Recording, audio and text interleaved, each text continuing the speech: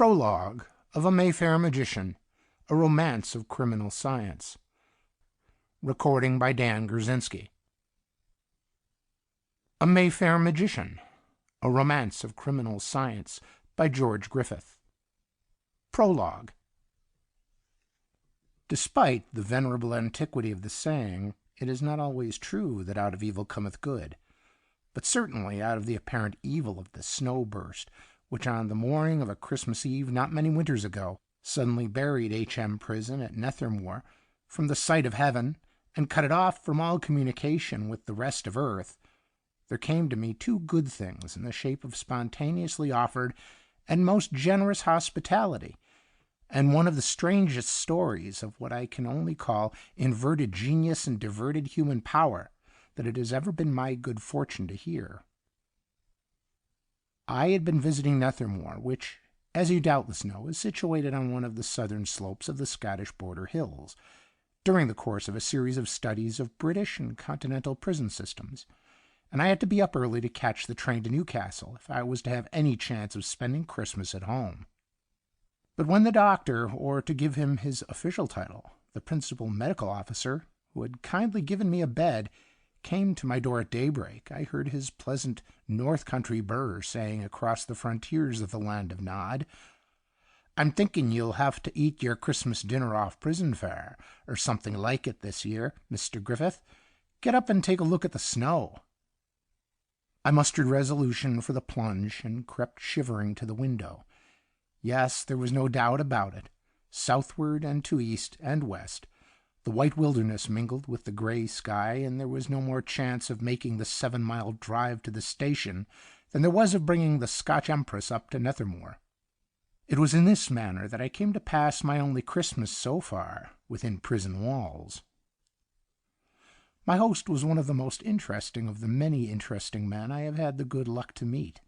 He was a prison doctor by choice, not from necessity. If I were to publish his name and give the locality of the prison a little more exactly, which I faithfully promised not to do, he would be recognized as one of the most distinguished psychologists of the day. He had a splendid London practice, but the attractions of his favorite science were too strong for him, and he gave it up to study criminal psychology under what he rightly considered to be the most favorable circumstances.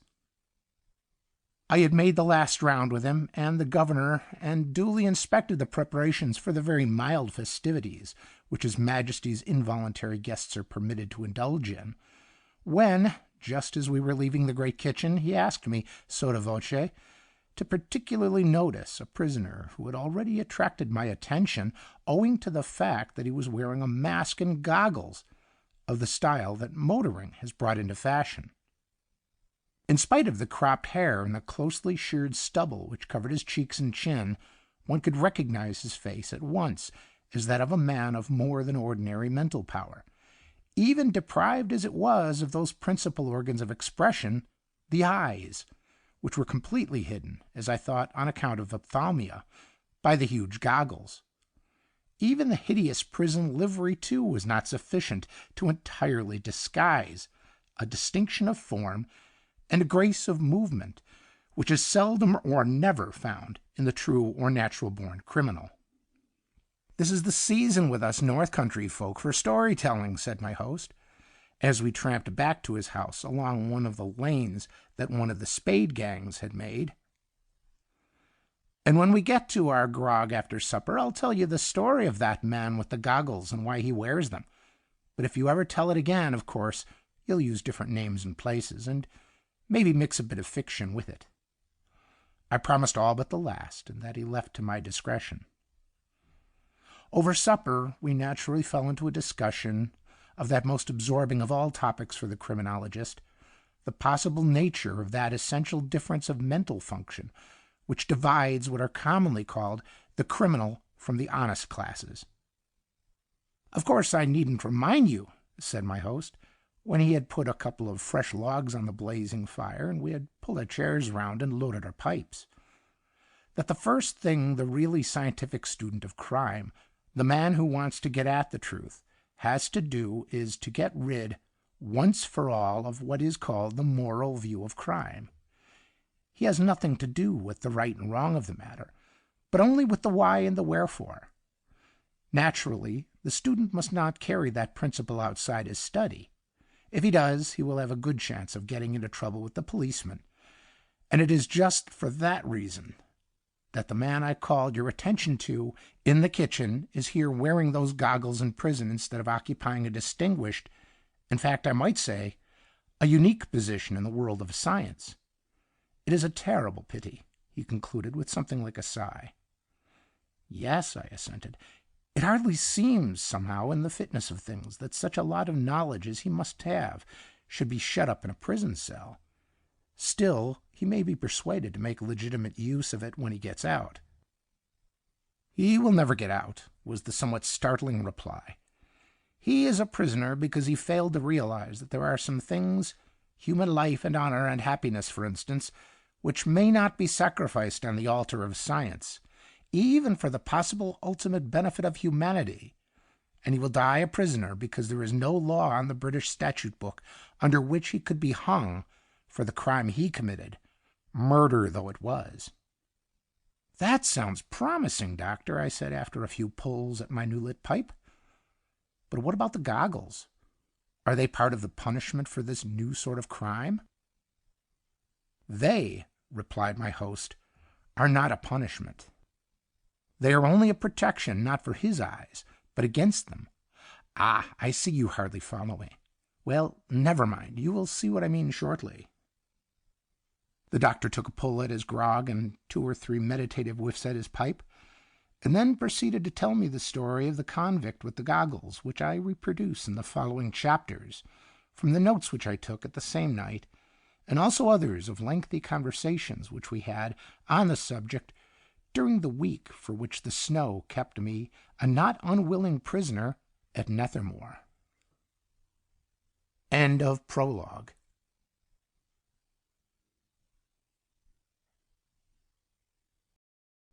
Chapter 1 of A Mayfair Magician, A Romance of Criminal Science. Recording by Dan Grzinski. A Mayfair Magician, A Romance of Criminal Science by George Griffith. Chapter 1. Enstone Manor, one of the finest as well as one of the oldest estates between the Pennines and the North Sea, came into the possession of the late owner, Sir Godfrey Enstone, in this fashion.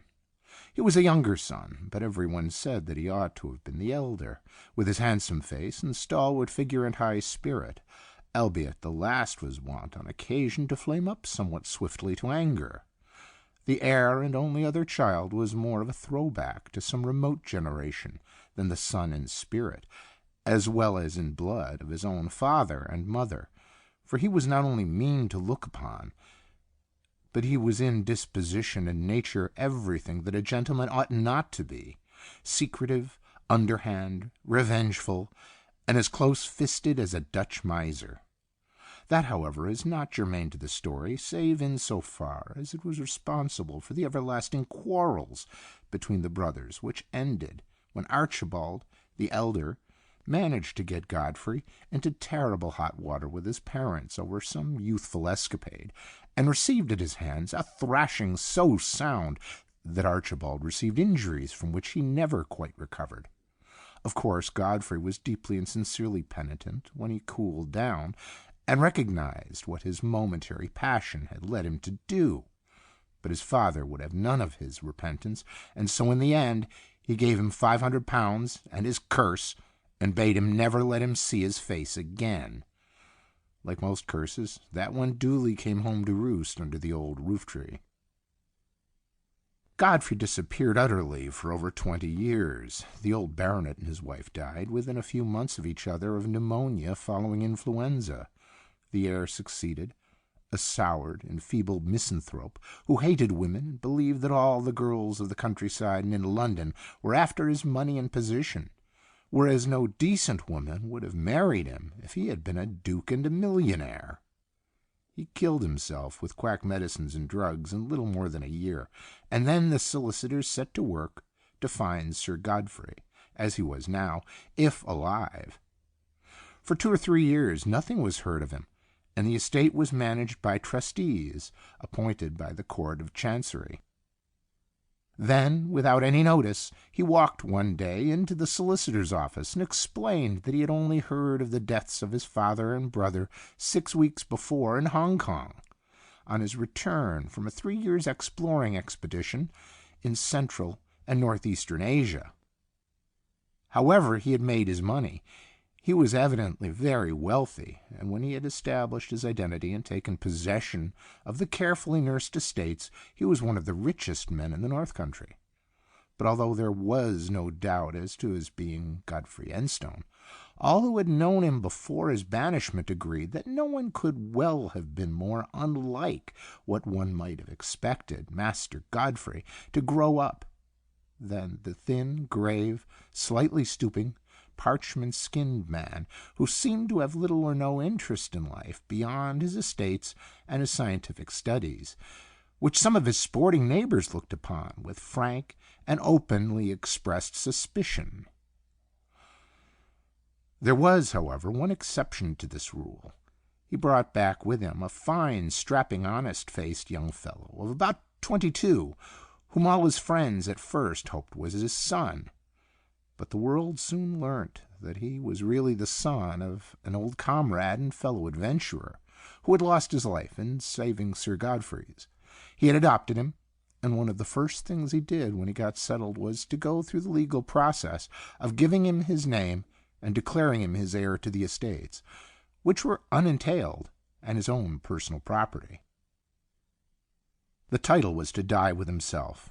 He had proved that a father's curse, whether rightly or wrongly given, was a grievous burden to bear.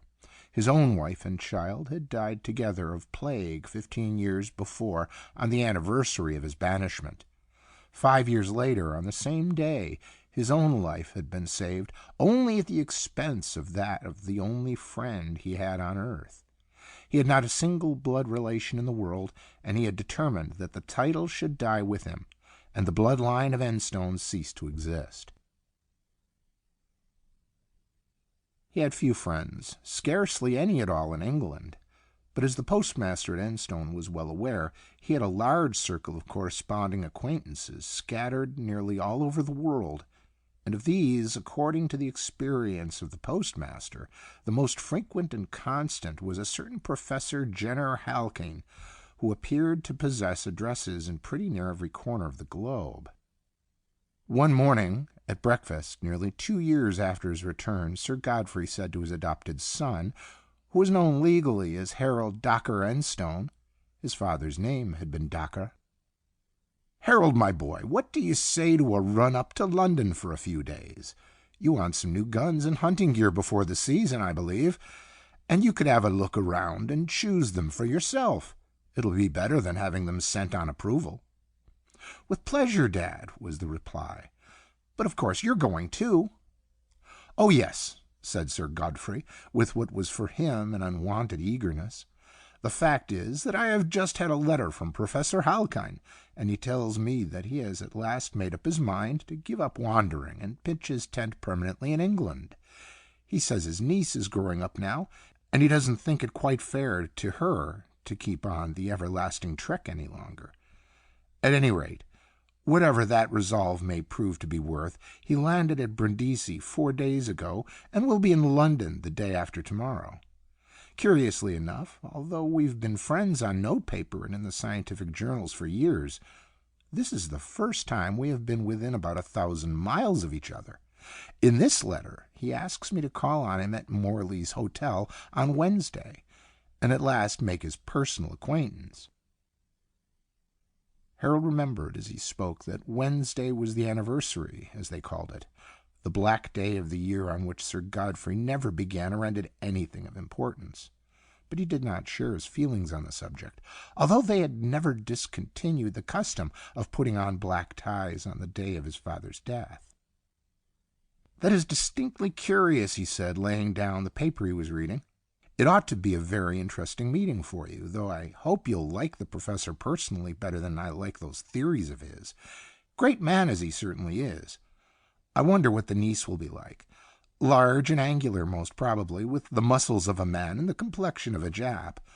That's the worst of those traveling women. They're neither huggable nor kissable. 2 days later, Mr. Harold Enstone had the best of reasons to alter this very sweeping assertion. Sir Godfrey brought back an invitation to dinner from his hitherto unknown friend, whom he enthusiastically described as a most charming man and a thorough gentleman, and warned him that he was to meet the possibly formidable niece. Harold, somewhat against his inclination, found himself forced to agree with him as to the professor. He was certainly a man of birth, breeding, and education, and in addition he possessed that indefinable air of at-homeness which only travel can give. But for all that, there was something about him, an air of quiet, repressed power, which even suggested irresistible authority if once seriously exerted, which he found himself resenting during the first 5 minutes of conversation over the usual sherry and bitters.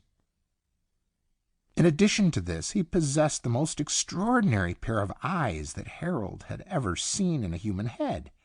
They were very large, too large, in fact, for a man, and intensely luminous. They differed, too, in color with every changing light. Sometimes they were dusky and somber, almost to blackness. When their owner got animated, they brightened to a deep violet, which at times paled slowly. When they looked towards the light, which they very seldom did, they were a greenish gray, with frequent glints of reddish fire in them.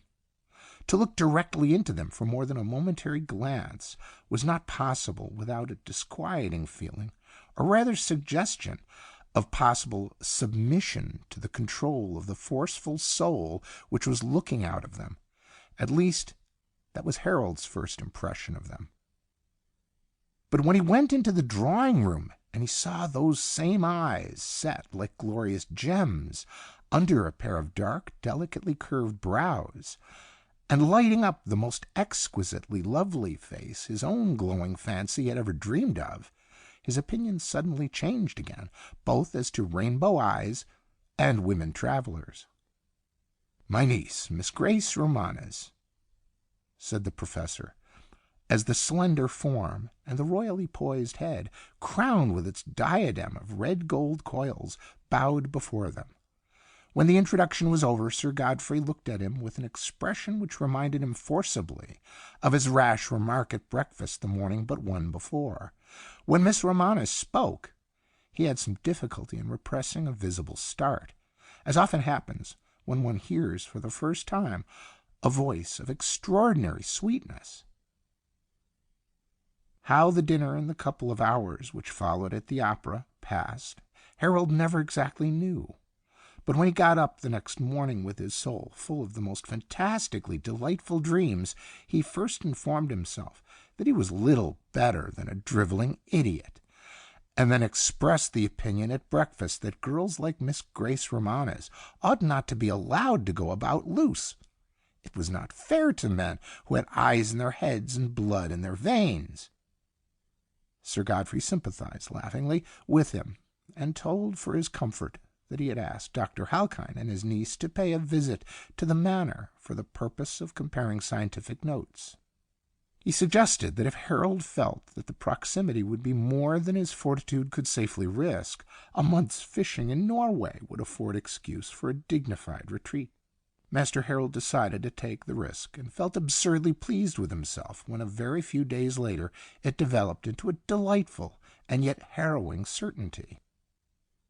The conquest of Harold Enstone was as rapid as it was complete and irrevocable, and it was accomplished before his fair conqueror appeared to have the slightest knowledge of her unconscious triumph. She was a charming companion, perfectly natural and unaffected, as might be expected of a girl whose education had been begun and completed amidst the realities of life and the eternal problem of nature, instead of the artificial trivialities which form the surroundings of the average society girl. This gave her an added charm in his eyes which no other woman could have had. His own life and education had been much the same, and so from the beginning there was a bond between them, of which, as she afterwards confessed, she must even then have felt the strength without realizing it. He had one of those open natures which make anything like concealment or the most innocent deception irksome and even unbearable where friends are concerned. And so, as soon as he had made up his mind to the inevitable, he went to his father, as he always called and considered him, and told him everything. It so happened that on the morning of the same day, Dr. Halkine, with whom Sir Godfrey had apparently become the fastest friends, had promised to rent a snug little dower house on the estate, so that he might settle down to the pursuit of his studies, not only in absolute quiet, but also in touch with a kindred spirit whose intellectual activities and scientific aspirations were practically identical with his own. Curiously enough, as it seemed to him then, the ardent lover did not find himself able to look with unqualified approval upon this arrangement, despite the fact that it would give him the best opportunities for an almost ideal love-making. In the first place, he liked difficulties, and this looked as though things were going to be made too easy for him in one sense, and therefore, perhaps, in another impossible, if Miss Grace ever got a suspicion that matters had been arranged this way. Again, he did not like the doctor. He was the only man he had ever felt uncomfortable with, and that was probably because he was the only man of whom he had ever felt, in any sense, afraid. He despised, and for her sake, reproached himself for this feeling. But it was no use, though, out of deference for Sir Godfrey's great liking for him, he kept his sentiments strictly to himself. At the same time, he thought it only fair, both to Miss Romanes and himself, that she and her uncle should be told frankly that he loved her, and meant to win her, if he could, before they finally decided to settle in the dower house. Sir Godfrey fully agreed with him, and put the matter with perfect plainness before Dr. Halkine, who accepted the situation with a quite philosophical consideration for a natural infirmity of age and sex, which interested him only as one of the inevitable phenomena of human life in its present phase. Whether or not he acquainted his niece with the state of affairs did not appear just then, but the house was taken, and the two guests remained at the manor till it was ready for their reception. Harold naturally accepted the decision as a tacit permission to press his suit openly, and that he proceeded to do with such effect that within a month he felt justified in speaking out and asking Miss Grace to decide his fate for him. She did so with a quiet gravity which at once delighted and puzzled him. She gave him, with most sweetly gracious earnestness, permission to undertake the most entrancing of all tasks that a man can set himself to, the winning of a half-willing maid. But all through the conversation which meant so much to him, he was haunted by a strangely chilling sense of impersonality in her manner. She was as sweet and gentle as the most exacting lover could wish his mistress to be, and yet there was a something wanting, for which he was fain to account by the strangeness of her early surroundings and the unconventionality of her bringing up. Both Sir Godfrey and his now almost inseparable companion the doctor gave their approval and their congratulations. But here again Harold was mystified, and in his father's case somewhat angered to discover the same element of impersonality, the same suspicion of aloofness or mental detachment. Later on he told Grace of this, but she only increased his difficulties by turning those marvelous, all-compelling eyes upon him, each of them with a note of interrogation in it, and saying in a sweetly exasperating tone of unconcerned inquiry, "I can't say that I have noticed anything uncommon in their manner, but surely one cannot expect men who pass most of their lives in the actual presence of the greatest mysteries of existence to be very deeply interested in this little love affair of ours." As the said love affair happened just then to be quite the most important matter for him within the limits of human concerns, he entirely failed to agree with her. He said so both verbally and otherwise, and with that he was fain to be content until the fates should vouchsafe an explanation, if ever they did, of a mystery in the presence of which he was, mentally speaking, as helpless as a little child. End of Chapter 1.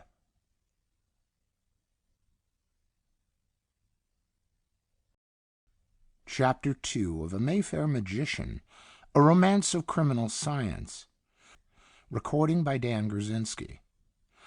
A Mayfair Magician, A Romance of Criminal Science, by George Griffith. Chapter 2. That evening, over their coffee and cigars after dinner, Sir Godfrey and Harold were discussing the important events of the day. And when Sir Godfrey had, for the third or fourth time, expressed his opinion of his great good luck in winning such a lovely girl for his wife, and, which he seemed to think quite as important, making such a close alliance with so distinguished a scholar as Dr. Jenner Halkine, Harold, who had not spoken for several minutes, rose from his chair and began to walk up and down the room. "Dad," he said a trifle nervously, "I scarcely know how to put the thing even to you, under the circumstances, especially as you and the professor are such great friends, but, well, to be quite frank, there's something about Dr. Halkine that I can't understand, and therefore, because of that, I suppose I don't like him." "That, my dear boy," interrupted Sir Godfrey, "is one of the most natural things in the world. We, most of us, dislike what we don't or can't understand. It is, if I may say so without offense, one of the commonest infirmities in the human mind. A history of that particular phase of human character would also be a history of religious persecution, as well as of almost universal opposition to every new discovery and invention, until its truth and utility have been proved beyond the possibility of doubt." "Yes, I quite see what you mean," laughed Harold. And then he went on much more seriously. "I know, of course, that I stand on a very different mental plane to yourself and Dr. Halkine. You are both miles above me in intellect and attainments, but this is more of a moral than an intellectual matter." "My dear Harold, what do you mean?" exclaimed Sir Godfrey, looking up at him in sudden surprise. "It's rather hard to explain," he replied, "and perhaps the easiest way to do it is this. The other day I went to have a talk with him, a straight one, as I had right to have, about the ancestry and so on of the girl I had made up my mind to marry, if I could. I hadn't got the first 2 sentences out before those infernal eyes of his were looking right through the back of my head, and the whole course of my thoughts and intentions changed in a moment, and, well, we talked about something else that I didn't really care a rap about." "And yet," replied Sir Godfrey, with a gentle smile, "if I mistake not, Miss Grace herself has eyes very like her uncle's, and because you have got her and you think yourself the most fortunate fellow alive. Rather a curious position, isn't it?" "Yes, Dad," he laughed, with a sudden change of manner. "I suppose I am really the luckiest fellow on earth just now. There never was such a girl." "No, no, of course not," said Sir Godfrey. "There never is. Every man who is really and honestly in love with the girl he wants to marry thinks that, Harold. And if he didn't, he would not be genuinely in love with her, I suppose. Well, go on. What were you going to say?" "Naturally," he laughed again. "It must be so. But there is one thing I have been wanting to ask you lots of times since Dr. Halkine came. I mean, since we got to know him and Grace pretty intimately. Have you ever noticed anything peculiar about his eyes?" "What on earth do you mean, Harold?" exclaimed Sir Godfrey. "Certainly they are very wonderful eyes. I think the most beautiful pair of eyes I have ever seen in a man's head. But why should you trouble about that? Evidently his sister had the same, and Miss Romanes has inherited them from her. And I presume that in your estimation no girl ever had such eyes as Miss Romanes." "Of course, Dad, of course." "Why, when you look into them, your whole soul seems to— No, I am not going to deviate into sentiment or what I suppose you would call lover's nonsense. I am asking about the doctor's eyes. I want to ask you whether, when he has been looking at you, you have ever felt an inclination to do the thing that you don't want to do, even to do something that you didn't feel at the moment to be quite right." "My dear Harold," replied Sir Godfrey seriously, That is really a very grave question to put, because it involves one of the most intricate problems of psychology. I mean, of course, the possible influence of one mind over another, convened through the medium of the optic nerve from the brain. The optic nerve being, as you know, the sole communication existing between the eye and the brain, with the exception of those governing muscles which move the eyes. In common speech, that is called hypnotism, which to those who have studied the subject at all deeply means either anything or nothing. Anything to the vulgar, nothing to the learned. I may say that our own researches, Halkine's and mine, have gone a good deal deeper than that. In short, he went on with a note of something like exultation in his voice, I think I'm in a position to say that we have arrived almost at the threshold of the greatest discovery in psychology that has ever been made. A most marvelous discovery, my dear Harold, one which might possibly result in the creation of a power which, in hands capable of using it wisely and well, might possibly solve all the problems which now perplex humanity. Problems social, political, moral. All these might, no, I hardly dare trust myself to say what might not be accomplished through the exercise of such a power once under due control. Yes, said Harold, leaning forward over the back of his chair. That is just the answer, or something like it, to the question that I asked you. You say that this power, whatever it is, and I suppose it really means a sort of reading the thoughts of others and turning them into the direction willed by the reader, means, in plain English, just this, that the person who really could do that could also command the thoughts of those whom he or she could get into sufficiently close communication. Really, Harold, said Sir Godfrey, after a long pull at his cigar, I must congratulate you upon a fairly succinct definition of the new power which, according to Halkine's researches and mine, may at any time be called into being. That is exactly what would happen, provided always a complete knowledge of the lines upon which the average mind of mankind works. We have been working very hard at it, but it is, as you can imagine, a problem full of intricacies, only a few of which have so far been unraveled even by the greatest of mental scientists. Of course, you know that hitherto, among all the thousands of millions of human beings that have been born into this world, everyone, male or female, has been an impenetrable mystery to every other. No matter how intimate their social or friendly relations may have been, still the mystery remains. As Halkine was saying to me only last night, after we had been at work for some hours on the subject, every human being resembles a triple-walled fortress. Those other human beings whom he meets casually in the world are those who only knock at the doors of the outer walls, and sometimes they are opened to them. His intimate acquaintances are allowed to pass the first door, but the second remains forever shut to them. Through that, only his friends, one or two perhaps in a whole lifetime, are permitted to pass. But in the third wall there is no door. Within that central citadel, the man is forever alone with himself. It is the eternally inviolate abode of the human soul, the naked soul, that which no eyes of friend or wife or child or lover have ever looked upon, the mystery of mysteries, the problem of which every human being is the insoluble incarnation. That is as it has ever been, he went on, rising from his chair and beginning to walk up and down the other side of the room. For this reason, men, yes, and women too, have failed in accomplishing their highest ideals of conquest and empire. But for that, Alexander would never have sighed for other worlds to conquer. Caesar would never have fallen under his friend's dagger at the foot of the throne of the world, and Napoleon would have died emperor of the earth instead of a prisoner at St. Helena. You have asked me what I think of Professor Halkine's eyes? I tell you now, Harold, of course in the strictest confidence, that the day may come, not very far hence perhaps, when those eyes may be able to see through that inner wall which no mortal sight has yet penetrated.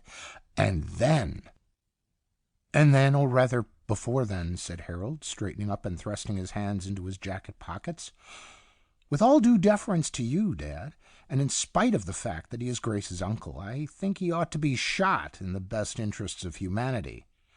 I quite see what you mean, but I don't believe the time has come yet for any man to wield such a tremendous power as that would be. Fancy a man who could see another man's soul as naked as he could see his body. No, I don't think that ever ought to be." "I quite see what you mean," replied Sir Godfrey quietly. "It is only natural for you to think that way, since you have not studied the subject. But still, I may remind you, as I said just now, that Miss Grace's eyes are very like her uncle's. What if they could see, for instance, into your soul, through that third wall of the inmost citadel?" "Well, as far as I know," he replied, with a laugh, "there is nothing there that she is not welcome to see, and the most interesting that she would see would be the best conception of herself that I have been able to make. Of course, it is very imperfect, but I hope it is something like her."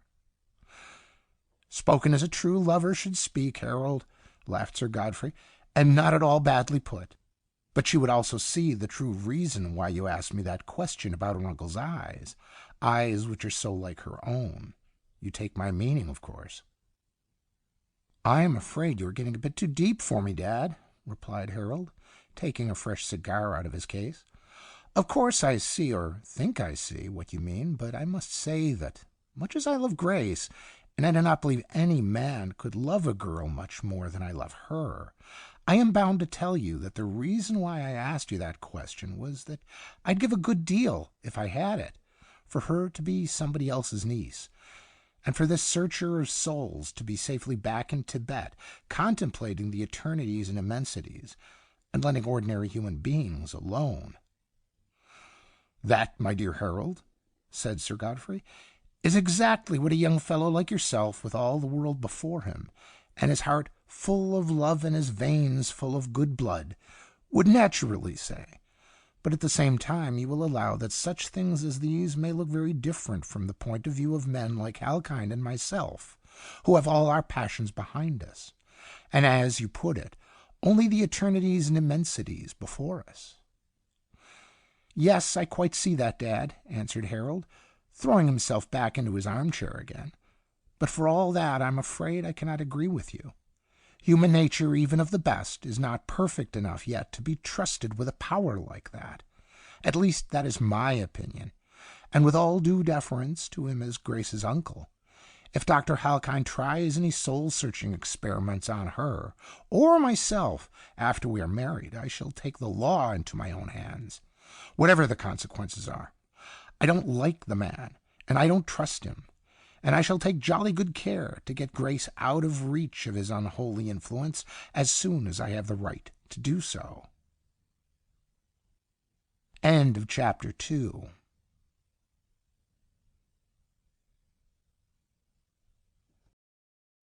Chapter 3 of A Mayfair Magician, A Romance of Criminal Science. Recording by James K. White, Chula Vista. A Mayfair Magician, A Romance of Criminal Science, by George Griffith. Chapter 3. That evening at the Dower House, Dr. Halkyne had a conversation with Miss Grace on the same subject, the marriage which was now practically agreed upon between herself and Harold Instone. "Then you have quite made up your mind, Grace," he said, "and you really think that the marriage is in accordance with your—well, perhaps I ought not to put it quite so prosaically as that, although you and I are so much accustomed to talk that way." "Oh, yes, I quite see what you mean, uncle," she laughed. "You mean, do I think it in accordance with the eternal fitness of things, which of course includes my own affections and inclinations?" "Yes," she continued, putting her elbows on the table and her chin between her hands, and looking at him, as few others were able to do for any length of time, straight in the eyes. "Yes, you may call it an illustration of the law of selection, of the adaptation of the fittest to the fittest, under the special circumstances of the case. Suitability to environment, and all that kind of scientific stuff, if you like. In plain English, it comes to this, that Harold loves me, and well, yes, I think I love him." The last sentence was not spoken as a girl really in love would have uttered the words. There was just a suspicion of restraint, a little hesitation between the words, which might not have struck an ordinary person in their true meaning, but which Dr. Halkine grasped at once. "Then, Grace," he said, leaning back in his chair and taking a long, meditative pull at his pipe, "I may take it, I presume, that you have really made up your mind that you can marry this young man and, as the storybook says, live happily ever after." "I think so, uncle," she replied. "At least, of course, so far as one can foresee these things. And yet, you know, it is very curious. He is almost absolutely the opposite to everything that you ever taught me to look upon as, what shall I say? Well, the best in man." "That is a very singular remark, Grace," said the doctor, sending a cloud of smoke curling up towards the ceiling. "Really, it is one of the most curious remarks that a young lady in your present position could very well make. What am I to understand by it? Surely you are not beginning to see spots on the sun already?"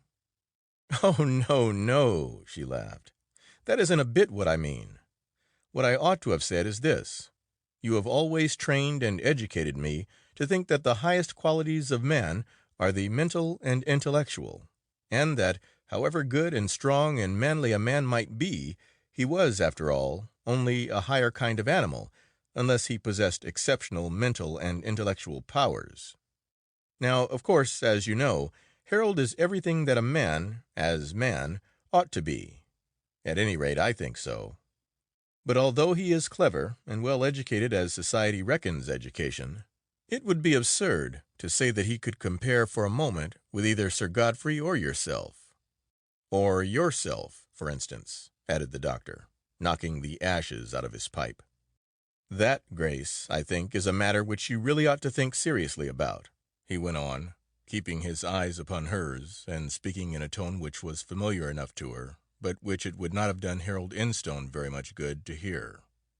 "You know that you are not merely an ordinary girl who can make a brilliant marriage like this just because you are beautiful, well educated, and fairly well off. Your education has been very different to that of the ordinary society beauty, and, to put it plainly, it has given you powers which they have possibly never dreamed of." "Is that really so, uncle?" she said, getting up from her seat and beginning to walk up and down the room with her hands clasped behind her. "Frankly, I hope it isn't so, because since that afternoon in the park, when Harold told me that he loved me and wanted me, and I looked at him—" "Yes, you looked at him," said the doctor. "And what then? You looked him straight in the eyes, I suppose. And then?" "That," she laughed with a quick flush, "is not a question that you ought to ask, and I certainly shan't answer it. What I mean is this," she went on more seriously. "Ever since then I have had an uncomfortable, haunting suspicion that I have got some sort of power, as you say, that I use it unconsciously to, make him love me." "My dear Grace," he laughed, "if that is all you're going to say, you need not have taken the trouble. It is merely the power that every beautiful girl has to make a man love her, provided always that she exercises it over the right man. There is no mystery about that, except the eternal mystery of what people call love, which has never been explained, and which no sensible person wants to explain." "Yes," she replied, "but there is something else. You may be able to explain it, but I can't. Something that is a complete mystery to me." "Ah," he said, "well now, perhaps we are coming to the most interesting part of the problem. Of course I will solve the puzzle for you if I can, but what is it?"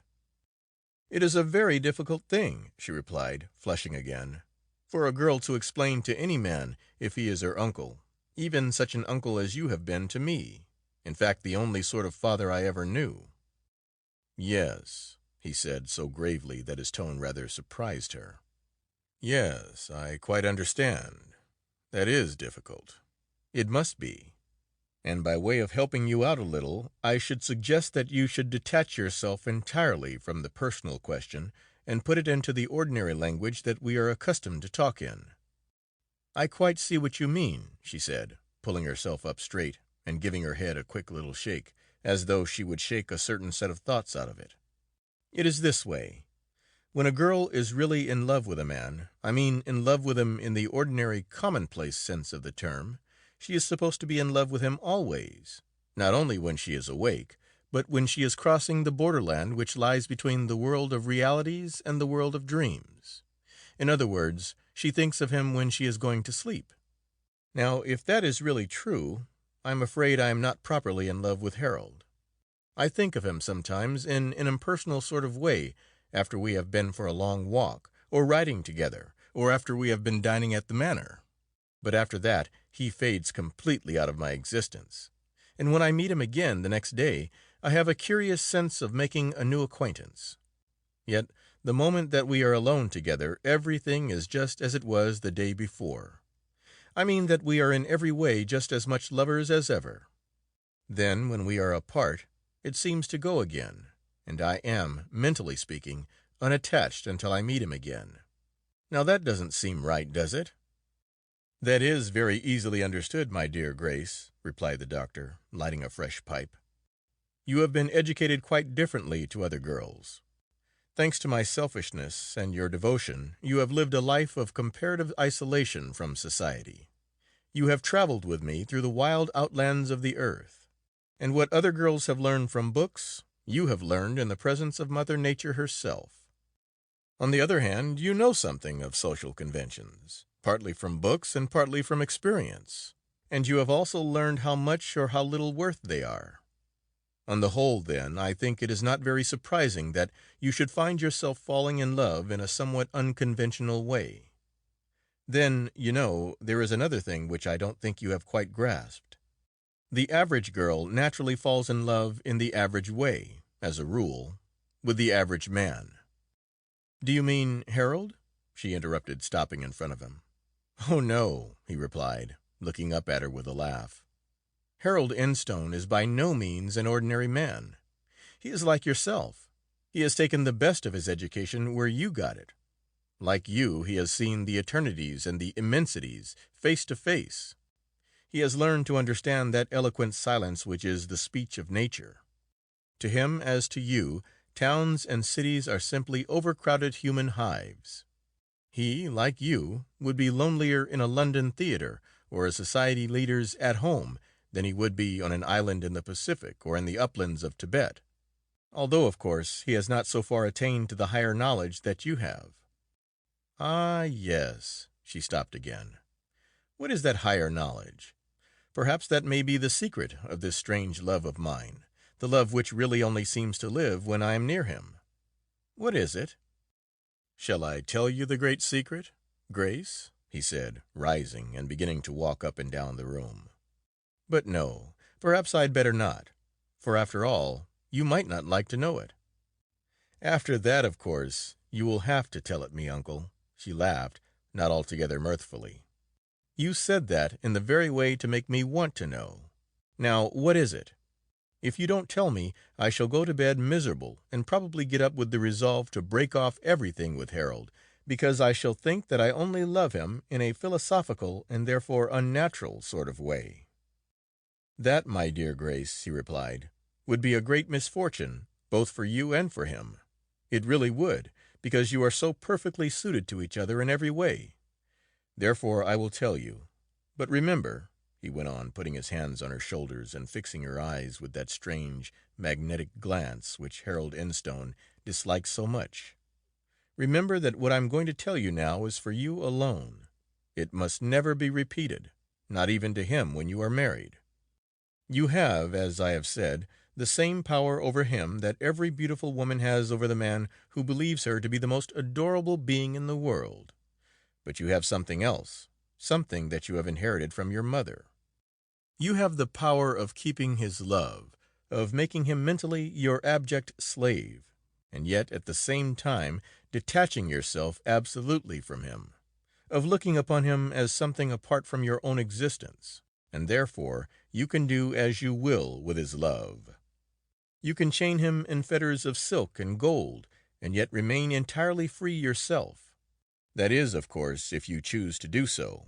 And, he went on, speaking very slowly, drawing her a little nearer to him, you will choose, Grace, to do that whenever it may be necessary. You will marry him, and I think, yes, I believe, you will be happy with him. But never forget, in the midst of all your happiness, that you retain that power in reserve, and if circumstances should ever demand it, you must and shall remember to use it." "But why?" she said, looking back at him, and feeling as though it were impossible to take her eyes away from his. "Why should I have such a power as that, and why should I ever want to use it with him?" "That," he replied, still keeping her gaze enchained, "is a question which only the fates can answer. I have only told you what I know. But remember this, too, that having told you that you possess this power, I desire you to use it when and how it may be necessary to do so. Now you had better go to bed, but remember, remember." He stooped forward and kissed her on the forehead. He stroked her hair back with his hand, and then drew it down quickly over her eyes. They closed, and then, as he brushed her hair back again, they opened. She turned away and walked mechanically towards the door. He opened it for her, and as she passed slowly upstairs, he went down to the kitchen and sent the girl who acted as her maid up to her. When he got back to the dining room, he lit another pipe, threw himself back into the big armchair, and said to himself between the puffs, "Well, looked at from the lower plane, I suppose it would not be considered an entirely legal or even a strictly honorable transaction, but still there are other things to consider. And, after all, the interests of science are higher than any individual human interests. It can be done, and there is no reason why she should not help me to do it. She will be happy, and so will he, for a time, perhaps for life, if they will only do what they are wanted to do. As for Sir Godfrey, he is a very good fellow, a learned man in his own sphere, but an ignoramus from our point of view. And happily or unhappily, again according to the point of view, he is afflicted with that very convenient disease, divided personality. Really, it would seem as though the fates had worked to bring me into contact with such a man who, properly managed, could make me a potential master of 2 or 3 millions. What would be impossible then? Nothing except the reversal of the elementary rules of nature, and even those might be controlled some day. Yes, it is just a matter of money. Strange that we who have done so much and solved so many secrets should still, by some queer contradiction in the order of things, be forced to depend upon the money that may have been made by the most sordid trading or the commonest or meanest swindling. Yet we must have it, and therefore, if only my first experiment in divided personality is a success, I will have it. End of Chapter 3. Recording by James K. White, Chula Vista.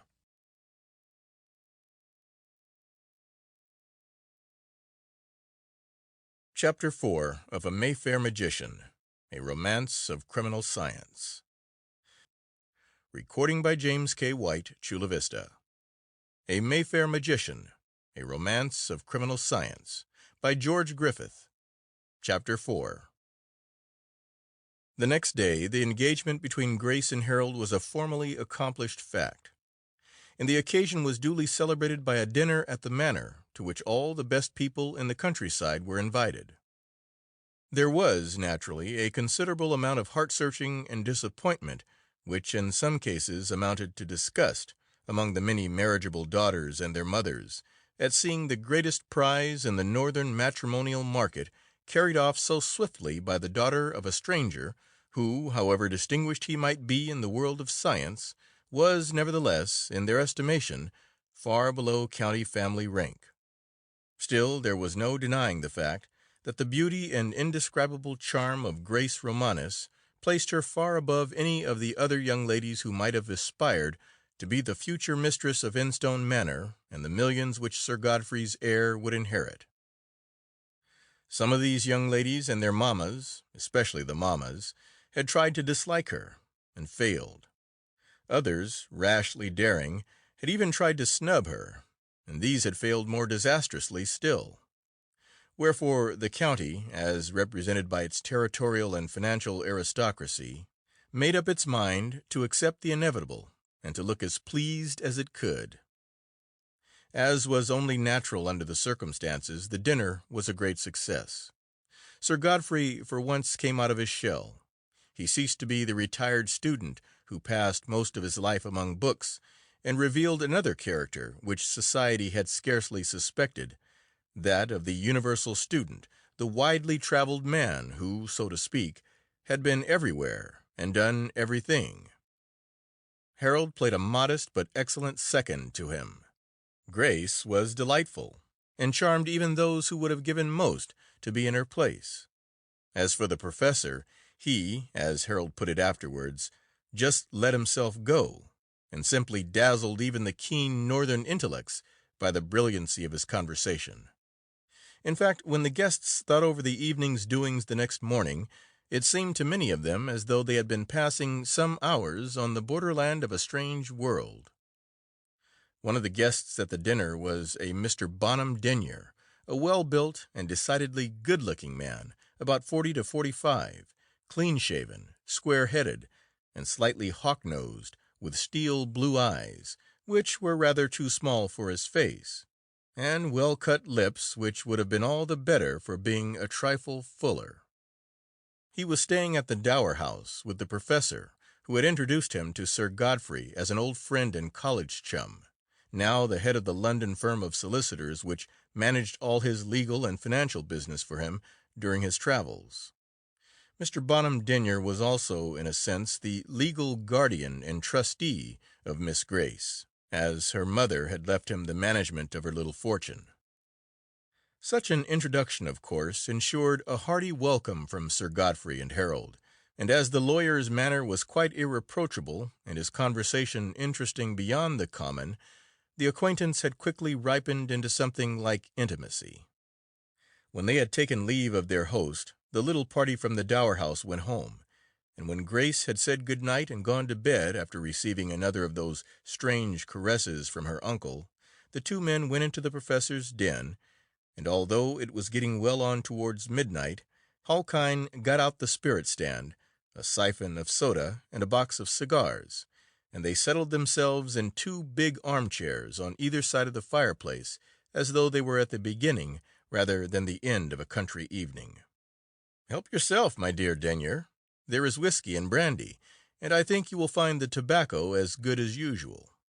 "Thanks," replied the lawyer, mixing himself a whiskey and soda, and picking out a nice, long, well-molded, yellow-speckled cigar.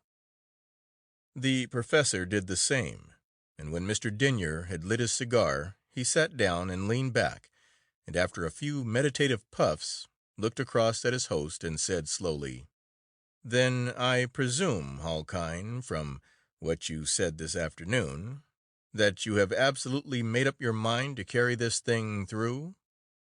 "Absolutely," he replied, taking a sip of his whiskey and soda. "Don't you see, Denyer, that it is literally the chance of a lifetime for a man like myself? Here is everything ready to our hands, a man worth millions, 2 or 3 certain, perhaps more, an adopted son and heir who has been obliging enough to fall madly in love with Grace. And Grace, well, quite prepared to believe that she's in love with him, and so to marry him." "By the way," interrupted Mr. Denyer, "I presume you have no intention of indicating the true nature of your relationship with Miss Grace either before or after marriage?" "Oh, no," replied the professor quickly. "There isn't the slightest necessity for that. Besides, look at the curious impression it would create, and the difficulty of explaining matters to her. Oh, no, much better as it is. Why do you ask?" "Only because it just struck me that such relationships are traceable, you know. And if there were any hitch in our contemplated proceedings, and you incurred the hostility of this young millionaire, as he will be in due course, and he set himself to find things out, it would be still more difficult then. However, if you have made up your mind, there's an end of it." Then, after a little pause, he went on more slowly. "You want my help now. To put it plainly, you have got to have it, and my silence as well, and I have come down to give it you. What are the conditions?" "Will 5,000 paid out of the estate as soon as I get control of it be enough?" "No," said the other decidedly. My figure is 10,000, but if you like, you may pay in 2 installments, one as soon as you get control of the property, and the second, say, in 12 months' time, provided that we are equally successful in getting the young heir out of the way as well. After all, he is only an alien and a usurper. I don't think we need consider him very much. And as for your niece, it will not be difficult to console her for her loss." "What an infernal scoundrel you are, Denyer," said the professor, quietly, almost contemplatively. "When I commit a crime, as of course society would call this operation, I do it from purely unselfish motives. Personally, I don't profit to the extent of a sovereign. I do it simply in the interests of science, and because those interests, as you know, are absolutely supreme, and because they cannot be served in any other way. But you do it just for money, mere money. Have you ever really thought what a contemptible thing it is to commit crime for money?"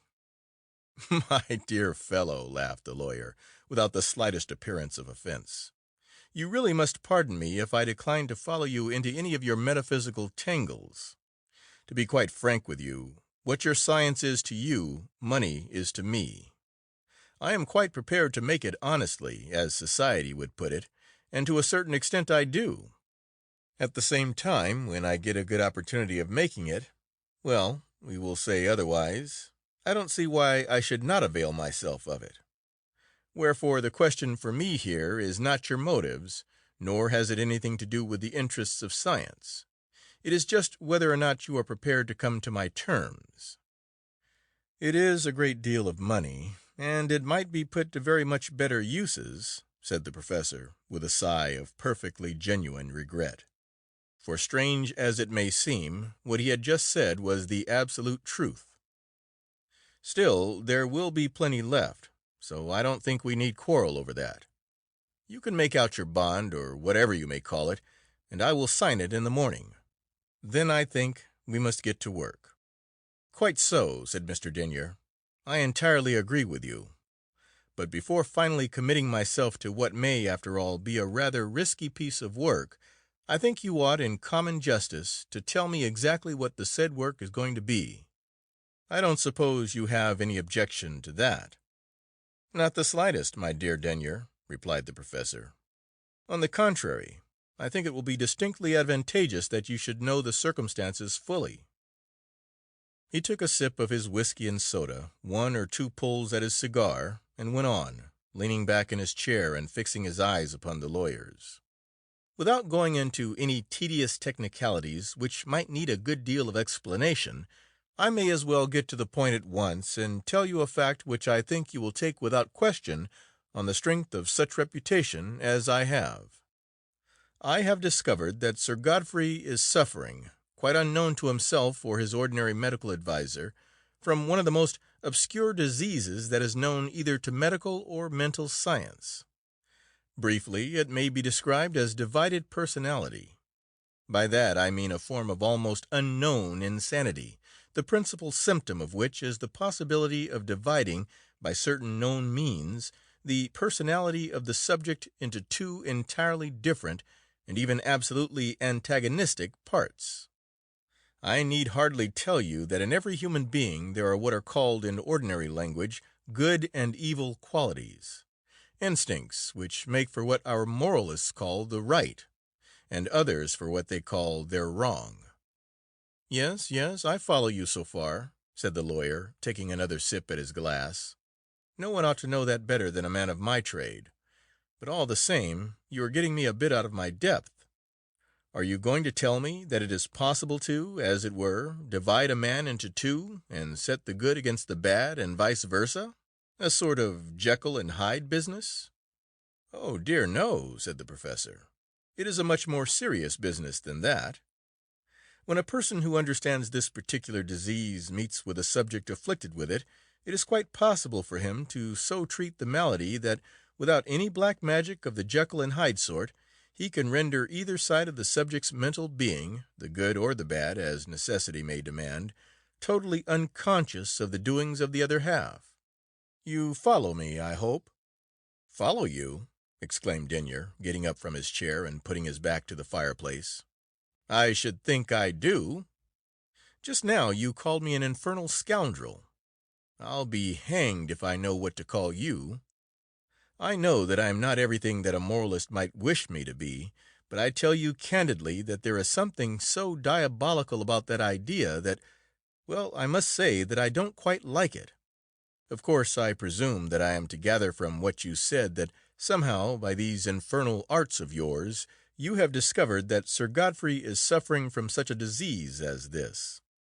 You are going to divide his nature into two and make the evil work against the good for your own ends. And yes, I'll confess, for my own as well. And then, why, good Lord, you might as well make a man his own murderer. And there you sit, talking about all these atrocious possibilities as quietly as I should hear the confession of a criminal whose defense I had to get up.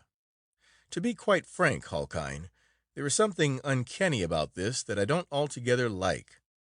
Now, am I right in what I have just said?" "Perfectly right, my dear fellow," said the professor, laughing and turning his luminous eyes up at him. "You have, as I might say in medical language, diagnosed the case to perfection. I mean Sir Godfrey's case. I have studied him now closely for some months, and am perfectly certain of my own diagnosis. With just a little assistance, I will, mentally and morally speaking, cut that man in two.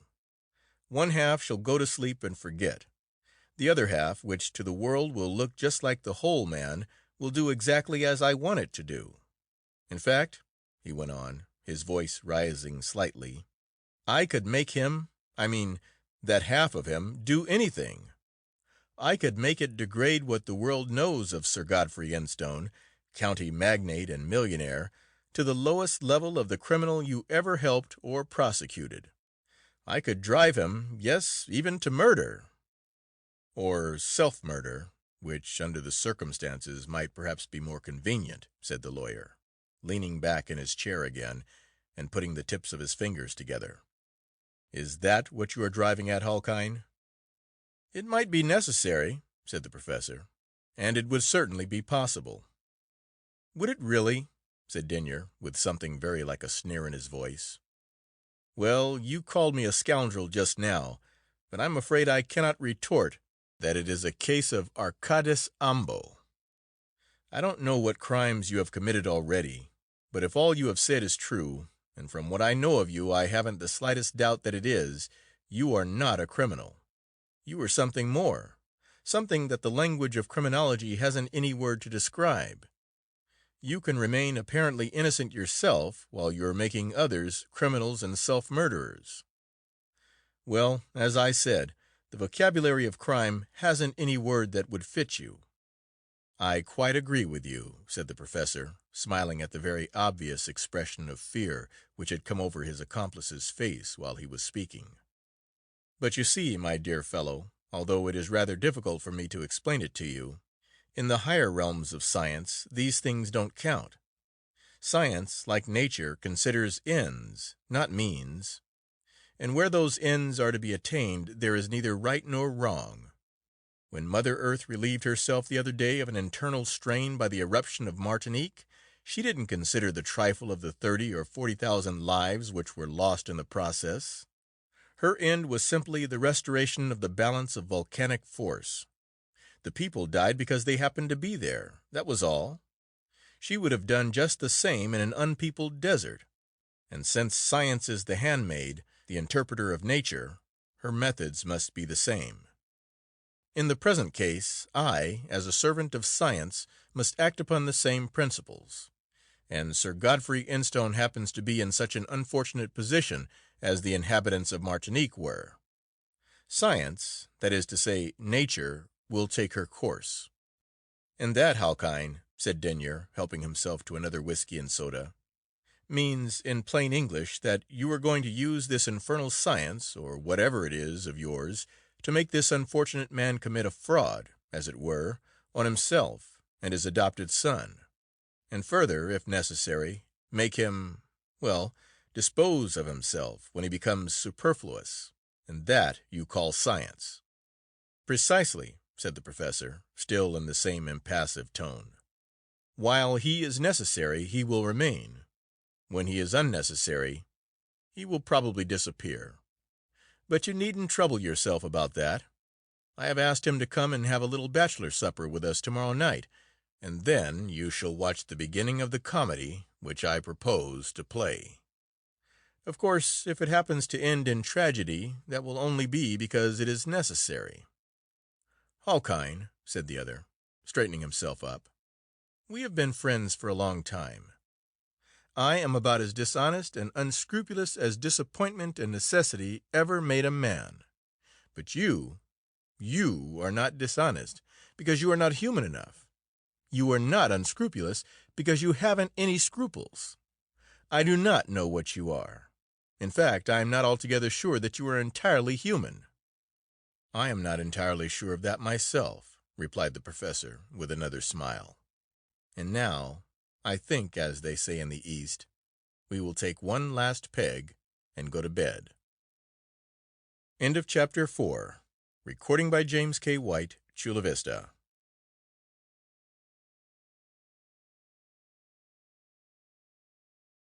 Chapter 5 of A Mayfair Magician, a Romance of Criminal Science.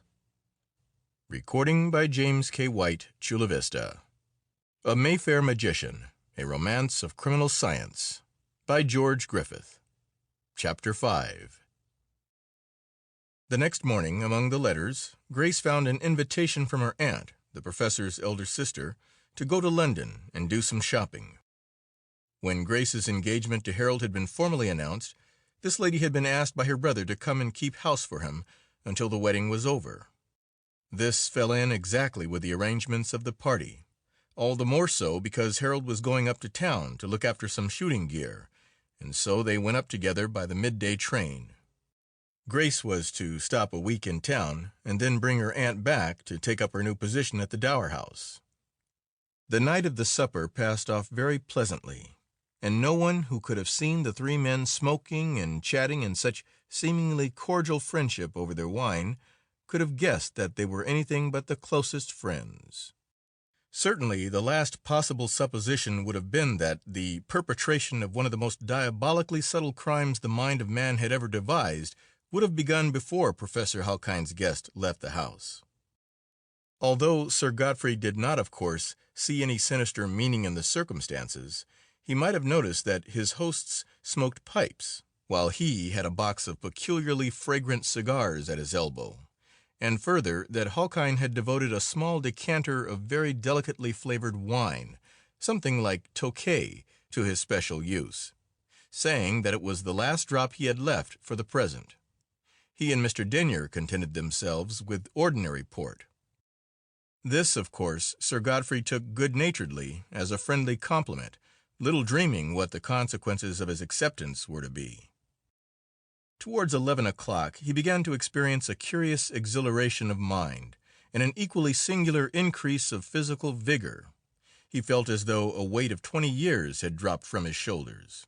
The elasticity of youth seemed to be returning to his limbs, and his thoughts, quickly thronging as they were, appeared to be, even for him, clear and logical thinker as he was, most unwontedly clear-cut and luminous.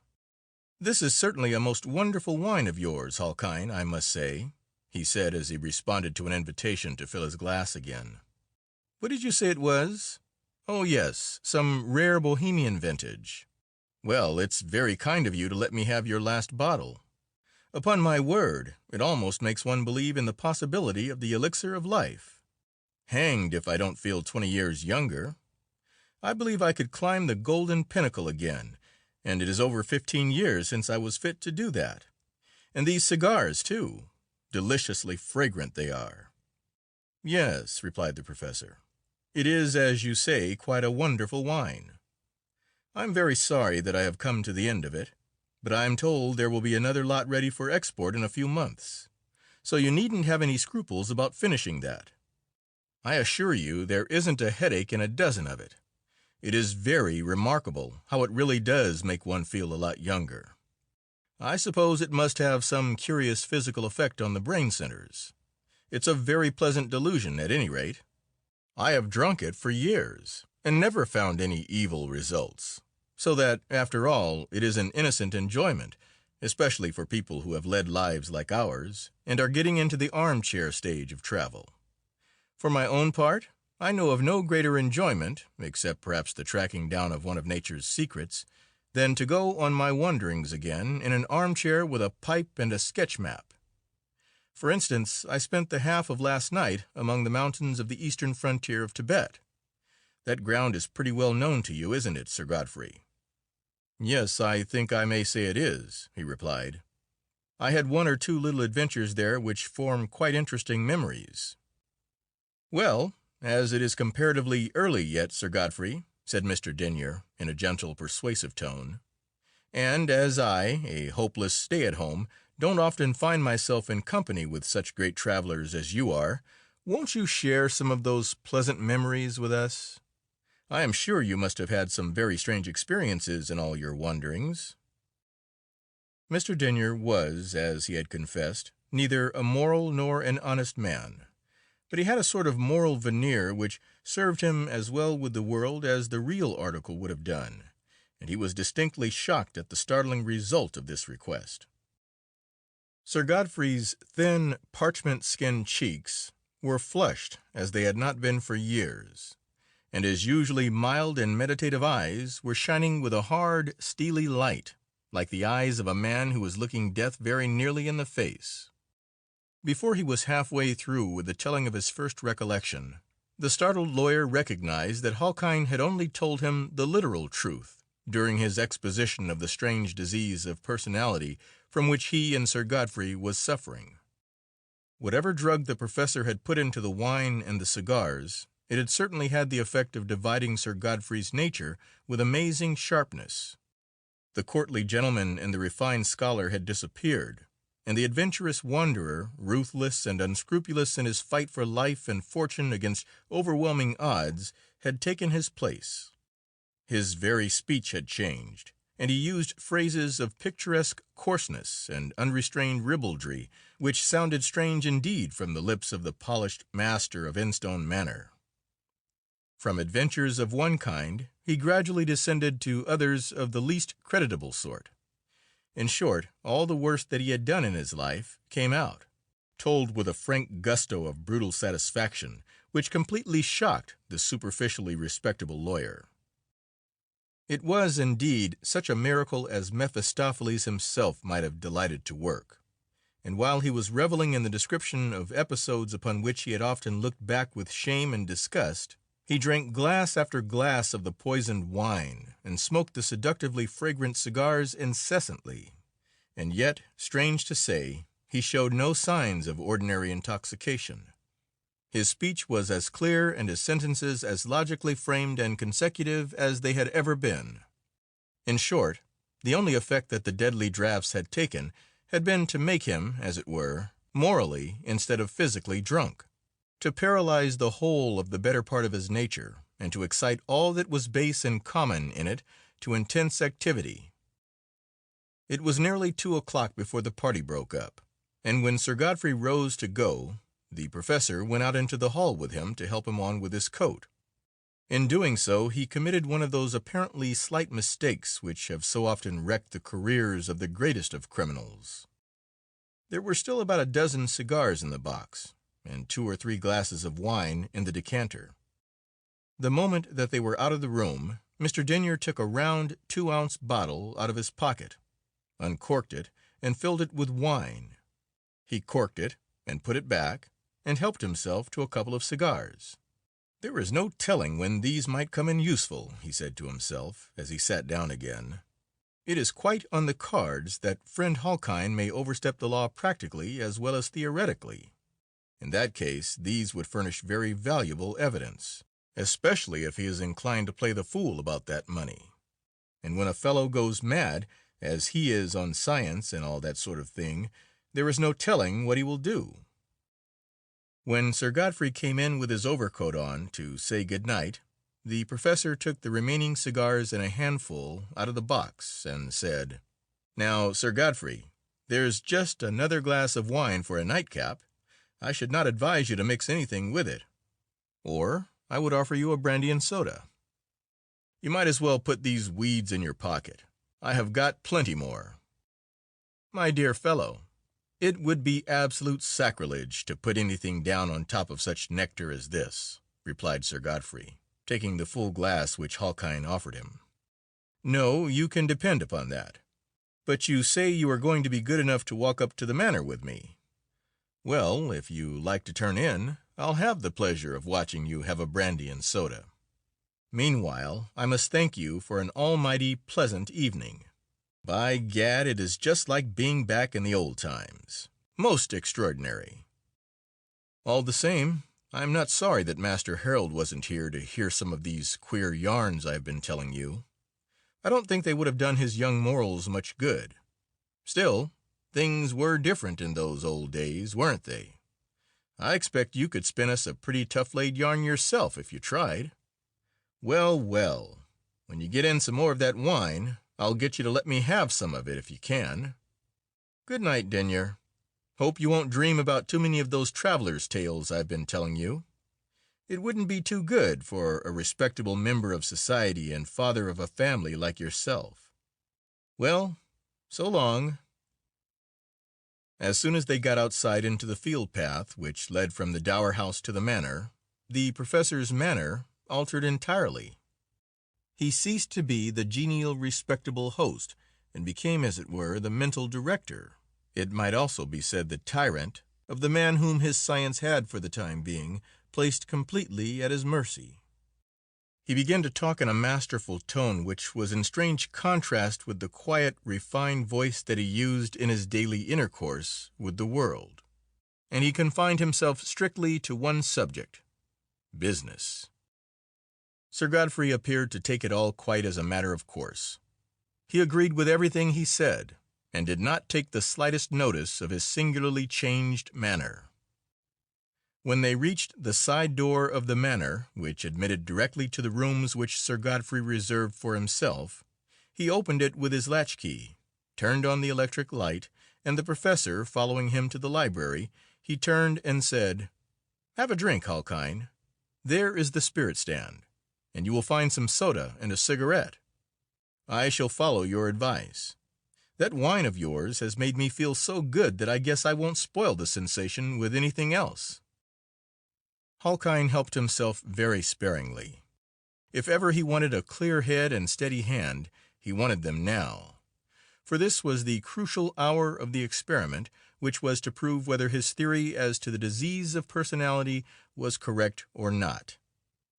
He sat down opposite his host at the corner of the table, and went on talking about his niece's marriage and arrangements for settlements, and so on, and gradually and subtly led up to the question of Sir Godfrey's will. "Oh, that will be all right," he interrupted, almost roughly. "I made the will some years ago. The estate is unentailed. I have left everything to Harold, with the exception of a few legacies to servants, and one or two bequests to scientific research. So you see, Grace will be quite safe. Don't you worry about the settlements, old man. They'll be all right." "No, I don't propose to," said Halkyne, still in his cold, masterful tone, keeping his eyes fixed on Sir Godfrey's. "But I do not think I could accept such a will on her behalf as entirely satisfactory. You see, I am her guardian. She owes practically everything to me, and although I don't suppose such a thing probable for a moment, still, you know, it is possible for man and wife, however much they may love each other to begin with, to come to loggerheads afterwards. So I propose that you shall execute another will in place of that one." "But why on earth should I do that?" exclaimed Sir Godfrey, in a curiously wavering tone, trying in vain to move his gaze from those pitiless and compelling eyes. "Because I think it the right and proper thing to do, Sir Godfrey," was the reply. "Just wait a moment. I'll show you what I mean." He got up, fetched the blotting-pad and a sheet of foolscap from the writing-table. He put these onto the other table by Sir Godfrey's right hand, and then he did a very extraordinary thing, which, strangely enough, did not strike Sir Godfrey as being at all out of the common. There was a light Japanese folding screen standing beside the door. He brought this up to the table and stood it up flat against the edge in such a way that one of the leaves stood between Sir Godfrey's body and his right arm as he sat at the corner of the table. In other words, it was so placed that while Sir Godfrey's right hand and arm were lying on the table, he was not able to see them without looking round the edge of the screen. Halkyne then went round behind his chair, placed the paper and the blotting pad in position, took out his stylographic pen, uncovered the nib, and put it into Sir Godfrey's hand. Then he went round the screen again and sat down in front of him, and as soon as he got his eyes enchained again, he began, "Now, Sir Godfrey, on the subject of this will, what I venture to propose that you should do is this. You and I, although we have not known each other personally for very long, are still old friends and fellow workers in the most sacred of all causes. Therefore, I think you can trust me if you can trust anyone." "Oh, yes," replied Sir Godfrey in the same wavering voice. "There is no question to that, of course. Now, what is it that you propose?" "Simply this," he replied slowly and very distinctly, "that you should, as soon as convenient, draw up instructions to your solicitors to prepare a new will." He paused for a few moments, and the hand behind the screen began to write. When the faint scratching ceased, he went on again. "And I propose by this will you should leave your real and personal estate to your adopted son, Harold Instone, on condition of his marrying Miss Grace Romanes." Here the scratching began again, keeping pace with Halkyne's slowly spoken words. "And that you appoint your friend, Jenner Halkyne, as sole trustee of your whole estate, with power to carry out your wishes, as indicated in writing to me, for the furtherance of research in those special branches of science to which you have devoted so many years of your life. These instructions are in case your adopted son, Harold Dacre Instone, fails from any cause under his own control to marry Miss Grace Romanes, or shall be prevented from doing so by death, accident, or disease. In that case, the sum of £1,000 shall be paid annually to the trustee for life, and the residue of the estate shall be applied at his discretion to the purposes of study, education, and original researches in such branches of science as he may select in accordance with the aforementioned instructions. In the event of the marriage between Harold Dacre Instone and Grace Romanes taking place, the money conveyed to her by the marriage settlements shall be at her absolute disposal.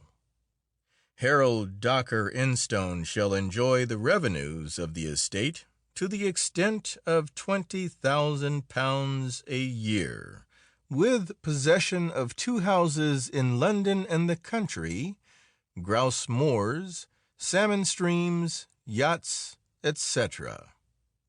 The balance of the revenues of the estate shall be held in trust by Dr. Jenner Halkyne, and used at his discretion in accordance with the testator's instructions.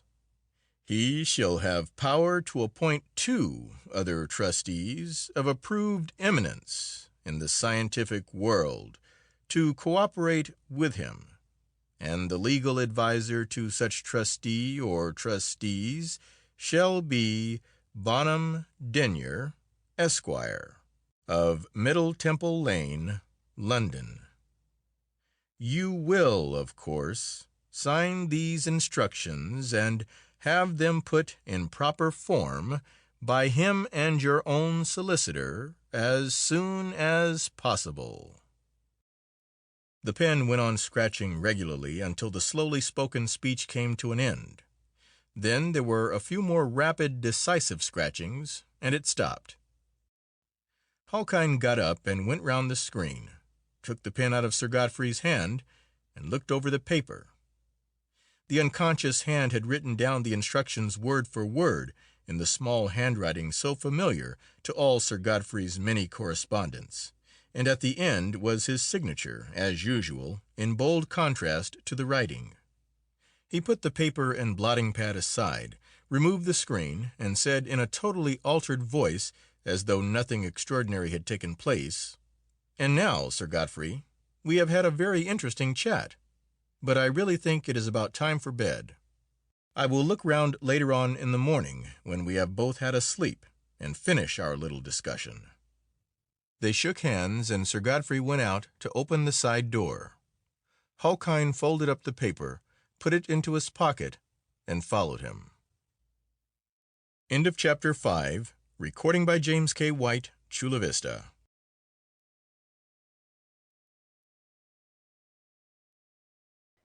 Chapter 6.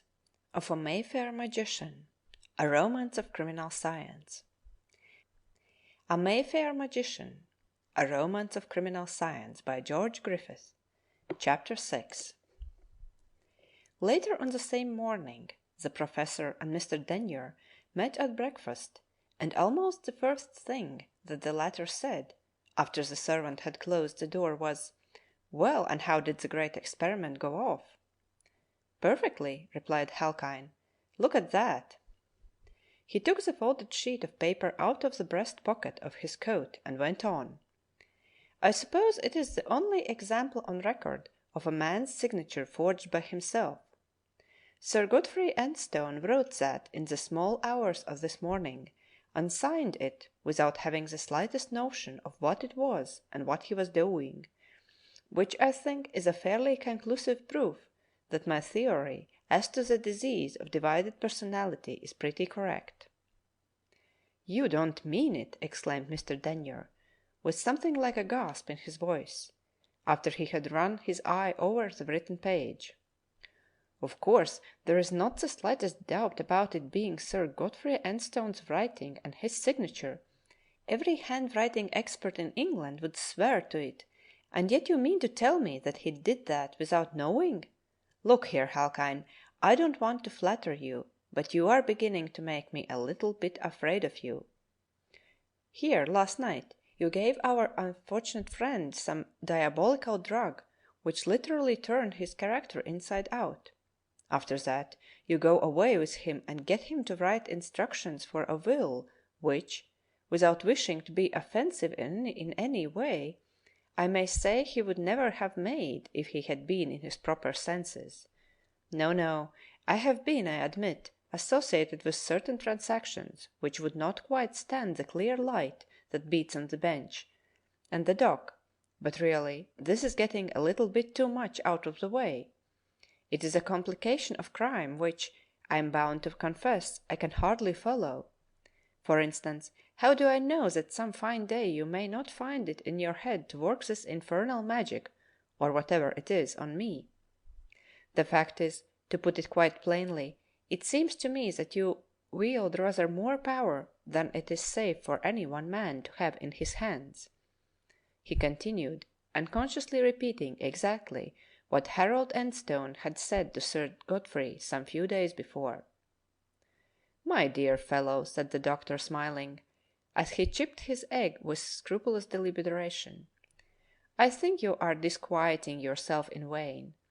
There is not the slightest danger of that so long as you and I pull together, as we have agreed to do. I, like yourself, have occasionally found it necessary to do things which are not exactly in accord with the conventions of society. But one thing I have never done, and that is, betray the trust of anyone who has worked with me.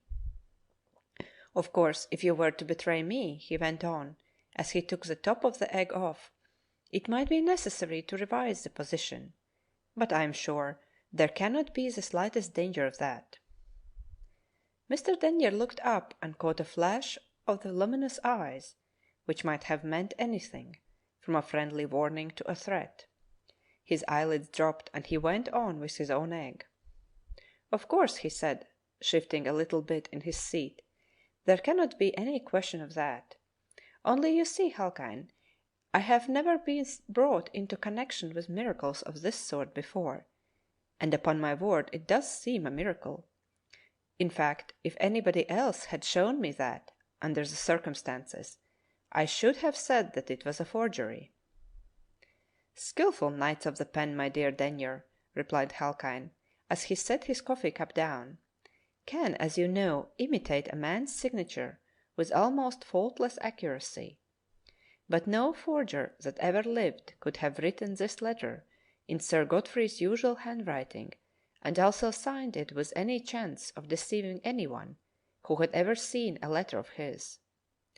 Now, we are going to lunch with him today, and I want you to remember that the whole of this business was conducted over here last night, and that I went with Sir Godfrey in order to help him carry out his intentions, while the ideas were still clear in his mind." "Yes, I understand," said the lawyer. "It is all wonderfully reasoned out, I must say. Where do you mean to stop, Halkine?" "There can be no end," replied the professor, almost solemnly, "for those who honestly devote themselves to the service of science." "He is mad," was Mr. Denyer's mental comment. But still he went to lunch at the Manor and played his part admirably. He noticed that Sir Godfrey appeared a little astonished when Halkine brought up the subject of the instructions of the will and asked him to read over again what he had written the night before. After a few moments' conversation, during which he vainly tried to take his gaze away from the eyes of the man who was now his master, his doubts seemed to vanish, and he took the paper of instructions and sat down there and then at his writing table and wrote to his solicitor at Alnwick, asking him to prepare the will in accordance with the instructions, and when it was ready, to come over and dine and sleep at the Manor, so that it might be duly signed and executed. Mr. Arthur Barthgate, head of Barthgate, Broth and Son, one of the oldest established firms of family solicitors in the North Country, marvelled not a little when he read the said instructions. Still, there was no doubt that they had been written and signed by Sir Godfrey's own hand, and men who had lived lives like his and made their money in despite of all obstacles were prone to make curious wills. After all, too, the provision for his adopted son was not only just but generous. All that troubled him was the trusteeship of Dr. Jenner Halkine. Of course, he knew him by reputation as one of the most distinguished scientists in Europe, and he knew of his peculiar intimacy with Sir Godfrey, but that did not make his vague suspicions any the less uncomfortable. "I should like to know something more about that fellow," he said to himself, after he had given his confidential clerk instructions to draw up the will. "He is enormously clever, by all accounts, but I don't like clever people being made trustees in a will which involves big estates and money running to nearly 3 millions. These geniuses ought never to have the control of money. They almost invariably play the fool with it. However, Sir Godfrey's instructions are clear enough, and they must be obeyed. After all, his money and his estates are his own, and Master Harold Dacre Enstone might think himself a very lucky young fellow." A couple of days later Mr. Barthgate met Dr. Halkine at the Manor. He disliked him at first glance, suspected him of all sorts of things during the first hour of their acquaintance, and at the end of the second, which was spent over luncheon, he had come to the conclusion that he was one of the most charmingly intellectual and, at the same time, most unbusinesslike men of genius that he had ever met. In Mr. Denyer he found a colleague who was entirely to his liking, a thorough man of the world, sharp, shrewd, and well-read, yet, withal, kindly-hearted and possessing the widest and most generous views of life. Wherefore, on the whole, he felt that the disposition of Sir Godfrey's fortune was quite properly provided for. The only thing that puzzled and somewhat annoyed him was the singular change which seemed to have taken place in Sir Godfrey's manner and general lines of thought since he last met him. He did not seem to be quite the same man. It almost appeared that he had reverted to some former period of his life, and treated things generally in a rough and ready sort of way, which at times almost shocked the custodian of the family secrets. "You don't appear to be quite yourself just now, Sir Godfrey," he said the next morning after breakfast, while he was waiting for the brougham to convey him with the will signed and witnessed in duplicate in his pocket to the station. "I hope you haven't been overworking yourself over those scientific theories of yours. To tell you the truth, last night you struck me as being a little feverish. Why not run up to town and see Alderson?" "My dear Barthgate," replied Sir Godfrey, in a tone which he thought suspiciously boisterous, "that's all rot. I mean nonsense. I never felt better in my life, in fact, never so well for 20 years past, and besides, Halkine's a doctor, and a perfect genius at that. Alderson's a clever fellow, but the professor could buy him at one end of this avenue and sell him at the other and make money on him as far as medical science goes." "What on earth is the matter with Sir Godfrey?" said Mr. Barthgate very seriously to himself as he drove away. "He really seems entirely changed. His language is quite different, and as for that last remark of his, well, really, it was almost vulgar, and the idea of Sir Godfrey Enstone being vulgar is quite impossible. At least, it would have been a short time ago. I hope he isn't threatened with that curious affection of temperament which so often overtakes men who have too much genius and too little variety of occupation." Nearly a fortnight passed, and the personality of Sir Godfrey slowly but steadily deteriorated under the ruthless treatment of Professor Halkine. Yet, unknown to the man who had already committed forgery by proxy and was now deliberately planning a murder without parallel in the history of crime, there were certain lucid intervals during which he seemed to escape from the evil influence, and his better nature was able partially, if not entirely, to reassert itself. Fortunately, as it was afterwards proved, for the interests of justice, he employed most of those periods of returning sanity, just as such a man might be expected to do, in writing a diary in which he analyzed his symptoms as far as possible and drew almost every deduction but the right one from them. Perhaps the most extraordinary feature of these strange intervals was the fact that they appeared to have inspired him with a fear or distrust of his friend the professor, which happily prevented him from letting him know anything about the incident of the diary. If he had done so, it is practically certain that Halkine would have used his evil influence to get possession of it.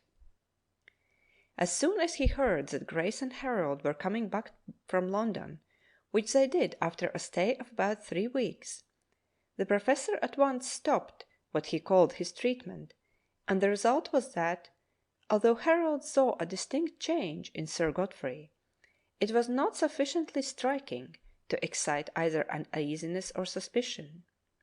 He simply put it down to overwork and too keen devotion to his somewhat uncanny studies. It really only appeared to him as a sort of mental depression, which the excitement and festivities of the now approaching wedding would certainly dispel. A month later the wedding took place and went off much as similar weddings do. Mr. Bonham Denyer, who had returned to town a few days after the will had been executed, was of course invited, and brought with him a very pretty diamond and emerald bangle as his offering to the bride.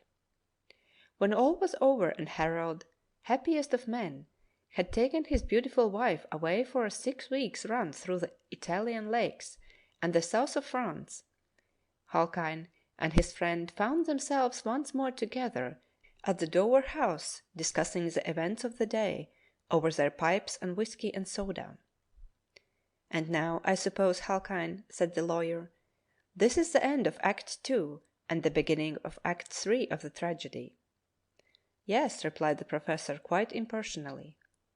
"Everything has gone off perfectly well so far, and now I think the time for stronger measures has arrived." "Good Lord, man!" exclaimed the lawyer. "You talk about a contemplated murder with as little concern as though it were legal execution. Have you absolutely no heart, no bowels of compassion for this man who has been your friend and neighbor for all these months and your intellectual friend for years and years before?" "It is not a question of friendship or compassion or anything of that sort, my dear fellow," said Halkine, looking with his luminous eyes far away into space beyond him. "It is merely a matter of necessity. In other words, Sir Godfrey, with whom I have every personal sympathy, is an obstacle in the way. Progress and science cannot wait on the welfare of individuals, and therefore he must be removed.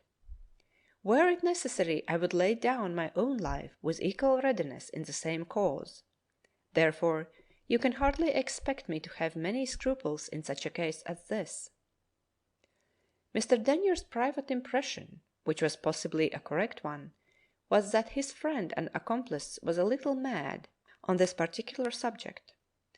He kept his opinion to himself, knowing that the first instalment of the £10,000 could not be his until Sir Godfrey's will had been duly proved. So, to use the professor's cold-blooded phrase, the treatment began again, far more vigorously than before. The poison that had for the time being lain latent in Sir Godfrey's blood was roused to force and activity. Before many days had passed his life was simply an alternation between the wild ecstasies of hashish dreams and the awful periods of depression which followed them. It was in vain that his own doctor and the specialist from London, strenuously assisted by his friend and neighbor, strove to abate the evil. No matter what precautions were taken to keep all drugs out of his reach, the symptoms continued to grow worse until at the end of the month it was decided to telegraph for Harold and his wife to return. The telegram reached them at Como, and they hurried back at once, but on the morning of the day on which they were due to arrive at the manor, the nurse in attendance on Sir Godfrey, who slept in the dressing-room adjoining his bedroom, on rising as usual at 6 o'clock to have his medicine ready as soon as he woke, found, to her horror, that he was lying in bed drenched with blood, with a razor clenched in his right hand, and the carotid artery and several of the large veins of the neck cut clean through. End of chapter 6.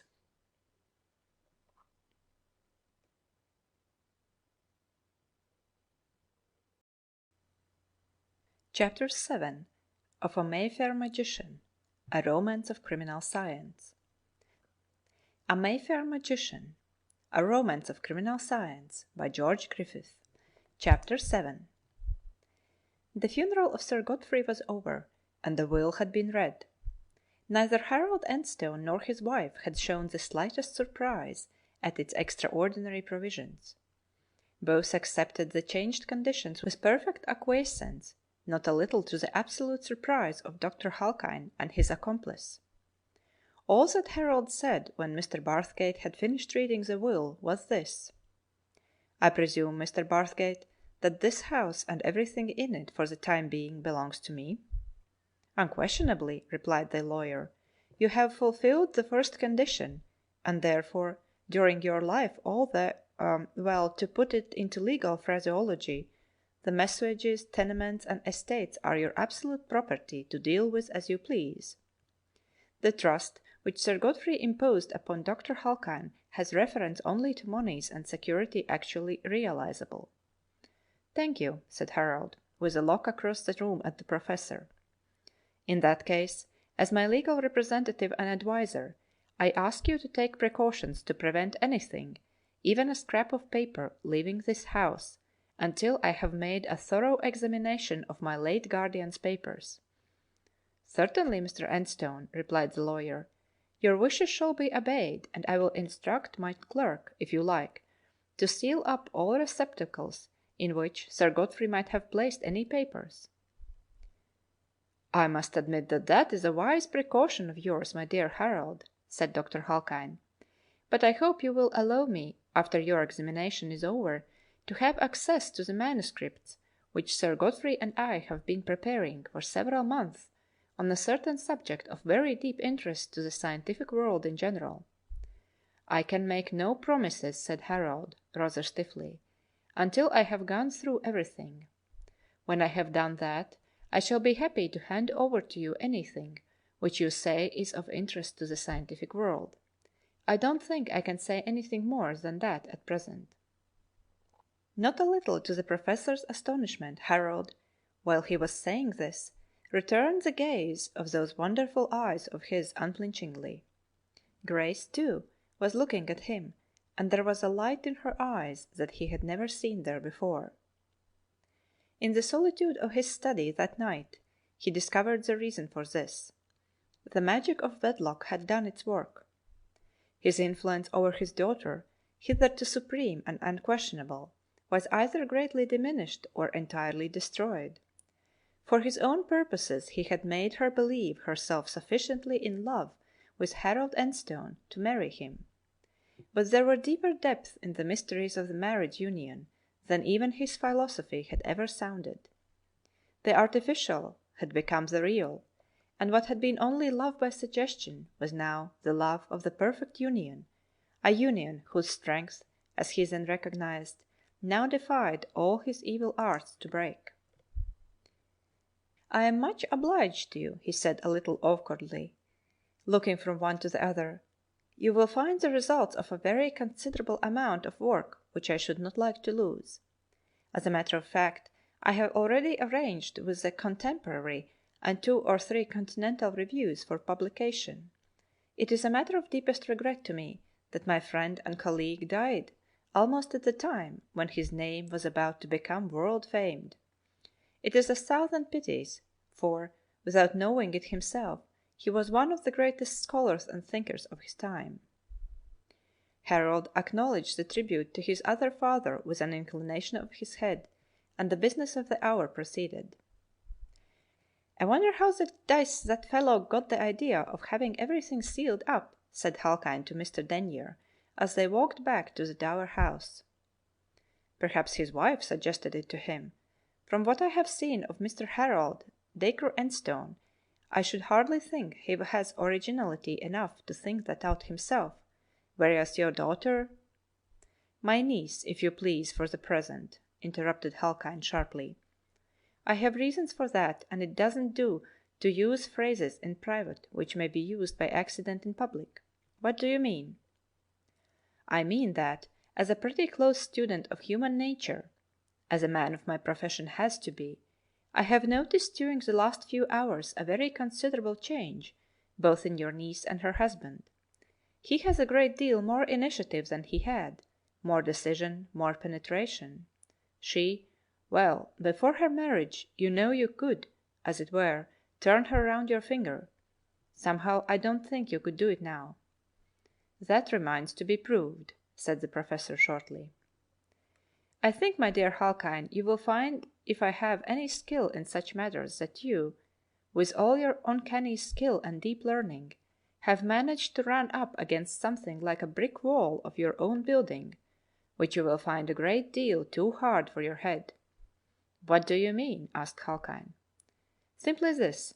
When you arranged this marriage between your niece and Sir Godfrey's heir, you left out one factor in your calculations, and that is the absolute and far-reaching change which marriage produces in the personalities of the man and the woman. There is no doubt, of course, that young Enstone was deeply and desperately in love with Miss Grace, however artificial her feelings may have been for him. Now, I think you can see that love has won the day. Instead of her subjecting him as you intended, his love has conquered her. As I believe the prayer book says, they twain are one." "I must say it was a curious impression for such a student of human nature as you are to make, "And I am half inclined to think that you are right, Denyer," replied Halkyne, very quietly, after he had taken a dozen strides in silence. "It only, after all, goes to show how desperately complicated this new science of personality really is. Well, if you are right, I suppose I have made a bad mistake." "I must admit that I am half afraid it is. And well, if it is, may I ask what it is that you propose to do?" continued Mr. Denyer. "I mean, with regard to the paying of the first installment." "Oh, you need not have any fear about that," Halkyne interrupted somewhat testily. "That will be all right, only of course you must see for yourself that it is quite impossible for me to draw such a large sum as that immediately. I will need a considerable amount of skilful arrangement, my dear fellow," said he bluntly, almost rudely. "The careful arrangement is your business. Getting the money is mine. To be quite candid with you, I want it. 2 or 3 of my ventures have gone rather badly lately, and I am short. In fact, I must have at least 5,000 within a week." "You can't possibly have it out of the estate, Denyer, so it's no use talking about it. You must see for yourself that the thing is impossible. You know the terms of the will as well as I do. The money is to be used at my discretion for the furtherance of study and research in certain branches of science.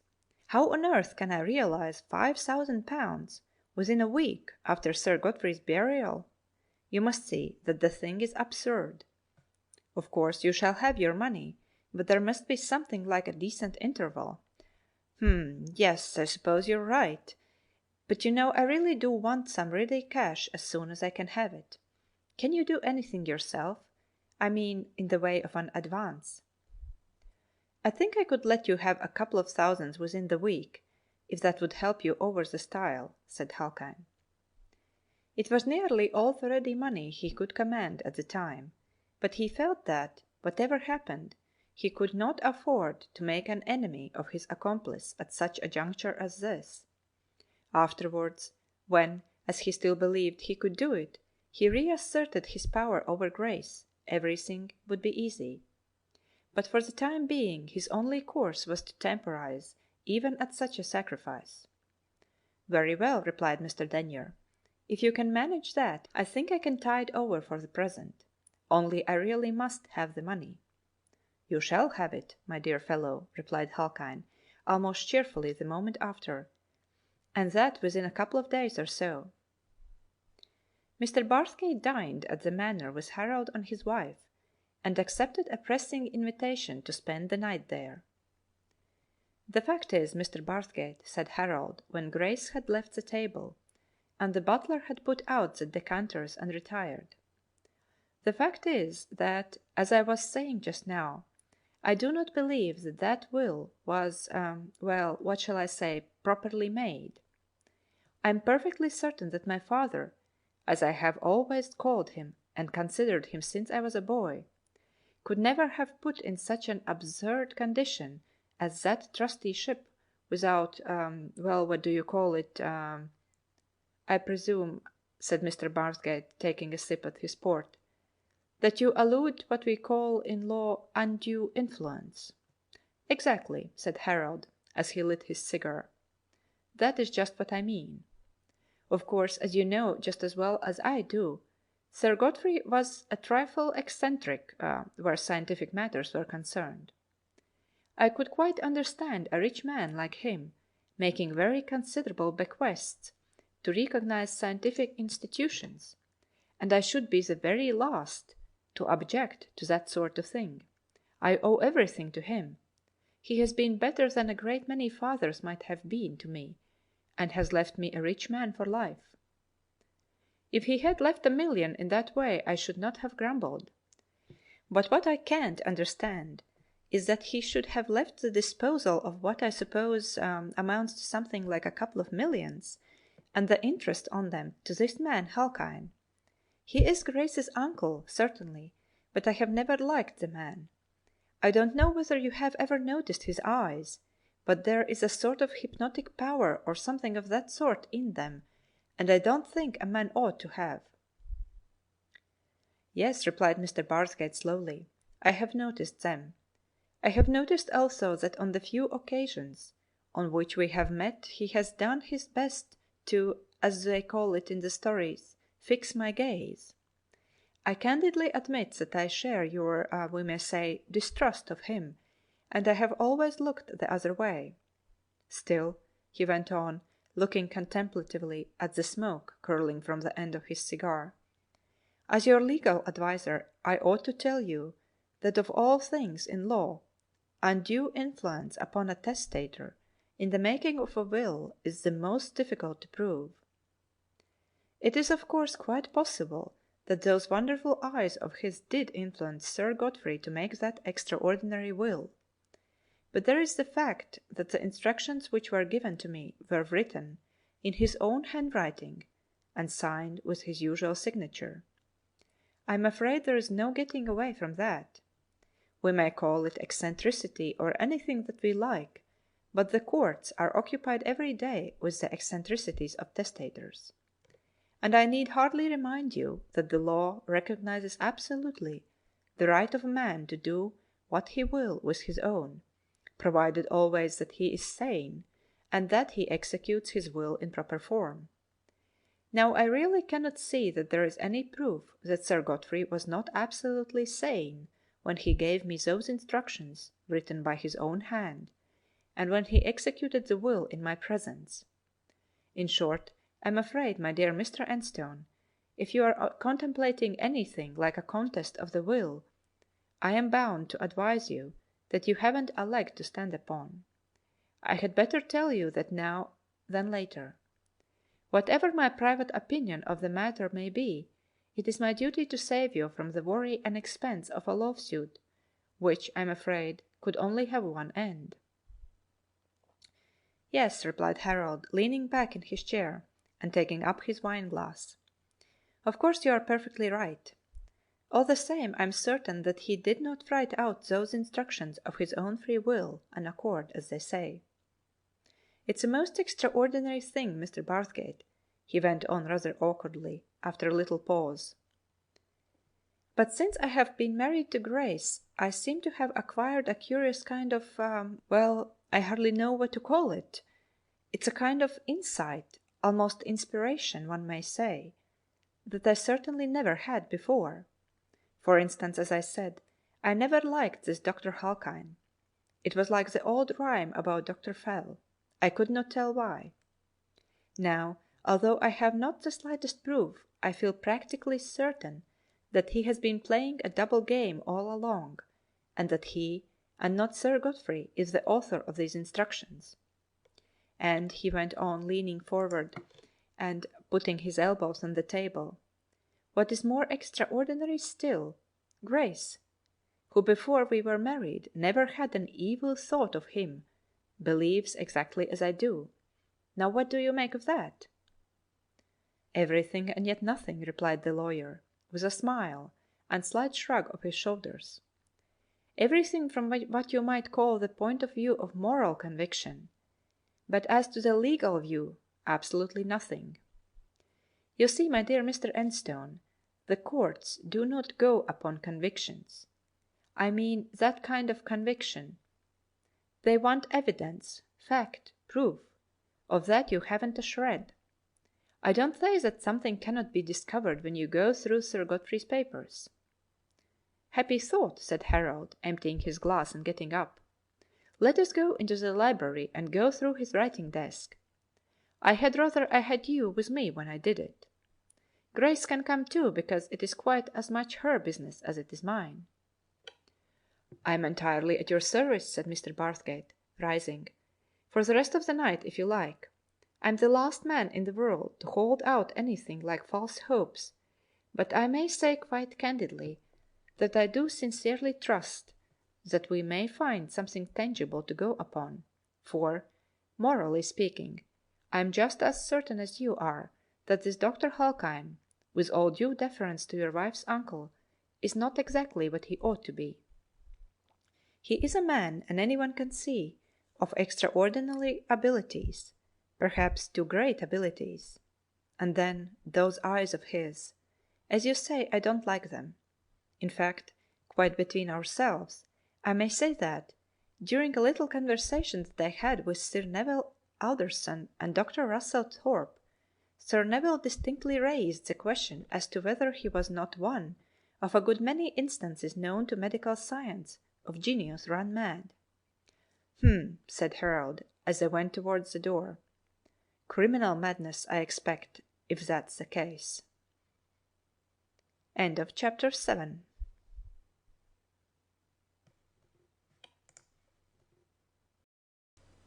Chapter 8 of A Mayfair Magician, a Romance of Criminal Science. A Mayfair Magician, a Romance of Criminal Science, by George Griffith. Chapter 8. Grace gave them coffee in the drawing-room, and Harold meanwhile repeated his conversation with Mr. Barthgate in a somewhat condensed form while they were drinking it. It certainly doesn't seem a very dutiful sort of thing to say about one's uncle and a man who really has been as good as a father could have been to me, said Grace, when he had finished. But it's no use trying to be dishonest with one's self, or, she went on with a smile at the solicitor, with one's lawyer. I think I'm right there, am I not, Mr. Barthgate? My dear Mrs. Enstone, he said, leaning forward on the settee, putting his elbows on his knees and the tips of his fingers together.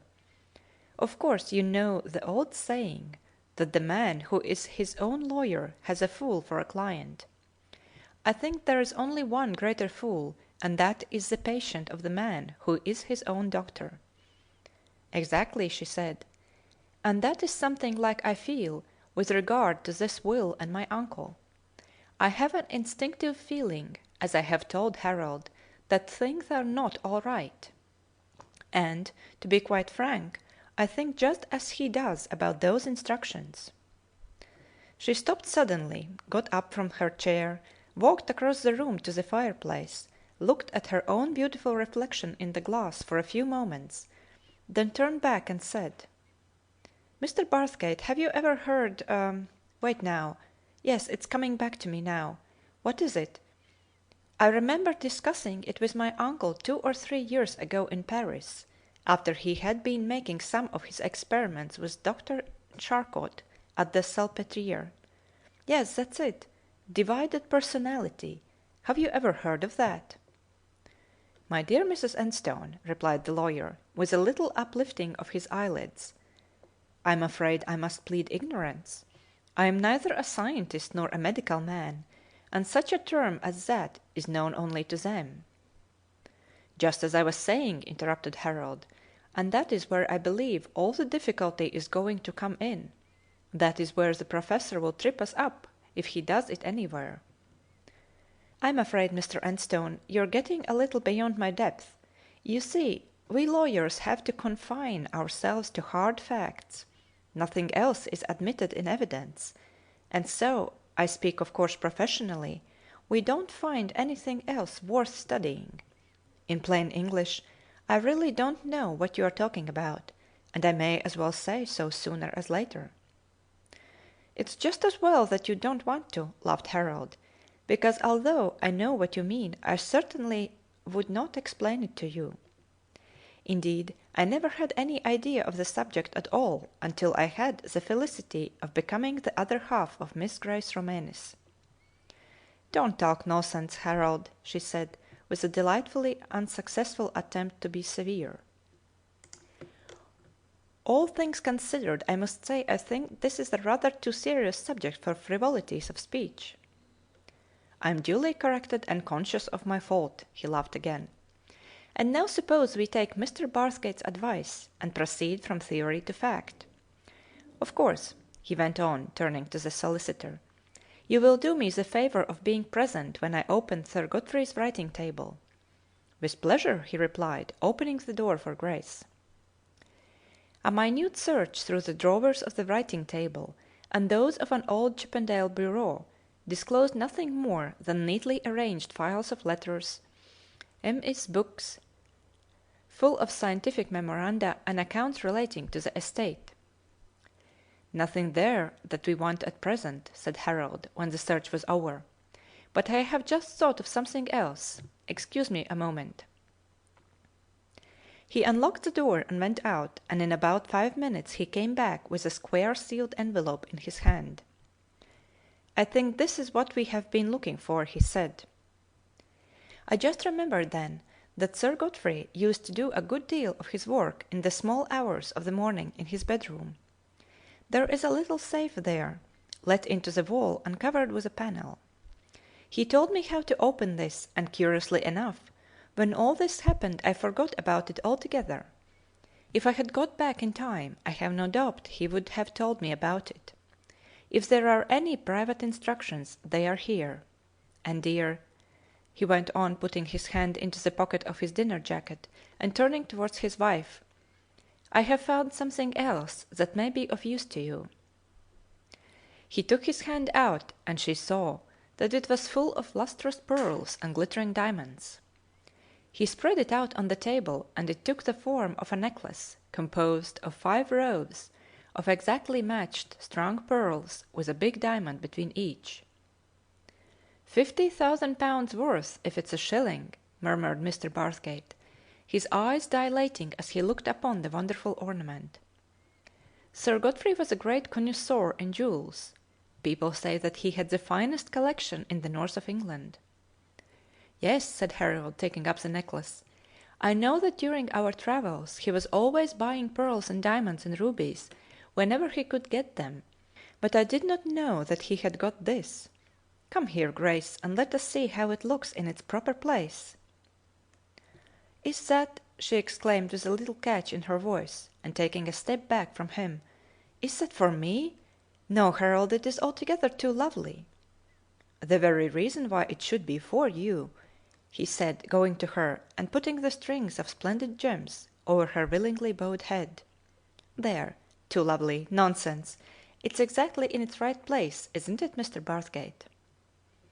"It would be impossible for them to be seen to better advantage," replied the solicitor, with something almost akin to an adoration that was divided between the splendour of the gems and the loveliness of their wearer.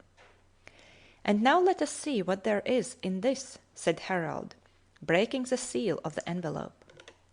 He took a small book bound in limp parchment out of it, and read on the first page, in Sir Godfrey's handwriting, "Notes of my strange experiences from 10th July to—" He turned to the next page, and ran his eye over it, and then the next and the next. The others saw his eyelids lift and fall, and a shade of grey steal under the bronze of his skin. "What is the matter, Harold?" said Grace, anxiously. "Is it anything serious?" "Yes," he replied slowly, "something that may be very serious, I'm afraid. It is apparently a diary that my father kept during the last days of his life. It is—" "Oh, then, of course," she interrupted, "it's something that can only be intended for you. Shall I go if you want to read it?" "Oh, no," he replied, a little awkwardly, as she thought. "There is no such hurry as that. I'll have another look at it after you have gone to bed. And now suppose we have some coffee, and afterwards you sing us something."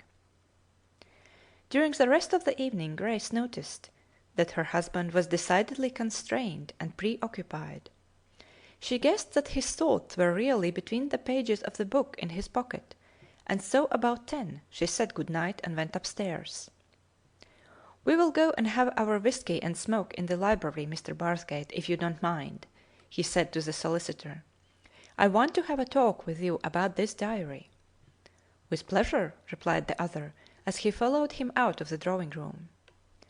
When they got into the library, Harold locked the door and began rather abruptly. "There's the stand and the soda, Mr. Barthgate. Help yourself and sit down. Yes, you may mix me one too, if you don't mind." When the solicitor was seated, Harold put his hands in his pockets and said, beginning to walk up and down the room, "You remember, of course, Mr. Barthgate, what I said just now about the will and that extraordinary illness which my father had before his absolutely inexplicable suicide. And you will remember also, but never mind, that will do afterwards. I have a very strong idea that this diary will throw a good deal of light upon what seemed dark to me in more senses than one. I am going to ask you to go over it with me, and give me your opinion and your advice upon it." "With pleasure," replied the solicitor, lighting his cigar and leaning back in his armchair. "Now, suppose you read slowly, and I'll devote myself to the thinking part." "Perhaps that would be the best way," replied Harold, sitting down at the table and taking the diary out of his pocket. He opened it and began to read without further comment. 10th of July. "Man, know thyself, vain, if seeming wise, advice." Impossible even for those who, like myself, have devoted so many years of patient labor to the study of nature and man. Yet I thought I had made some little progress as my reward, and here I am confronted in my own being, in my own self, with an insoluble puzzle. But have I really one self or two?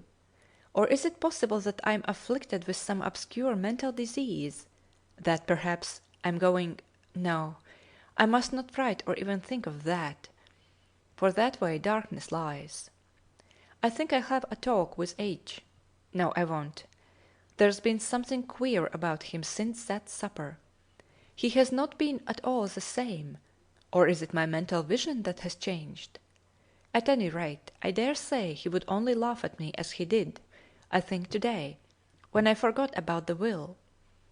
That was a very curious thing, for example. Of course, I wrote the instructions and signed the will only the other day, and yet sometimes I seem to have done it weeks or months or years ago. It's all very odd. When Harold is settled I must have a rest and a run abroad.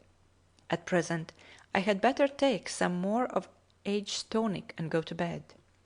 I hope I shan't have any more of these queer dreams I have been having lately. "I must say I don't like the tone of that at all," said Mr. Barthgate, as Harold ceased reading. "How on earth can he have forgotten a will that he had only executed, let me see, yes, 2 days before?" "You will like what comes after still less," said Harold in a hard tone. "The next entry is 4 days later. Listen. 14th of July. Awake again. Or what is it? Have I been asleep since I wrote that last entry, and is this only a dream in the sleep? No, that won't do. A diary is not such stuff as dreams are made of. Besides, I was awake this morning when H. brought me some more of his filthy physic. Remember, too, I forgot to take it. Fizz instead. Must have done me good. Perhaps woke me up, and that's why I'm writing. If H. can't stop these infernal dreams, for I am certain those are dreams, even if they are within dreams, as some dreamer of a poet dreamt once about his own dreams. Damn the dreams! I'll have another doctor. I will try the stuff once more, and if that doesn't do I'll tell Halkine. No, I won't. Send Alderson. "Oh, that's terrible, my dear Harold," exclaimed the solicitor, sitting upright. "Terrible! Your father could never have written like that, even if he had been intoxicated." "Or mad," interrupted Harold. "Or, at any rate, going mad. Look at the language. Look at that almost imbecile repetition of dreams and dreaming. And my father, you know, was a man who was particularly choice in his language. But there's worse to come. The next is dated the 18th. Listen. Dreams in heaven, dreams in hell, wake on earth when Harold comes." "That," said Harold, "is all of that one, and it is written in a scrawl that I can hardly read. Now the next, which is dated a week later, just after we came home, is written in his old hand and perfectly clear and sane. Thank heaven! That mysterious attack of mine is over at last. God grant I shall never have another.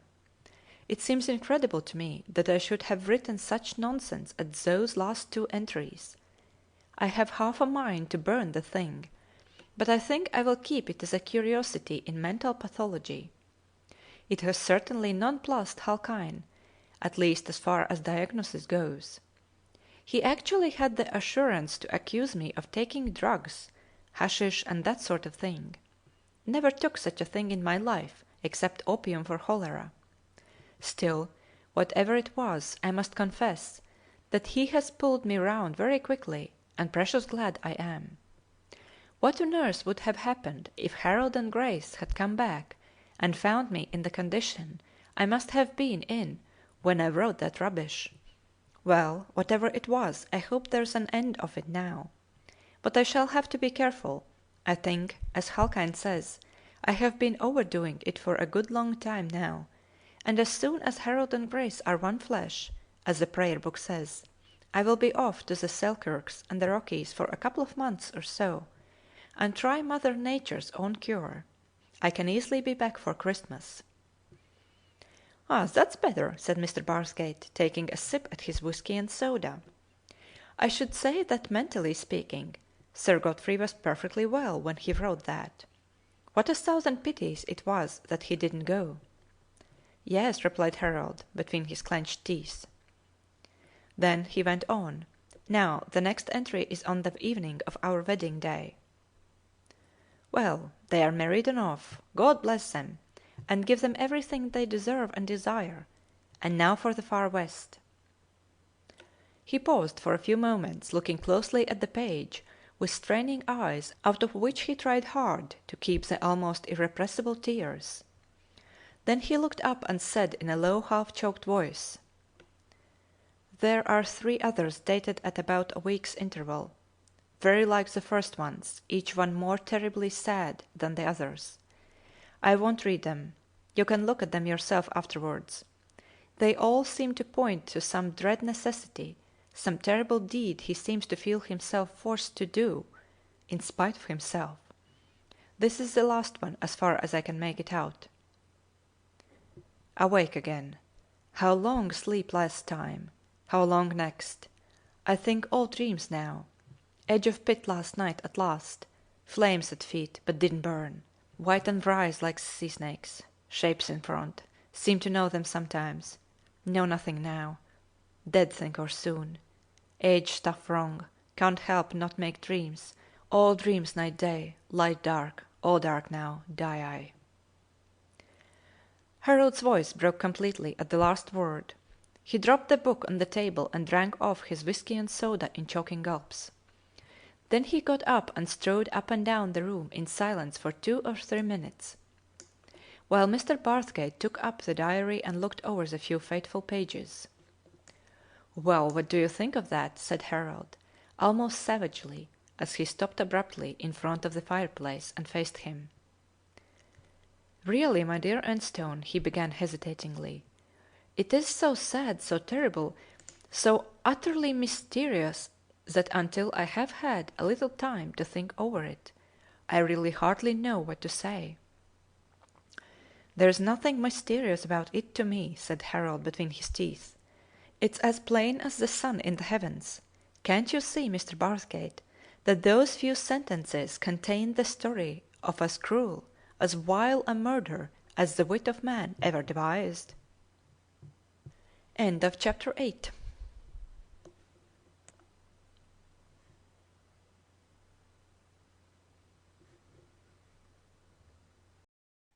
Chapter 9 of A Mayfair Magician, A Romance of Criminal Science. A Mayfair Magician, A Romance of Criminal Science, by George Griffith. Chapter 9. Murder, my dear Harold, exclaimed the lawyer, sitting up with a jerk and dropping his cigar on his legs. Of course you are quite serious, but that is a very terrible word to use. And then, if there was a murder, there must have been a murderer. Now who on earth can have had any reason to murder Sir Godfrey? Listen for a moment, replied Harold, slowly, and I think I can make it clear to you. The first of those entries shows my father in what I may call the stage of suspicion. He knows that there is something wrong with him. His memory is playing unaccountable tricks. He even forgets one of the most important acts of his life a few hours after he does it. He speaks of a certain supper. I would give £1,000 to know exactly what he had at it. The next 3 entries mark a swift decline into what I can only, with all due respect to his memory, call madness. Then you will have noticed that madness is relieved by fewer and fewer gleams of reason. Then comes a complete change. The next shows him as sane as ever he was. That was written just after we came home. Then comes the last piteous, serious ending with a ghastly nightmare of words which could only have been written by the hand of a maniac on the verge of self-destruction. The day after that was written, my father was found dead in bed, self-destroyed. It was his own hand that killed him, I admit, but it was guided by another, and that was Jenner Halkind's." "It could hardly have been anyone else," said the lawyer meditatively, "because I am perfectly certain, from my knowledge of him, that Sir Godfrey never was addicted to the drug habit, and that being so, no one in this part of the country, at any rate, could possibly have contrived and executed such well, I may say, such an infernal plot against the life of an innocent man and a friend. But mind you, Harold," he went on, assuming something of his legal tone and manner, "I do not wish to inspire you with any false hopes. If he has done it, he has laid his hands with such devilish skill that proof of his guilt, I mean legal proof, is at present totally out of the question." "What!" exclaimed Harold, angrily, "in the face of the facts of his death in this diary? Why, surely there isn't a judge or jury with a grain of sense that would not see it just as clearly as I do." "Quite possibly, my dear sir," replied Mr. Barthgate. "It is quite possible, perhaps probable, that they would see it, but not from your point of view.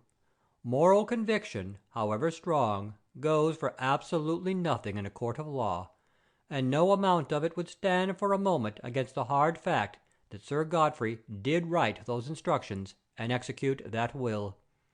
Again, the use of hypnotic influence, or whatever it is not recognized in English courts as it is in France as an offence, unless it can be proved that it is used to procure unlawful ends, and that, I need hardly say, is quite impossible in the present unhappy case." "And do you mean to tell me that Halkyne, as trustee, will be able to get probate on that will, a will obtained by fraud, as it must have been?" "Legally speaking," replied the other, "I cannot see the slightest reason why he should not, and if you will take my advice, which I give you not only as a lawyer but as your friend, you will keep your suspicions and your convictions to yourself, and join him in applying for probate." "What! Help a scoundrel or murderer like Halkyne to get hold of the spoils of his villainy? You must be joking, my dear sir," said Harold, ending the sentence with a harsh laugh. "I was never more serious in my life, Harold," said Mr. Barthgate, in a tone as grave as his words. "Please remember that, granting our suspicions are correct, we may have an enemy of no common sort to fight, no ordinary criminal, but a man of both learning and genius, and one, too, who is apparently possessed of extraordinary powers of which we can only guess the nature. With such an adversary, the very worst possible policy would be to show hostility before you have some tangible reason for it, and to draw the sword before you are really ready to strike.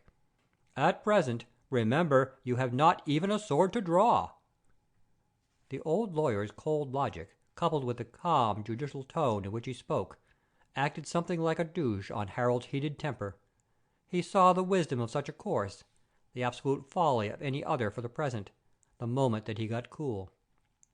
He took 2 or 3 more turns up and down the room.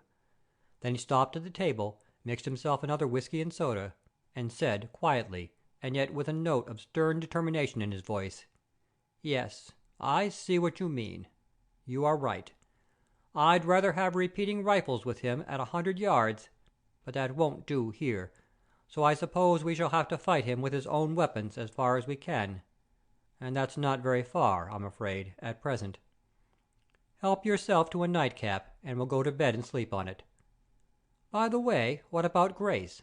I suppose she'll have to know sooner or later." "And therefore she had better know sooner," replied Mr. Barthgate, after a little pause. "Of course, it is by no means a pleasant thing to do, but though she is Halkyne's niece, she is also your wife. It will be a great shock to her, no doubt, but if I am any judge of character, she would rather have your confidence now then find out the truth for herself, as one day or another she must do." "You are right again," said Harold, putting down his empty glass. "I will show her the diary to-morrow. As somebody or other once said, I will go and seek counsel in dreams, and I'm afraid they won't be very pleasant ones, if I have any." But when he got upstairs he found his wife robed in a flowing tea gown of rich dull red silk, trimmed at the neck and wrists with filmy black lace, sitting reading in a deep armchair, in a cosy, exquisitely furnished room, half boudoir, half dressing-room, which was divided from their bedroom by a heavily curtained archway. "What, not in bed yet? Do you know it is nearly 12, dear?" he said, as she laid down the book she was reading, rose, and came to meet him. "I know, dear," she replied, as his arm went round her shoulders. "What do you think I have been reading? Ribot's Diseases of Personality." Her eyes sought his as she spoke, and for a few moments each looked into the other's soul in silence. They were communing in that new language which love had taught him since "they twain were one flesh." "Then you understand already?" he whispered at length, bending down and laying his lips gently on hers. "Yes," she replied as she returned his kiss. "I understood as soon as I heard what the doctor said. I think I could almost guess what there is in that diary. It is something very terrible, is it not, Harold?" "Yes, very. So terrible, indeed, that I am almost afraid to show it to you. And yet you will have to know what there is in it before very long, painful as it must be to you, dearest." "I have suffered that pain already, dear," she answered softly, "for I have suspected all that you have, more clearly, perhaps, for I, before we were married, of course, was very close to him, so close that I might have been his daughter instead of only his niece. I have some of his power, some of his insight or second sight, or whatever it is. Yes, I could see, but I could not be quite sure. Something always made me doubt at the last. Perhaps he did." "But how could that be, darling?" he asked incredulously. "He has not been near you for 6 weeks, until a few days ago." "Distance does not matter very much in such things, I'm afraid," she replied a little sadly. "When sympathy has once been established between the stronger and the weaker, the link will stretch, but it seldom breaks." "But, good heavens, Grace!" he exclaimed, as a sudden fear stole into his soul, "you are not going to tell me that the bond between you and this man whom, I may as well say it at once since you understand, I firmly believe to be my father's murderer, still exists?" She slipped out of his arms, and went a few paces away from him. Standing with her little red-slippered feet nearly buried in the long fur of the hearth-rug, and the soft glow of the shaded electric light falling on her glorious hair and the splendid gems he had just given her, she clasped her hands behind her and faced him, a vision of such perfect, almost unearthly loveliness, that his eyes dilated with new wonder, and his pulses leapt with joy that she was his, wholly his. But was she truly wholly his? That was the horrible doubt that her very loveliness made the more horrible. "Harold," she said in a soft clear voice, whose music was almost pain to him, "I do not think that such a bond as existed between my uncle and myself can ever be wholly broken, save by death." "Then, if there is justice to be had on earth, he shall—" "Stop, Harold, stop! For God's sake, don't say that yet!" she interrupted with a little cry of pain. "Remember, we do not know. We only suspect. But when we do know, if ever, your wife will be for justice and for you," she went on with a harder ring in her voice. "Thank God and you, darling, for that!" he said, taking a step towards her with his hands outstretched. She recoiled another step, saying with a note of appeal in her voice, "No, Harold, please, not now. Wait till I have told you what I have been staying up to tell you, something that I ought to have told you, and yet, no, I didn't tell you because I wouldn't." "What on earth do you mean, Grace?" he asked in amazement, the chill grasp of fear taking hold of his heart again. "You will understand when I tell you, dear," she replied softly and sadly. "It is a very terrible thing for a wife to tell a husband who loves her. But I can tell you now, and I will, for you must know it before you give me your confidence about your father's diary." "Then tell me at once, for heaven's sake!" he said hoarsely. However bad it is, if anything could be bad of you." "It is not bad, Harold," she replied quietly, yet with a quick flush which brought one of something like shame to his own. And yet," she went on, looking down at the glittering buckle on her red slipper, "in one sense it is bad, because it is I ought to rather it was not natural. No, don't say anything now, dear. Let me tell it my own way. It will be over sooner." Then, with her eyes looking sadly and yet steadily into his, she went on in a tone which struck him as strangely impersonal and unlike her own. "I can hardly expect you to believe me, Harold, but it is still the truth that if it had not been for that mysterious bond between my uncle and myself, which I now hate as much as you do, you and I would never have been husband and wife." "What, you and I, Grace? Are you going to tell me—" "I am going to tell you," she went on, scarcely heeding his interruption, "that before we were married I did not love you. I had never loved any man. I did not know what that kind of love was like, and I never believed that I should. It is you that have taught me the real love, Harold, but it was my uncle who taught me the sham which you took for the reality. I did not know then that it was not real, that it was only a phantom love, which he had conjured up and projected into my heart, as it were, as I can see now, for his own evil purposes. Yet when I was with you, when I felt your arms round me and your kisses on my lips, I did love you, and that when we were apart it all went away. I had no dreams of you waking or sleeping as other girls have of their lovers. You seemed to be someone else, only an acquaintance, perhaps a friend, but nothing more, until I met you again, and then the strange sham love came back and cheated both you and me." "Sham love? Cheat? Nonsense! Impossible, Grace!" he broke in passionately. "I would as soon believe falsehood of an angel from heaven as of you." "It was not my falsehood, dear. God forbid," she said gently. "It was his, but it was a falsehood all the same. I did not bring you the true love of a true woman, and so you were cheated into believing that I had given you what I had not to give.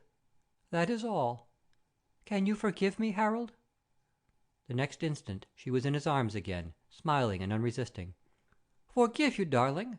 What is there to forgive to such sweet innocence as yours?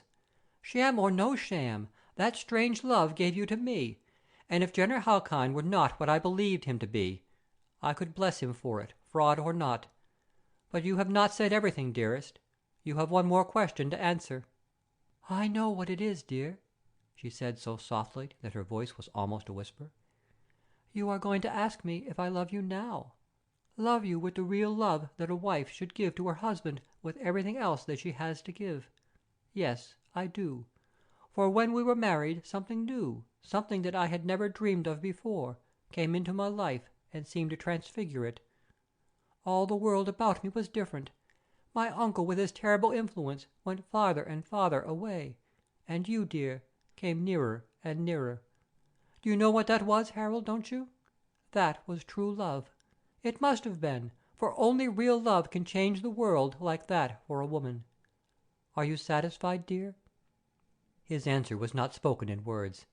He crushed her up in his arms, and as their lips met his soul set it to hers, and so the first threatening cloud drifted away from the heaven of their perfect happiness. End of Chapter 9. Recording by Todd.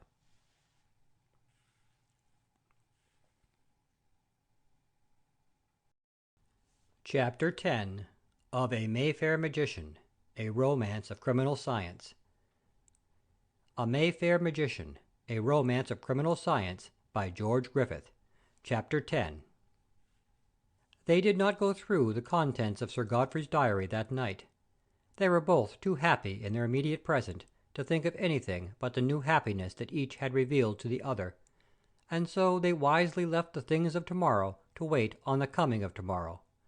But when Grace had read the few pregnant and piteous sentences and interpreted them in the light of her own knowledge, and with the aid of her strange inherited power, she was, if possible, even more firmly convinced of the guilt of the man whom she happily believed to be only her uncle than Harold himself was. At the same time, she heartily endorsed Mr. Barthgate's opinion that, for the time being at least, it was absolutely necessary for Harold to keep both his hatred and his suspicions of the Professor completely out of sight. No good, and possibly great harm, would be done by even allowing him to guess that his conduct was in any way suspected, and so, though it was by far the hardest of the many hard tasks that Harold Enstone had set himself to, he crushed down his desperate desire to take the law into his own hands, and, as he put it, consented to play the hypocrite for the first, and as he devoutly hoped, the last time in his life. It must be confessed, as Grace laughingly told him one night after a dinner at which the Professor and Mr. Denyer, now almost his other self, were guests, that he played the part excellently, but that was due to the versatility of his education, and to the iron will which a youth of adventure and peril had endowed him. He treated Jenner Halkyne on exactly the same footing as before Sir Godfrey's death. He had never been on really cordial terms with him, and, of course, this fact made his task and the keen-witted doctor's deception all the easier.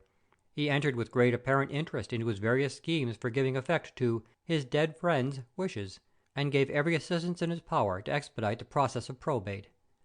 But when the will was proved, and Halkyne entered upon his trusteeship, there came to Enstone Manor one fine morning, about a fortnight after the probate, a long blue envelope, the contents of which caused Harold to fling the paper down on the breakfast table and jump to his feet with an oath, for which he promptly begged his startled wife's pardon.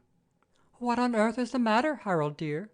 she said, turning pale, for she had never heard a word from his lips that could offend a woman's ear. "I beg your pardon 1,000 times, Grace," he replied, coloring to his eyes. "I ought to be kicked, swearing before a woman, but I think you'll admit that this is about enough to make a fellow forget himself.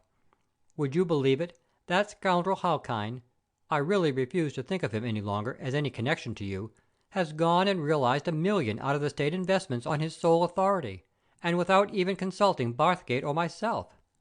"$1 million!" said Grace, with a little gasp, as she began to realize what evil such a man as her uncle could work with such a huge sum of money at his command.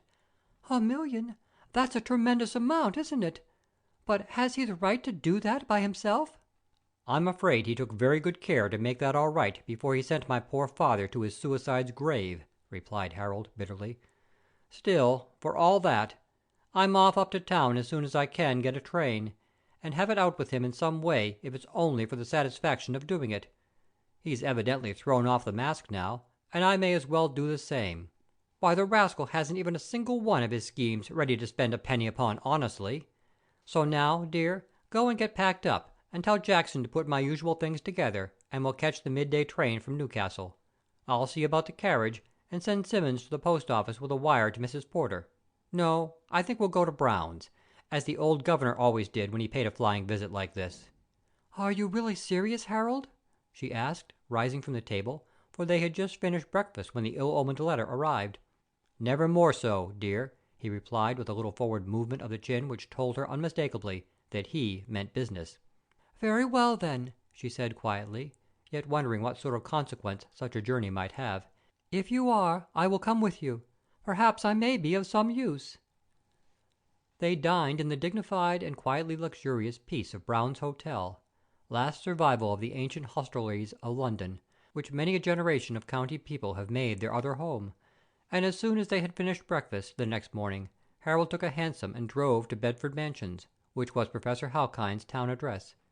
He found him sitting over the fruit and sweetmeats at the end of a late Oriental breakfast. There was another man at the table with him, and Harold, by some swift intuition, instantly recognized that he was in the presence of no ordinary earth-dweller. Never in all his wanderings had he stood face to face with such a personality as this. As they both rose from the table, Halkyne held out his hand and said in his most genial voice, "Ah, good morning, Mr. Enstone. You have given us a pleasant surprise. We were just talking about you. Allow me to have the honor to present you to my colleague, and now co-trustee, Dr. Izaramal, whose name, I am sure, cannot be unfamiliar to you. My friend, this is the Mr. Enstone, son and heir of our lamented friend and brother, Godfrey Enstone." Harold's muscles were quivering under the great effort of will that alone prevented him striking the smooth-spoken liar and murderer to the floor, but he managed just to touch his hand and say, "Good morning," civilly. Then he turned, and his eyes met those of Izaramal. He saw a face that was at once the most beautiful and the most piteously impassive he had ever seen. There was something unearthly in its beauty, something almost devilish in its utter lack of human expression. The skin was a clear, pale olive. The features were of the purest type of the ancient Egyptian aristocracy. It seemed, indeed, to Harold's wondering eyes that he might have stepped straight out of one of the wall paintings at Luxor or Karnak. His hair, which fell almost to his shoulders, was pure white, yet thick and soft as silk. His brows were still black, and under them shone a pair of eyes so intensely and brilliantly blue that, unless their owner so willed, it was difficult to look into them for more than a few moments together. Such was Isaac Ramal, reader of thoughts and searcher of souls, the outcast adept of the holy mysteries, who had broken the most awful vows a mortal can take for the sake of a golden-haired, dark-eyed English girl of 20. To the world in general he was better known as Professor of English Languages and Literature in the University of London, and the most brilliant Oriental scholar in Europe. There is no need to record the conversation that occupied the best part of the next hour. Suffice it to say that from the moment Isaac Ramal began to speak on the subject of his friend's vast projects for the advancement of true science, and the inestimable benefit Sir Godfrey had conferred upon humanity by enabling him to carry out, his anger began to melt away, and the real object of his visit seemed to recede into the background. Even his conviction as to Halkyne's guilt gradually became fainter. He was also bound to admit the fact that he was able to secure as co-trustee not only a man of absolutely blameless reputation, but also one of the most distinguished scholars in the world, went a very long way towards discounting the probability of fraudulent intention. The magnificent plans that were outlined so distinctly by them completely dazzled him, and he ended by feeling himself almost wholly in sympathy with the very proceedings that he had come to denounce as an insolent fraud. And yet, when he had left the flat and was walking slowly westward, lost in puzzling thought, with every step he took the spell that had been cast over him became weaker and weaker, and his original view of Halkyne and all his works came out stronger and stronger. When he met Grace at lunch he was one of the angriest and most bewildered men in London. Of course he told her exactly what had happened, and when he had done so she said in a voice which betrayed not a little concern, "I am sorry to hear about Dr. Ramal, Harold, very sorry. He is really something very different to what he appears to the world, something infinitely more powerful and dangerous than a mere scholar or scientist." "What in the name of goodness do you mean, dear?" asked her husband, a trifle alarmed by the seriousness of her tone. "Do you know anything about this man?" "Too much to give you very much hope of success against my uncle, I'm afraid, dear," she replied gravely. "This doctor, or as he should be called, Lama, Isaac Ramal is, or was, one of the Tibetan adepts. Of course, you must have learned something about them on your travels, and you know the extraordinary powers with which they are credited. Well, my uncle told me several times that all this is actually true of Isaac Ramal. I have myself seen him do, apparently just for amusement, the most incomprehensible things. Tying a knot in a loop of string, for instance, and turning a closed bag inside out without opening it. Once he told me the whole course of my thoughts for 12 hours without a mistake. I hate the man, if he really is an ordinary man, and I am afraid I fear him even more than hate him. Whatever you do, Harold, for heaven's sake don't let him come near me, or I dare not guess what the consequences might be." "You can be pretty certain of that, dear," he said a trifle grimly. "I have heard of these fellows in their own country, and I know for a fact that they do some of them possess powers that we have no notion of. And," he went on with a laugh, "you may rest quite assured that I don't want anyone coming around reading my wife's inmost thoughts when I don't even know them myself." "I don't think many of them are hidden from you, dear," she smiled in reply, but quite seriously. "I should absolutely dread meeting this man, especially now that he has allied himself with my uncle in this terrible piece of work." "I'll take very good care you don't," he said with confidence that was greater than his knowledge. "But now, can you tell me what the actual connection between these two worthies is?" "As far as I know, it began when he was 25 or so. He went as naturalist with an expedition which attempted to get into the Forbidden City. Every man was killed except my uncle, and he was spared because Isaac Ramal, who was then very high up in the cult, took a fancy to him, or saw some possibilities in him, and claimed him as a disciple.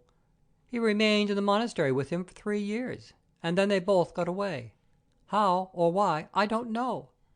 That is all my uncle ever told me, and I never could get him to say another word on the subject." They went out shopping in the afternoon, and just as their victoria pulled up in front of Jay's, they heard a familiar voice say, "Good afternoon. I heard from Halkyne this morning that you were in town. and I was going to do myself the pleasure of calling upon you." They looked up, and there stood Mr. Bonhomme Denyer, faultlessly dressed in the most recent of male modes, and looking the very incarnation of prosperous respectability. Harold helped his wife out, and they shook hands. As they moved towards the shop door, Mr. Denyer muttered, just loud enough for him to hear, "Will you have a couple of hours to spare before you go back to Enstone? I am very anxious to have a chat with you on a subject which concerns you very deeply." Harold caught a note of real earnestness in his voice, and as he looked up quickly he saw a look of earnestness, almost of anxiety, on the lawyer's face that convinced him that he really had something of importance to say. Before he replied he turned to his wife and said laughingly, "I don't suppose you want me to come and do penance at the shrine of St. Maud, do you? If you don't mind, while you are seeing things and trying on, I'll take a turn with Mr. Denyer and come back for you in half an hour." "I think you had better make it a couple of hours, dear," she smiled in reply. "I have 2 dresses to try on, and ever so much else to do." "Then in that case," he said, turning to Denyer, "we may as well take the carriage and drive down to the Travellers', and have a smoke and a chat there." "I will be delighted," replied the lawyer, raising his hat again, and bowing as Grace went into the shop. In 10 minutes they were seated in a secluded corner of the almost deserted smoking room, for it was now late August, and Clubland was almost a wilderness. When they had got their cigars going, and the waiter had put half a bottle of the famous Traveller's Port and a couple of glasses before them, Harold turned to his guest and said, "Now, Mr. Denyer, I am entirely at your service. You can speak as freely here as you could in your own office. There is no one within earshot, and those 2 or 3 old stagers are either all fast asleep, or very soon will be." "Exactly," replied the lawyer, in a low but perfectly distinct tone, such as he and his kind assume by instinct when they approach confidential matters.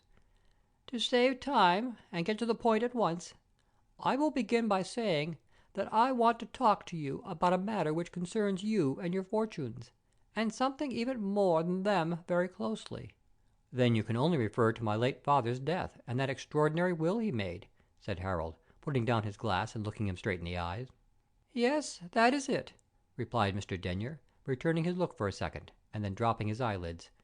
"To begin with, I am going to ask you to give me your word that nothing I shall say shall go beyond this room, even to your wife, without my consent." "Certainly," answered Harold, after a moment's thought. His instinct told him that Halkind's friend and partner, perhaps his accomplice, would not speak like that without pretty good reason, and so he determined to take the risk. "Yes," he continued, "you have my word on that. And now, what is it you have to tell me?" End of Chapter 10. Recording by Todd.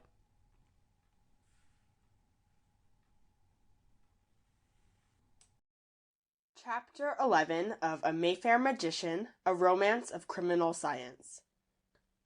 Recording by Campbell Shelp. A Mayfair Magician, A Romance of Criminal Science by George Griffith. Chapter 11. "To be perfectly plain with you, Mr. Enstone," replied the lawyer, after a little pause, and with visible embarrassment, "I want to make a bargain with you and a confession to you, but I may say at once that the one is contingent on the other."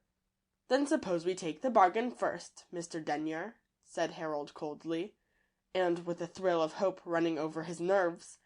"And let me say before you begin, that if you are in a position, as I somehow have an idea you are, to throw light upon the mystery of Sir Godfrey's death, and you can satisfy me that you had no active hand in it, I will pay anything in reason for proofs that will stand legal tests, and hold my tongue about the confession as you call it. What is the figure?" "Permit me to first explain my position, Mr. Enstone," he replied, passing his handkerchief over his forehead. "You will not fully understand the circumstances unless I do." Harold nodded, and he went on.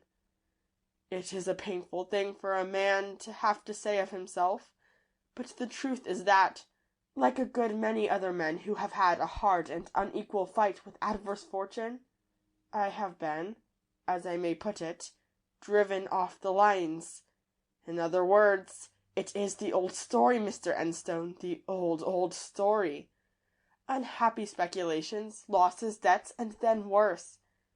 That is how I came into Jenner Halkind's power, and that, too, is why, in obedience to some whim of his crooked intellect, for the man is as mad as a hatter where what he calls the interests of science are concerned, he forced me to give him my passive, only passive, mark you, assistance in the extraordinary, the almost incomprehensible, crime by which he compassed your late father's death."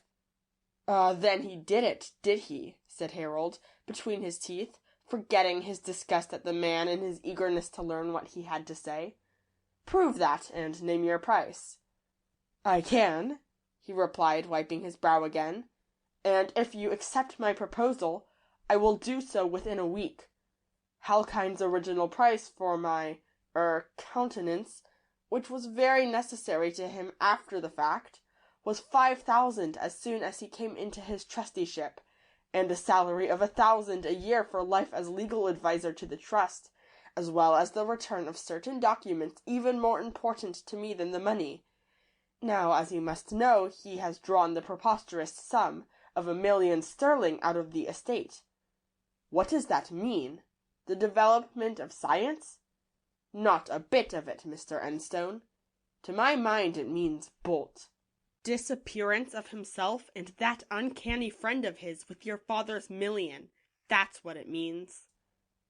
"And I presume that it also means," interrupted Harold, with a note of contempt in his voice, "that you have come to me because he has refused to give you what you consider to be an adequate share of the said 1,000,000? "In a sense, yes," replied the other awkwardly. "I firmly believe that he intends to vanish and leave me in the lurch, perhaps after having sent the documents I spoke of to the Home Office, so as to secure my retirement for some years from active life, for I am now satisfied, Mr. Enstone, that that man has absolutely no human feelings where the interests of science are concerned. I asked for a 20th part of his plunder, for it was nothing else, and the return of the documents. He laughed at me and said he could not think of robbing his mistress Science to such an extent for the sake of a lawyer who had been fool enough to get himself into trouble. Of course I did not show my hand. He little knows that the tables are turned now, and that he is in my power." "Then from that I presume I may gather," replied Enstone, looking keenly at him, "that your power over him consists in your ability to prove him guilty of, well, we will say, of managing the circumstances which led to my father's suicide. Of course, if you can do that, and at the same time satisfy me that you had no active part in it, it is merely a question of terms between us. Now, to begin with, what can you do?" "I can prove," replied the lawyer after a little pause, "first, that Halkind began to get Sir Godfrey under the influence of drugs at a little supper that we had at the Dower House the evening after Miss Grace Romance had gone to London." "Ah, yes," Harold interrupted, with some show of eagerness. "Yes, I have heard about that supper. In fact, I was so much interested that I told Mr. Barthgate that I would give 1,000 pounds to know what my father had at it." "I will tell you," said the lawyer quietly. "And to show you that I am not trifling with you, I will do that much for nothing. The supper itself was harmless, for we all three had it. But afterwards Sir Godfrey had a small decanter of rare old wine and a box of cigars specially reserved for him. I need scarcely add that both wine and cigars were drugged. Their effect on Sir Godfrey was perfectly marvellous. His personality was totally changed, and very much for the worse." "But how can this be proved, Mr. Denyer?" Harold interrupted with impatience. "I mean proof that would satisfy a judge and jury." "I took the precaution of securing a sample of the wine and a couple of the cigars. I thought they might come in useful some day. If we conclude an arrangement they will be at your service for analysis. Further, I may tell you that Halkind went back to the manor with Sir Godfrey that night, and the next morning at breakfast showed me Sir Godfrey's instructions for his will, written and signed by his own hand. It was certainly not a forgery. How Halkind obtained it I haven't the remotest notion, though it is certain that he possesses some hypnotic sort of power far beyond the average. After that, during your absence, he kept Sir Godfrey continuously under the influence of drugs. I was careful to secure samples of the so-called medicines that he was giving him to counteract the bad dreams and fits of nervous depression that he was suffering from. Finally, when Sir Godfrey got so bad that both his own doctor and Sir Neville Alderson were called in, he continued what he called his treatment by substituting medicines for what they prescribed.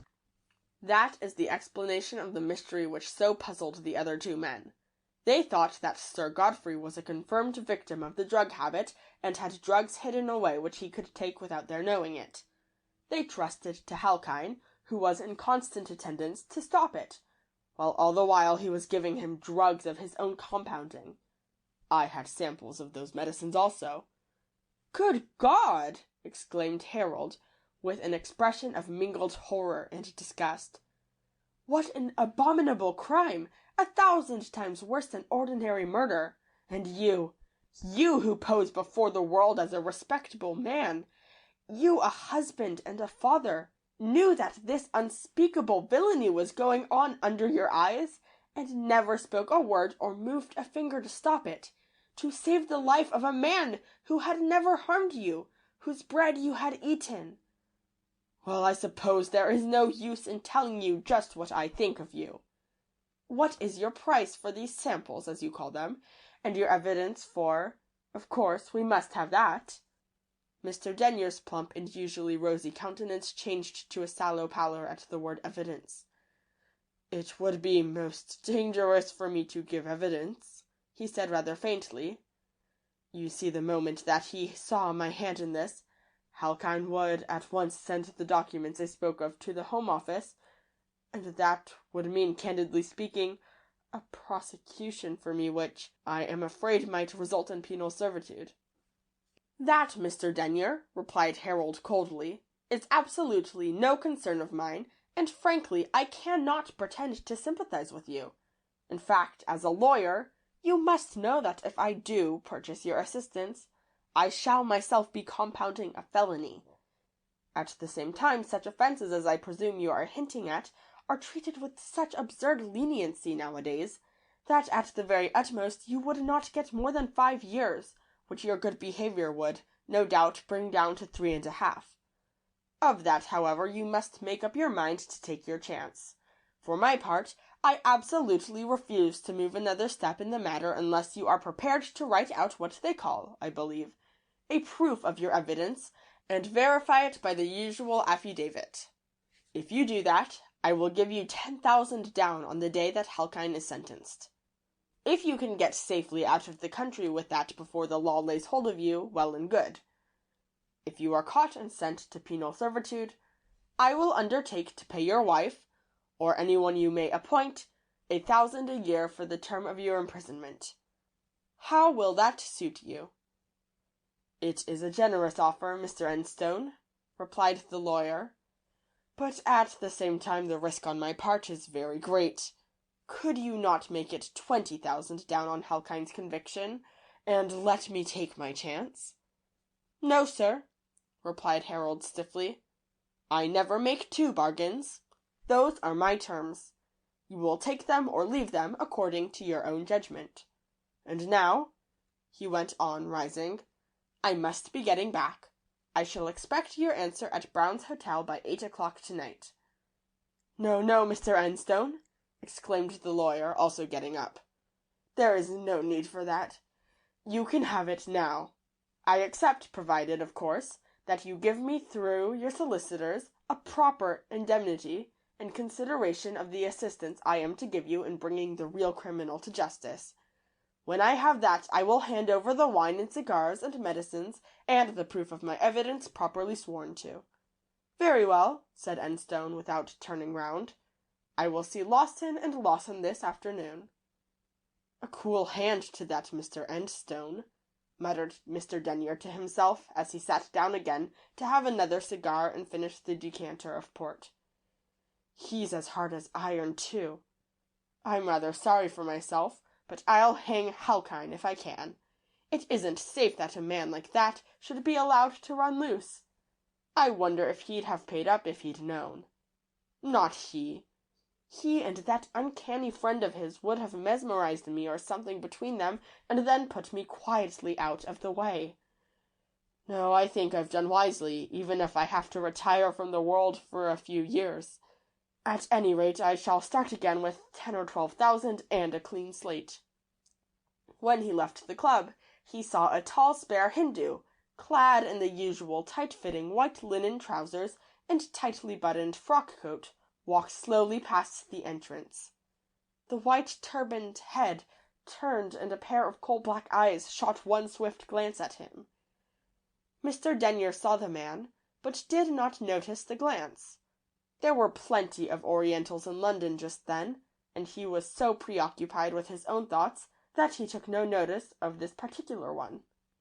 He would have had something else to think about if he had known that he had shadowed him from the moment he left his chambers, that he had watched the meeting outside Jay's, and had followed him and Enstone in a hansom to the club.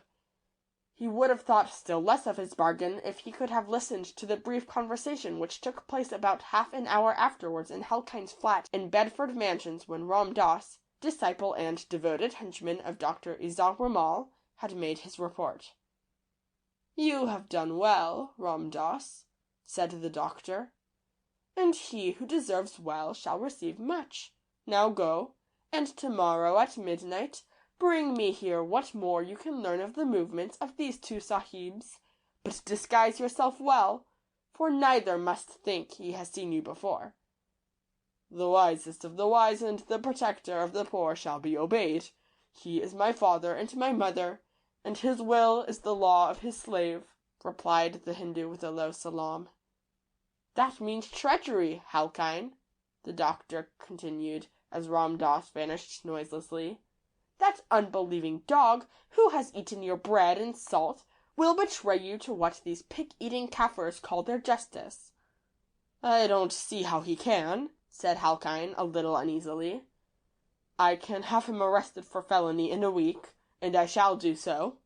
He can give nothing but his evidence, his oath against mine, and there's not very much doubt which would be believed. Beside, there is absolutely no proof. All the medical evidence will go to show that Sir Godfrey gave way to the drug habit, and that he committed suicide under the influence of narcotism. That was the verdict at the inquest, and there is not an atom of proof in existence to upset it." "Do not be too sure, my friend," replied the other gently. "Remember that the hand of treason is stealthy, and that its eyes see in dark places. I think it would have been better to have paid this man, at least with promises, until Ram Dass could have settled his account for him. That would be better than making an exposure and a scandal in the law courts."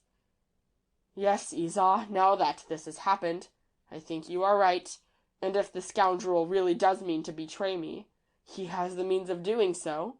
Well, it is not too late yet for Ram Dass to arrange for a mysterious disappearance.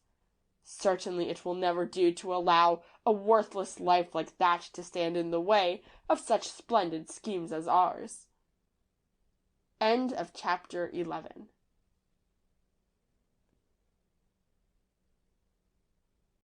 Chapter 12 of A Mayfair Magician, A Romance of Criminal Science. Recording by Campbell Shelp. A Mayfair Magician, A Romance of Criminal Science by George Griffith. Chapter 12. A deep, breathless hush had fallen over the crowded court. The leading counsel for the Crown had exercised his right of last reply, and had just sat down. Jenner Halkine stood in the dock looking over the sea of heads and faces below him, with eyes from which, for the time being, dazed astonishment, not unmingled with fear, had stolen their almost magic power. Only about a fortnight had passed since he had been arrested without warning, as he was leaving his flat after lunch to pay a visit to his friend the adept. He had been put into a cab and taken to Bow Street. He had been allowed to see no one save his solicitor, and he, it need hardly be said, was not Mr. Bonham Denyer, who was just then living with Harold Enstone in a state of semi-confinement, which he accepted because it also meant protection, in the Enstone town house in Eaton Square.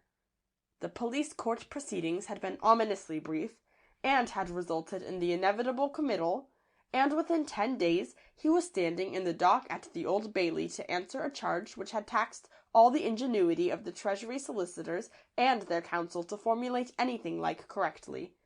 1,000 times he had regretted that he had not instantly taken the pitiless advice of Isa Ramal and allowed Ram Dass to do the worst on the traitor who had betrayed him, perhaps to the scaffold, certainly to the prison.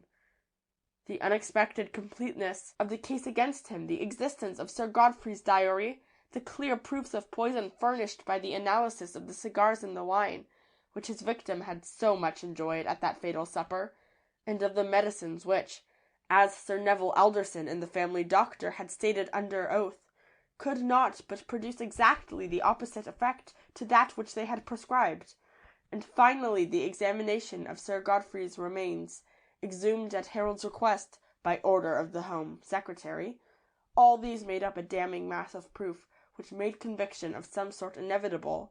And now what would it be? The quick death of the scaffold or the living death of the prison? He sat back in his chair in the dock, folded his arms and stared with blank eyes across the well of the court at the judge, who was running rapidly through his notes prior to giving his summing up. A little murmuring sigh and a rustle of garments broke the silence with a note of relief as the judge finished his rapid survey of the evidence and leant forward on his desk with his long quill pen poised characteristically in his right hand. He turned towards the jury and began in cold, clear tones which sounded to Halkyne something like the voice of fate itself. "Well, gentlemen, I think I might say that the case which has just been concluded is, fortunately for the inhabitants of these islands, practically unique in the annals of our courts. For my own part, I must frankly confess that I find a certain amount of difficulty in performing my part of the work in hand, which, as I need hardly tell you, is to place the legal aspect of the matter before you as clearly as possible.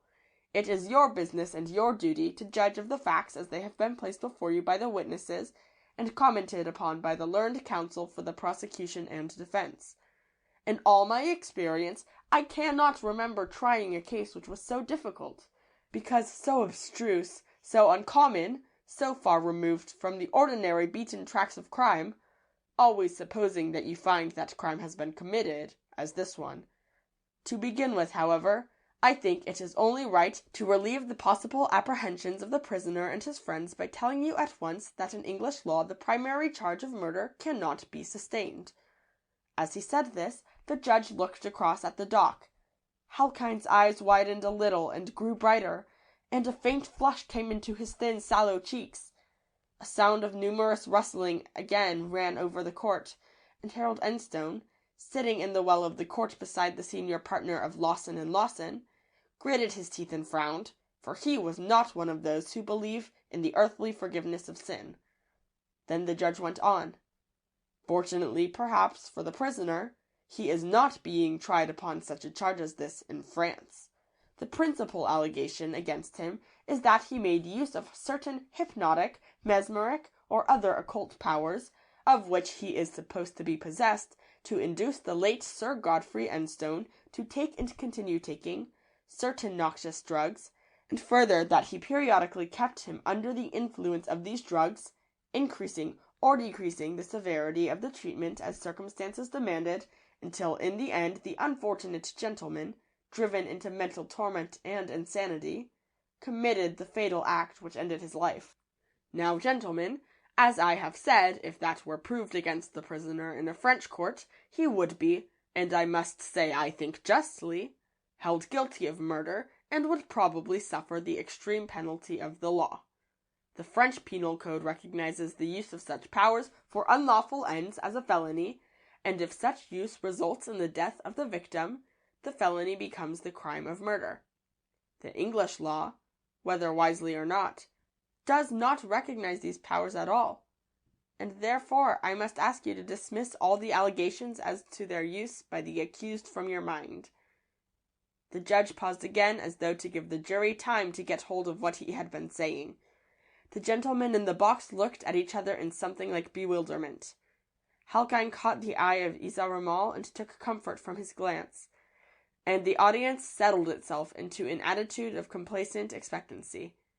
Then the judge began again, making movements of admonition with the feather of his quill towards the jury box.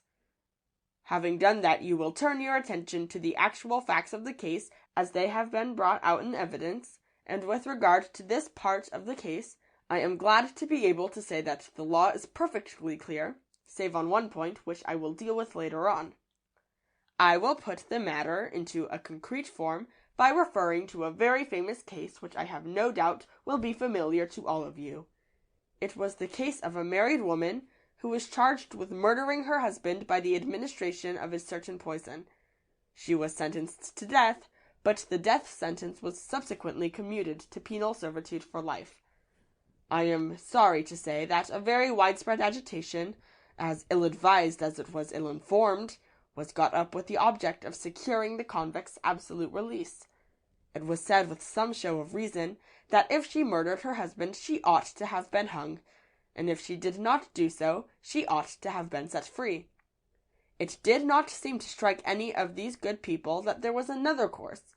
The evidence in the case was most carefully revised by the most competent tribunal that could be assembled.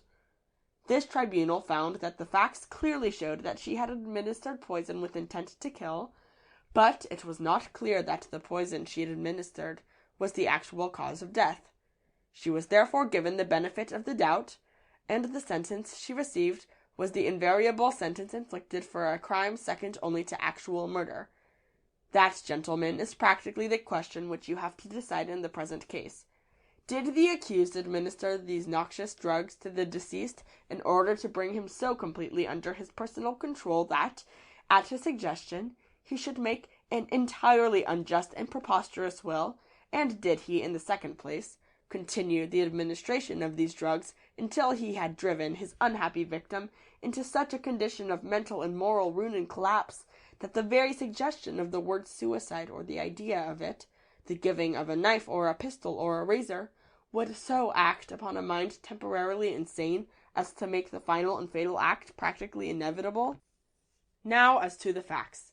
It is to some extent unfortunate that the only direct evidence we have had comes from a distinctly tainted source, in fact, from a man who was to all intents and purposes the ally and the accomplice of the accused, a man who, knowing what was going on, was willing to hold his tongue and defeat the ends of justice for a pecuniary bribe, a man, too, who will himself have to answer charges of a serious nature before very long.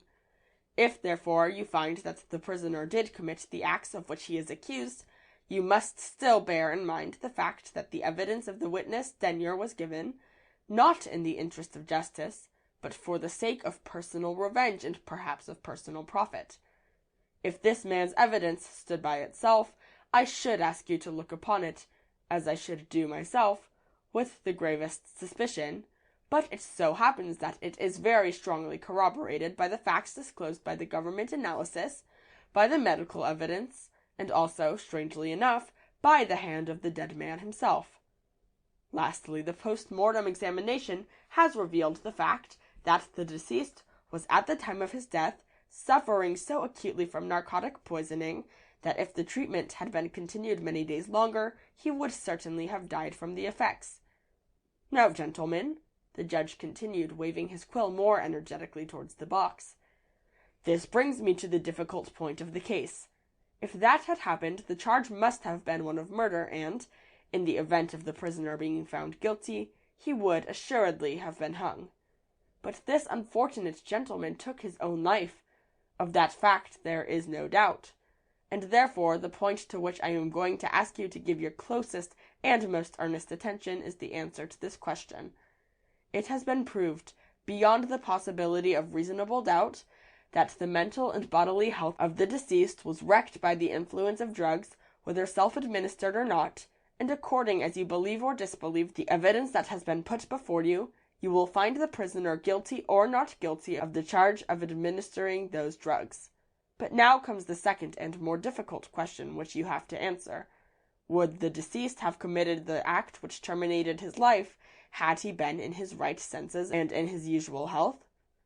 If you say yes to that question, the case for the prosecution practically falls to the ground, since it is not an offense in English law for a duly qualified physician, such as the accused is, to administer even such drugs to a patient unless an evil intent can be proved. But if you answer the question in the negative, then the case assumes a very serious aspect, since it is quite beyond belief that a man of the high professional and scientific attainments of the accused could possibly have administered these drugs without a full knowledge of what their effect would be.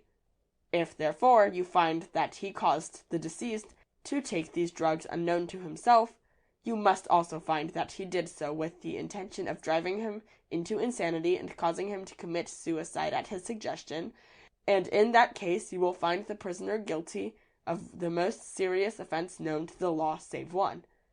You will now be good enough to consider your verdict, and in doing so, I must ask you to dismiss the question of the will entirely from your mind, save in so far as it is connected with the main charge. With the validity or otherwise of the will, this court has absolutely nothing to do. The jury filed out of the box and retired to the little room in which so many human fates have been decided. Halkyne had already given up all hope. His defense had been necessarily a very weak one, in spite of the great ability of his counsel. The analysis of the cigars and wine and medicine, Sir Godfrey's diary, and the result of the post-mortem had forced the judge, in spite of his admirable impartiality, to sum up dead against him. He had left these possibilities entirely out of his calculations. In fact, he had not even considered them as such. In about 20 minutes the jurymen began to come back, the buzz of conversation in the court ceased, and the audience settled itself to listen to the words of fate. Halkyne's eyes wandered over the box as they took their places. Some of them looked at him furtively and half shyly, and he knew what that meant. Then his glance sought that of Isa Ramal, and the brilliant blue eyes under the dark brows flashed back a signal which he read as meaning, "You are doomed, yet hope." When the jury were in their places, the clerk of arraigns rose and asked the usual question. "Gentlemen, are you agreed upon your verdict?" "We are," replied the foreman. "Do you find the prisoner guilty or not guilty of the charge of administering noxious drugs with intent to do bodily harm?" "We find him guilty," came the ominous reply. "Do you find that the late Sir Godfrey Enstone committed suicide while under the influence of these drugs, and that his suicide was the result of their effects?" "We are fully agreed upon that point also," was the decisive answer. "Then that amounts to a verdict of guilty on both counts?" The foreman bowed and sat down. "Let the prisoner stand up," now came in clear, hard tones from the judge's lips, and again the ominous pen-feather began to move, this time towards the dock. Halkyne stood up and faced his fate, grey-white, but firm-lipped, steady-eyed, and composed. "Jenner Halkyne," the judge began, "after a patient and careful trial, you have been convicted, and I must say most justly convicted, of a crime unparalleled in its diabolical ingenuity and its pitiless cruelty. Morally, though, I am sorry to say not legally, you are guilty of something worse than murder. Fortunately for you, but unfortunately for the interests of justice, the hitherto unheard of crime of procuring self-murder is not known in English law. Otherwise the sentence which I am about to pass upon you would be the richly deserved one of death. It has been clearly proved that you possess talents of a very high order, great learning, and possibly certain powers which are given to few mortals. You have used them, in the light of full knowledge, to commit, as you thought, with safety to yourself, the crime which I am glad to say has no parallel in the history of wrongdoing. Leniency in such a case as yours would be an insult to justice. I cannot send you to the scaffold, but it is my duty to protect society against such a miscreant as you have proved yourself to be. Therefore, it is my duty to pass one of the heaviest sentences that the law allows, and that is that you be kept in penal servitude for the term of your natural life." The judge gathered his papers together. Jennifer Halkyne took a last look at the world he was leaving. A warder touched him on the shoulder, and he turned away to the top of the steps leading to the tomb of the prison. And while the clerk was calling out the next case, Most of the audience rose to go to lunch and to talk over the most famous case of the year. End of chapter 12.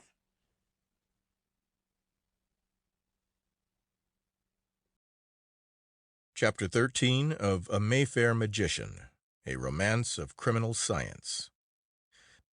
Recording by James K. White, Chula Vista. A Mayfair Magician, a Romance of Criminal Science by George Griffith. Chapter 13. Penal servitude for life. Banishment, absolute and perpetual from the busy world of men, with all its possibilities of joy and sorrow, success and failure, great daring and high enterprise, its glory and its shame, its light and its darkness, its life and its death. All, in short, that makes existence endurable.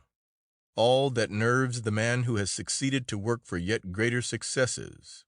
All that encourages the man who has failed to try yet again and again for the prize which, by one chance or another, has so far eluded his grasp. But this was the negation of everything. It was life without the living, and death without the dying. Penal servitude for life. What did it mean, even to the most ordinary of mortals? Imagine a man standing on the green border of a desert without any other horizon than the ever-moving line upon which the ocean of sand and the cloudless sky seem to meet. The man is doomed to leave the green border behind him and to take his way across the desert towards that line which he knows full well he will never reach. Some day his strength will give out and his footsteps fail. He will stumble on a mile or two further, and then he will lurch forward and drop. And where he drops, he will die, and the desert scavengers will pick his bones clean, and the sun will dry them till they melt into powder, and no man shall know the place where he last lay down to rest. That is a physical likeness of penal servitude for life. But the moral wilderness is wider and more desolate than any Sahara or Gobi on earth. It has no limits and no resting places. Sleeping and waking, its dreary horrors, its insatiable hunger, and its unquenchable thirst are forever present. The journey across it may be 20 or 30 or 40 years long, but every step of it has to be traversed at a measured speed, which may neither be quickened nor slackened. Every act of every hour is regulated by a power outside the pilgrim's will. To look back is remorse, to look forward is despair. There are only two forms of release to be hoped for: death or hopeless disease. But should the disease be mental, it means only the exchange of one prison for another, the convict prison for the criminal lunatic asylum, a physical paradise and a mental hell, out of which only one door opens, the grave and gate of death. The ordinary criminal of mediocre intellect is usually crushed into stupor during the first few weeks of his solitary probation by the tremendous weight of the doom that has fallen upon him. But to a man like Jenner Halkine, with vast stores of learning at his command and a vivid and vulturous imagination to prey upon them until memory became a torment and a curse, no such merciful stupor of despair could come. A despair keener 1,000 times than the sullen surrender of the average criminal animal to a force that is too strong for him. It was as though the wanderer over the desert of sand and rock were to try and keep himself alive by eating his own flesh. The intellect preyed upon itself. It devoured the memories of the past, while its handmaiden imagination painted in blinding colors the hideous differences between the past and the present. The process, perhaps consoling and even entertaining at first, would go on month after month and year after year through the dull, squalid courses of labor and the few half-hours of leisure still more hateful to such a man. Then, at length, the all-devouring intellect would turn upon itself. And when the process once began, there could only be one of two ends: insanity or imbecility. There was no other hope save a possible chance of suicide, the same death to which he had sent his friend and his host. Even this he thought of with a shudder, although he had watched Sir Godfrey go down the path that he had marked out for him to his death without a quiver of a nerve. But his own self-murder in a felon's cell appeared a very different thing indeed. For him, in very truth, the mills of God had begun to grind. They grind slowly, but they grind exceeding small. Jenner Halkyne had known this old Spanish saying by heart for a good many years, and he had taken it only as an eloquent condensation of the universal law of fate. Now, sitting in his lonely little cell, looking out over the featureless desert which spread before him, and backward over the luxuriant jungle of mental and physical delights which had once been his happy hunting grounds, the words had quite a different meaning for him, and the memory of them was an added burden which he never could lay aside until the merciful hand of death was laid upon him. Even then, if there was any truth in the lore that he had learnt from the lips of Isa Ramal, such a release would only be an ending and a beginning, a death and a rebirth, in which the sins of the fathers would be visited on the children unto the 3rd and 4th generation, and perhaps to the 40th. It so happened that in another cell in the same gallery of the prison, only a few yards away, Mr. Bonham Denyer was also serving his 9 months' probation preparatory to the 5 years' penal servitude to which he had been sentenced for the fraudulent practices disclosed by the documents which Halkyne had sent to the Home Office as soon as he became certain of his treachery. They had met and recognized each other in the exercise yard, and had exchanged glances more eloquent than the words which they were forbidden to speak. The sight of his accomplice and betrayer had acted like a tonic on Dr. Halkyne. He was puzzled and annoyed by the cheerful, almost jaunty air which the ex-solicitor wore in such strange contrast with his prison dress. He did not know that he was being paid at the rate of about $3,000 a year for the degradation which had already ceased to affect him, and for the light labor and easy, healthful conditions of what is called, by a polite legal fiction, penal servitude. For him there was no limitless desert to cross, only a narrow strip, on the other side of which he would enter free of debt and danger, and with several £1,000s in his pocket.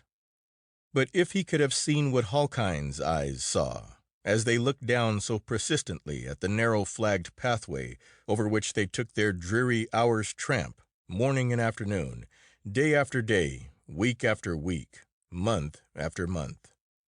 If he could have seen that, as Halkyne longed with a fierce desire to make him see it, every waking hour of his sentence would have been filled not with complacent reflections upon his coming prosperity, but with a haunting horror that would never have left him by day, and would have made his dreams hideous by night. For what Halkyne saw was the somber figure of Ram Das, waiting, as it were, outside the prison doors till they should open, to let Bonham Denyer come forth once more into the world of men. And then, even while he was rejoicing in his newfound freedom, the stealthy shape would dog his every footstep. The brilliant black eyes would watch his every movement. The softly treading feet would follow him in all his goings and comings, until the hour and the opportunity came, and the ramaul of the strangler would be cast about his neck, and his life would go out in a few quick, choking sobs. There is no antidote to despair like the hope of revenge. And from his first meeting with his betrayer in the prison yard, Halkyne began to live a new life. He began to learn that there was hope even for the hopeless. And in contemplation of the ghastly doom which he had prepared for the man to whom he owed his own fate, his spirits rose, and with them his powers gradually came back to him. One morning, when his probation was nearly approaching its end, he felt his mental forces so far restored that he determined, even at the risk of punishment, to make a trial of them. The 5:30 bell rang, and he turned out of his hammock, dressed, rolled up his blankets, and stowed the hammock with the mechanical quickness and precision that the discipline of his durance had taught him. Then he set out his polished tin utensils, ready to receive the tasteless breakfast which only hunger made him eat, and stood to attention, waiting the opening of his cell door. Presently he heard the jingling of keys along the corridor, and the rattling of the locks as the spring bolts were shot back. As the now familiar sounds came nearer and nearer, he braced himself for the effort he was about to make. The key rattled into the lock of his door. It swung back, and the warder looked in. "That's right," he said kindly as he ran an approving eye over the tidy cell. "Always keep yourself smart and up to time, and it'll make things a lot easier for you afterwards. Get your things ready now and sweep out. Hey there, what are you looking at me like that for? Look the other way, I tell you. I won't have it. It's against. His voice faltered away into a whisper. Hawkine's eyes had caught his. They seemed to grow bigger and bigger, to come nearer and nearer until they came together. And all he could see was one great luminous eye staring through his into the depths of his soul. Then he heard a faraway voice, gentle and low, but very distinct, saying, "Yes, I know what you were going to say. Against the regulations. Well, never mind about regulations just now. I want to talk to you." "You know that prisoners mustn't," the warder began feebly and then stopped. "Not allowed to talk?" repeated the voice. "Yes, but you will allow me to talk, won't you? And you will oblige me by shutting that door." The last words came quick and sharp, and had a ring of authority in them. The eye came closer, and something like a huge hand moved swiftly to and fro before his own eyes. He turned mechanically and shut the door. "That's right," said the voice. "Thank you. I'm glad you understand me. I will not keep you because that might lead to unpleasantness for both of us. Now, what is your name and who are you?" "Robert Jackson, warder of the second class," replied the man, looking up and speaking like an automaton. "You are no such thing," replied the voice sharply. "Your name is Robert Jackson, but remember you are my body servant, Jenner Hawkine's body servant, and as such bound to obey his orders. Do you understand me?" "Yes, sir," replied the warder in a dull, impersonal sort of voice. "Very well," replied the voice sharply. "Now tear a page out of your notebook and give me your pencil. Make haste, or they'll be wondering what you're doing here all this time." Warder Jackson took out his notebook and his pencil and committed a very serious breach of the regulations, a breach which would have certainly got him disrated and probably dismissed with a bonus of 3 months' imprisonment, with the fumbling wooden motions of a man half asleep. Hawkine took the paper and pencil from him and said, "Now open the door and go about your work, but don't forget that you are Jenner Hawkine's servant." "No, sir, I won't forget," he murmured, touching his cap mechanically. Then the eye disappeared. A cool hand touched his forehead, and the next moment he woke to see the prisoner standing to attention at the other end of the cell. He opened the door and went out feeling a little dazed and with a slight pain at the back of his head. While he was eating his solitary breakfast that morning, Hawkine wrote in his neat, clear hand on the leaf from the notebook the following letter: "Bonham Denyer, traitor. For the sake of money you have condemned me to a living death. You have destroyed all the hopes and aspirations and ambitions of a life that might have been of inestimable service to humanity. For this you yourself shall die. When the prison door opens for you, as you hope they shall never open for me, Ram Dass will be standing beside them waiting for you. You may not see him, but he will be there. Other eyes, too, will watch you. Other powers which you know nothing of will encompass you till the hour of vengeance comes, and then you will die. You shall think of this every hour of every day, and in your dreams the avenger shall stand beside your bed. For you the day of release shall bring no hope, but dread. You shall not live to enjoy the price of your treachery. This is your sentence of death. You have yet years to live under the shadow, and they shall be years of fear and torment to you, and of hope to me. Your suffering shall be my delight. It may drive you mad, but I hope it won't, for I wish you to taste every horror of the slowly approaching doom that shall infallibly be yours." At dinner time the closely folded slip of paper reached Mr. Bonham Denyer by the obedient hands of Warder Jackson. And when Halkyne met the man who was now his victim in the exercise yard that afternoon, he saw at a glance that his vengeance had already begun to work. The air of cheerful patience and resignation was gone. The head was bowed, and the steps had lost all their spring.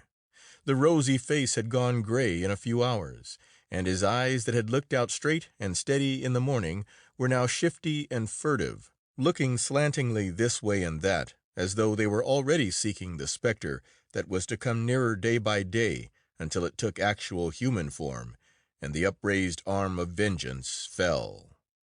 "I am avenged already?" said Halkyne to himself, as he returned to his cell after hunting his victim with his eyes during the whole exercise hour.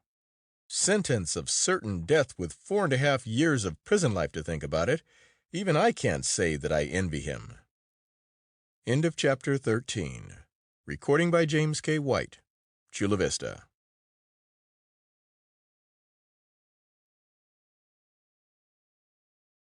Chapter 14 of A Mayfair Magician, A Romance of Criminal Science. Recording by James K. White. Chula Vista. A Mayfair Magician, A Romance of Criminal Science, by George Griffith. Chapter 14. Although he rejoiced greatly in the possession of his refound powers, and although the drab monotony of his prison life was almost transfigured by the glowing speculation in which he indulged as to the possible use to which he could put them, Jenner Halkyne was far too prudent to make indiscreet use of them.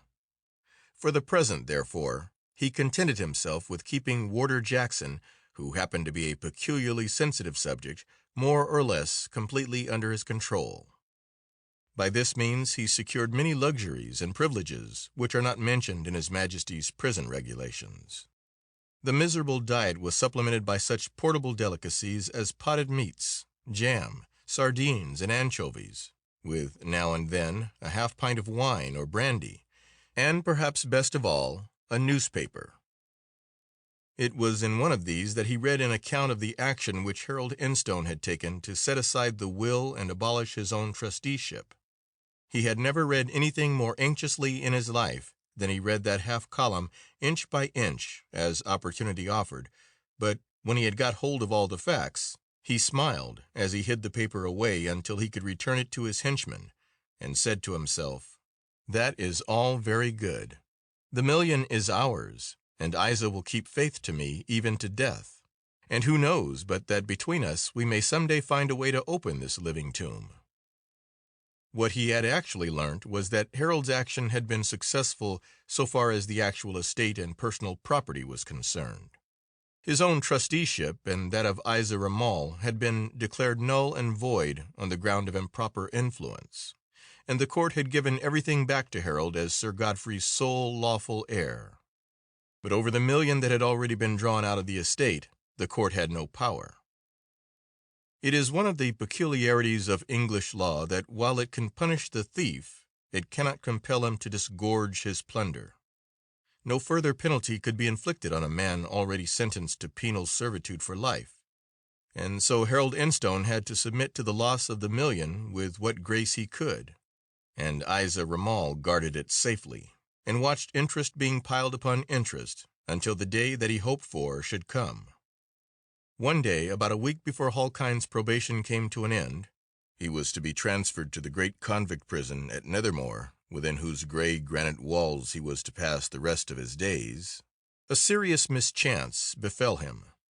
Warder Jackson was struck down by typhoid fever, and in his delirium he raved about convicts with awful eyes which saw into his brain, and waving hands that blinded him, and a voice that he could not disobey, which commanded him to forsake his duty and do all manner of unlawful things. It so happened that both the governor and the doctor of the prison were men of considerable enlightenment and intelligence, and when they came to put their heads together, they arrived at the conclusion that Warder Jackson's story, which he told in connected form after he recovered his reason, tallied so completely with the strange allegations which had been made at Halkyne's trial that, at the very least, the matter was worth careful investigation. Without saying anything to Halkine, the governor had Denyer before him in his private room, and told him that if he would speak plainly and honestly about the supposed occult powers of his late accomplice, the marks which he would lose for receiving his letter would be restored to him, and nothing more would be said of the matter. Naturally, Denyer spoke quite freely, and he also took the opportunity of asking leave to petition the Home Office for protection against Dr. Isa Ramal and Ram Das. The leave was granted, not so much for his sake as for the reason that the authorities were not sorry to have a specific excuse for keeping an eye on Halkine's associates, who were probably also his confederates, since the vanished million was undoubtedly in their possession. His story of the strange powers which he had seen Halkine exercise on both Sir Godfrey and his niece before her marriage tallied exactly with Warder Jackson's confession. But when the interview was over, the doctor said to the governor, "In my opinion, this is distinctly a case that it will be well worth while both for us and the Nethermore people to watch carefully, and if possible without exciting this man's suspicions. I know Dr. Saunderson at Nethermore very well, and if you agree, I will write him a description of the case as far as I can." "Yes," replied the governor, "you might as well do that at once, doctor. And while you're at it, I'll pay a little surprise visit to our friend with the wonderful eyes, and see if I can make anything of him." "Take care he doesn't make something that you don't want to be of you, sir," replied the doctor seriously. "It's only the plain truth that when a man really does possess this mysterious power, whatever it is, there's scarcely any limit to it. For instance, I've seen a man in the infirmary at the Salpêtrière singing a comic song while his leg was being amputated without anesthetics, and simply under hypnotic suggestion." "I quite believe it," said the governor. "I've read descriptions myself of the most extraordinary cases described by the very best authorities. I'll take good care he doesn't fix me with his basilisk gaze, although I hardly think he'd dare to try any tricks on me. A prison with a hypnotized governor would be rather too Gilbertian. What on earth would our respected commissioners think of it?" The said commissioners would have been just as much astounded as the governor was if they could have accompanied him on his visit to Halkine's cell. It so happened that the chaplain, who, like all prison chaplains, worked rather for the love of his work than for a living, was visiting the distinguished prisoner that afternoon. He was making yet another of the many earnest efforts he had already made to make some impression upon Halkine's callous skepticism, and to bring him to a juster sense of the fate which his misdeeds had brought upon him. When the governor entered the cell, he was amazed to find the Reverend Edward Cartwright standing bolt upright in the corner behind the door, his arms held stiffly down his sides, and his eyes staring straight at Halkine, who was sitting at the other end of the cell by the little shelf that served for a table, calmly dictating a letter which the chaplain was to write for him to his friend Isa Ramal. The reverend gentleman was just repeating in a mechanical, automatic voice the last paragraph of the letter when the governor swung the door to behind him and exclaimed, "Good heavens, Mr. Cartwright, what on earth is the matter? And you, Halkine, why don't you stand up?" In his anger at the breach of discipline, he forgot the doctor's caution and stared straight into the luminous magnetic eyes. In an instant they had gripped his and held them. The chaplain's eyelids drooped, his voice died away in a murmur, and he seemed to go to sleep, standing as rigid as a sleepwalker.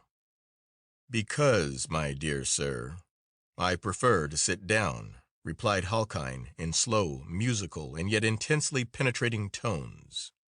"It is you who shall stand. You had better do as you are told," he went on, as the governor made a struggling movement towards him.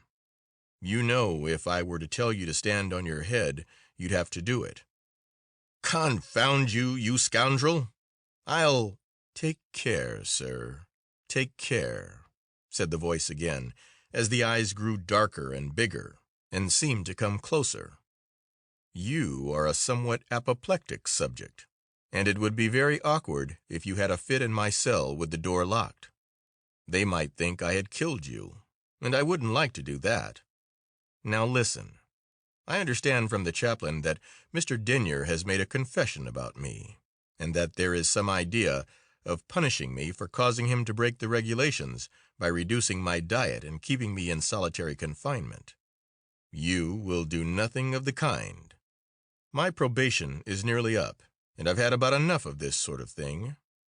You will credit me with the full amount of marks, and you will write this evening to the governor at Nethermore, where I hear I am to be transferred, informing him that my conduct has been as good as my health has been delicate, and that you therefore suggest that I shall be treated with every consideration. If you don't do this and show me the letter before you post it, I shall keep you under my influence as I did Jackson, and compel you to do something that shall ensure your dismissal. Do you promise on your honor as a gentleman?" The governor struggled hard to say what he wanted to say, but it was no good. Halkyne rose and came close to him. He felt his hands grip his temples and saw the two eyes merge into one, as Warder Jackson and the chaplain had seen them. Then he heard his own voice saying, "Yes, I promise, on my honor." "Very well," said the voice quickly. "Now you may unlock that door. Mr. Cartwright," he went on, passing his hand upward over the chaplain's forehead, "come, it's time you woke up. Remember that you also have a letter to write for me. You'd better go and do it, and be careful not to forget anything I've told you." The chaplain's eyes opened, and he replied in a dreamy voice, "Oh, no, I shall certainly not forget. I remember it perfectly. And when you have written it and posted it, understand that then, and not till then, you are to forget it. Now you may go." The governor unlocked the door and went out with the chaplain, leaving Halkyne sitting by his little shelf and laughing softly. The two letters were written forthwith, and Mr. Cartwright, who was a man of highly nervous temperament and much more sensitive than the governor, brought them both back to the cell at supper time in their stamped, directed envelopes. They were both very strange communications, but the one to Dr. Isa Ramal, although more than twice the length of the other, was to the ordinary eye totally unintelligible. The chaplain had written it mechanically, just as he had learnt it from Halkyne's lips. If he could have read it when his faculties were under his own control, he would have seen that it was quite the most amazing letter that a chaplain of one of His Majesty's prisons could possibly have written. The master prisoner approved them both, and the chaplain took them to the nearest post office outside the prison and dispatched them. It's amazing, and if we didn't know that such things are possible, it would be absolutely incredible. Of course, it's perfectly easy now to see what the judge was really thinking about when he told the jury that English law took no account of this occult or superhuman power, or whatever it is. If it had done, of course, this fellow would have been hung long ago, as I think he ought to have been under any circumstances. Now, you see, we have two living proofs that Halkyne really does possess this power, just as Charcot and Ribot and a dozen others in France, Germany, and Italy have it. The only difference is that they used it for good, while this fellow used it for evil. "That's all very well, Doctor," said the governor, who had asked him and the chaplain to come to his house and smoke a pipe after supper and talk over the strange doings of the day. "That's all very well, but granted everything that you say, there remains the fact that I have written and posted a perfectly ridiculous letter. I mean, of course, ridiculous from the official point of view, to the governor of Nethermore, a letter which I can't contradict now without giving everything away.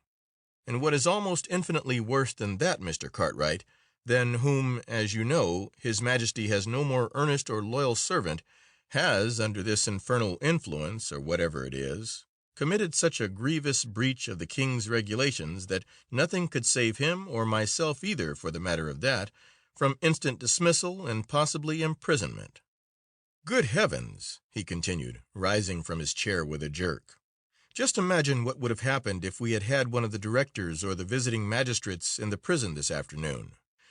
Whew! I daren't even think of it." "Nor I," said the chaplain, raising his light blue eyes and looking across the table at the governor. "Really, it is too amazing, and in another sense quite too ludicrous for, well, we will say an official report." "Heavens alive!" exclaimed the governor. "Put that in an official report? No, sir, not for anything. And now, Doctor, you know more about this sort of thing than we do. What is your advice?" The doctor took 2 or 3 pulls at his pipe and a sip at his glass of port. He watched the blue wreaths curling up towards the ceiling and melting away in the smoke-laden haze of the room. And then he took his pipe out of his mouth and said, "Well, sir, as regards what we may call the breaches of discipline, the harm is done, and therefore the less said about the affair, the better. Personally, I think that this is a part of a scheme of revenge that Halkine has been hatching for weeks, possibly for months past, and if it all came out, there wouldn't be a more pleased prisoner in durance vile than he. As regards his next move, my leave will be coming on just then, and I should like you to give me permission to accompany the jailers with him to Nethermore. I can explain it very much better to Saunderson over a glass of his North Country toddy than I could by writing. And meanwhile," he went on, putting his hand into the breast pocket of his coat and taking out a mask and a pair of dark goggles, such as motor drivers wear, "I think it would be as well, in case other accidents might happen, if our friend of the wonderful eyes were, as one might say, put in blinkers." "A very good idea indeed, Doctor," said the governor. "But I'm afraid the regulations won't allow us to force him to wear them." "Oh, hang the regulations," said the doctor impatiently. "You'll have to take the law into your own hands this time, sir. And if our patient objects, let him complain to the directors, and then let them come and interview him. I shouldn't wonder if we found them sweeping out Halkine's cell 5 minutes afterwards. At any rate, as this comes somewhat into my province, if you'll use the physical force, if necessary, I'll take the professional responsibility." "Very well, Doctor," said the governor. "I'm agreeable to that. If there's any trouble about it, you and I will share it, and Mr. Cartwright here will help us out." The chaplain nodded and smiled. And so it came about that Jenner Halkine, in spite of many protests, made the journey from London to Nethermore, masked and goggled, like the driver of a racing motor car. End of Chapter 14. Recording by James K. White, Chula Vista.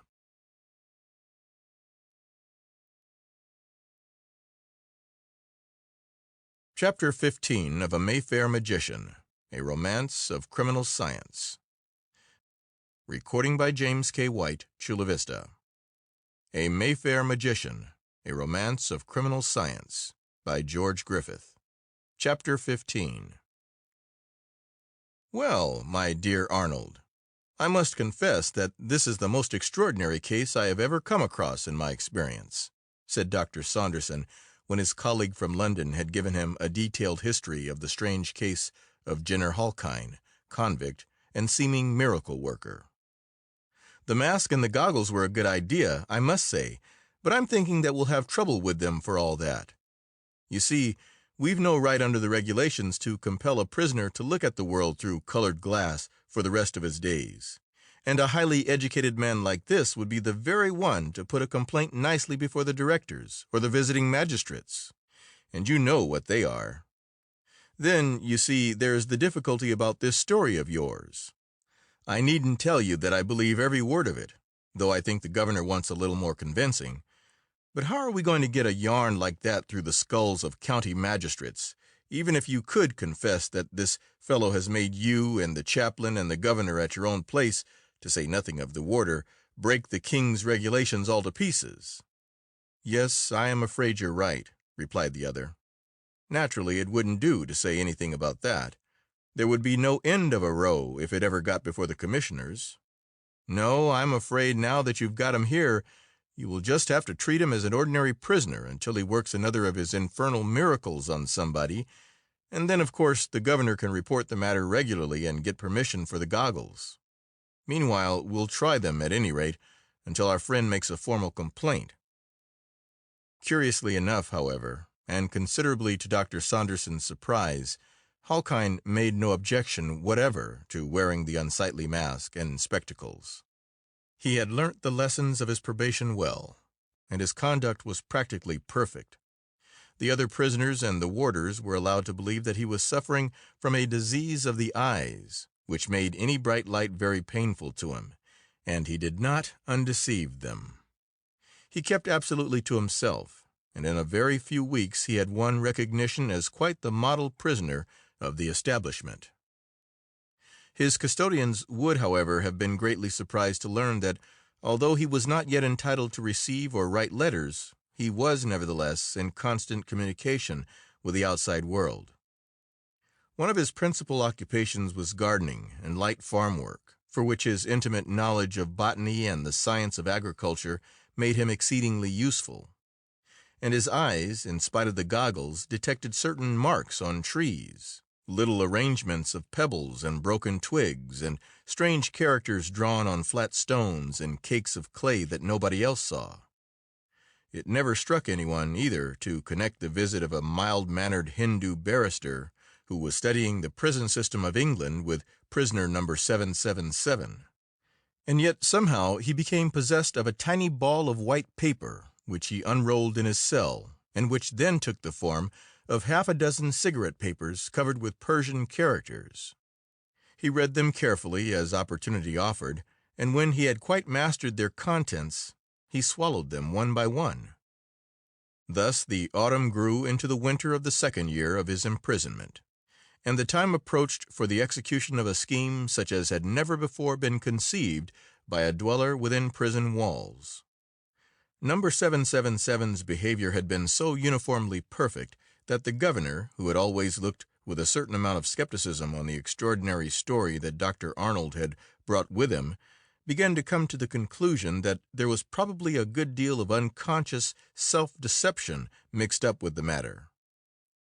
He discussed the matter with Dr. Saunderson, who held firmly to his original opinion, and then, in an evil moment, he decided, with that obstinacy which sometimes characterizes the military officer in a civil position, to test the truth or falsehood of the story himself. It so happened that Halkine suggested an excellent opportunity for doing this. Autumn merges rapidly into winter on the bleak slopes of Nethermoor, and one day, when the first snows had fallen, he received a request for an interview from him. The next day was the one on which he was accustomed to hear reports and complaints in his office, and when the other cases were disposed of, he ordered Halkine to be brought before him. The request that he had to make was a very simple and natural one, and it was made so modestly and respectfully that Colonel Marshall did not find any difficulty in granting it. He had suffered for years from a slight weakness of the bronchial tubes, said number 777, and as gardening and farming were now at a standstill, he asked that he might be given indoor employment, even if it were in solitude. Further, the constant action of the colored rays on his eyes and the absence of natural light were enfeebling his eyesight. Wherefore, if the governor still thought it necessary for him to wear the glasses in public, he would esteem it a great favor if he could be allowed to work in solitude and be relieved of them for a certain number of hours a day. Now it chanced that the telephonic communication between the governor's house and the prison had got out of order and wanted thorough overhauling, and no one was better qualified to do the work than the almost universally accomplished convict 777. So the governor, in spite of a somewhat strong protest from Dr. Saunderson, determined to have his own way and give the job to him. The same afternoon he was taken to the house under the charge of a warder, as the regulations prescribed, and the goggles were removed. He went about his work on the instrument quietly and deftly, keeping his eyes fixed on what he was doing.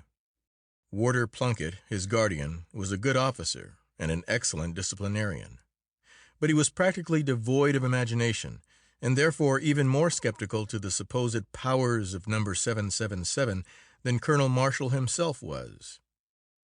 The first instrument to be operated upon was the telephone in the governor's bedroom, by means of which he could be roused any time of the night in case of any emergency arising in the prison. This was connected with all the principal galleries and the infirmary, as well as with the house which Dr. Saunderson occupied some little distance away, on the opposite side of the principal entrance gate. Halkine took the framework down, examined it, and found a little fault in one of the wires which was not properly insulated. "I think this is the fault with this instrument, sir," he said to the warder, as he heated a piece of gutta percha over the flame of the spirit lamp.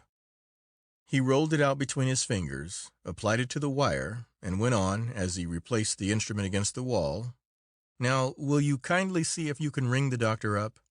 I think this peg is his connection, yes? Now, if you please. And it would be better if you would keep your eyes steadily fixed on this little circle. That is what is called the diaphragm. It is a little sheet of very thin iron, and it vibrates as you speak against it. That is how the electric wires convey the sounds of your voice to the receiver at the other end. Yes, that's it. Look very steadily at it, please, so that you can tell me if it moves. Allow me for a moment. That is not quite in the proper position, I see." As he shifted the instrument a little, he passed his hand 2 or 3 times before the warder's eyes. When he saw that they were fixed on the diaphragm, he took out the connecting peg, looked keenly into his eyes for a few moments, made the connection with the governor's offices in the prison, and said, with a snap of authority in his voice, "Now, sir, be good enough to ask the governor to come to this room as soon as he is at liberty." "I thought you said the doctor just now," said Mr. Plunkett, in a voice curiously unlike his own, and trying hard, but unsuccessfully, to get his eyes away from that little disk of black iron. "It doesn't matter which," replied Halkine, with yet a little more authority in his voice. "I only want to try the connection. There now, you ought to be connected. Kindly ask the governor if he can hear you, but don't take your eyes off the diaphragm. I want you to tell me if it moves." The warder did as he was told, wondering in a dull kind of way what was happening. The reply came back that the governor was in his office. "Governor says he's there," said Plunkett in a dull tone. "Very well," replied Halkine. "Now tell him that he is wanted here immediately, here in this room." "But he isn't," said Plunkett sullenly. "I don't want him." "And you have no right—" "Never mind about rights, Mr. Plunkett," came the sharp reply. "Be good enough to do as I ask you. Has that diaphragm moved yet?" "No, sir. No, it hasn't. Not as I have seen." "No? Well, then, perhaps we'd better wait until it does before you call the governor. Just say, 'All right, we are trying connections, sir.'"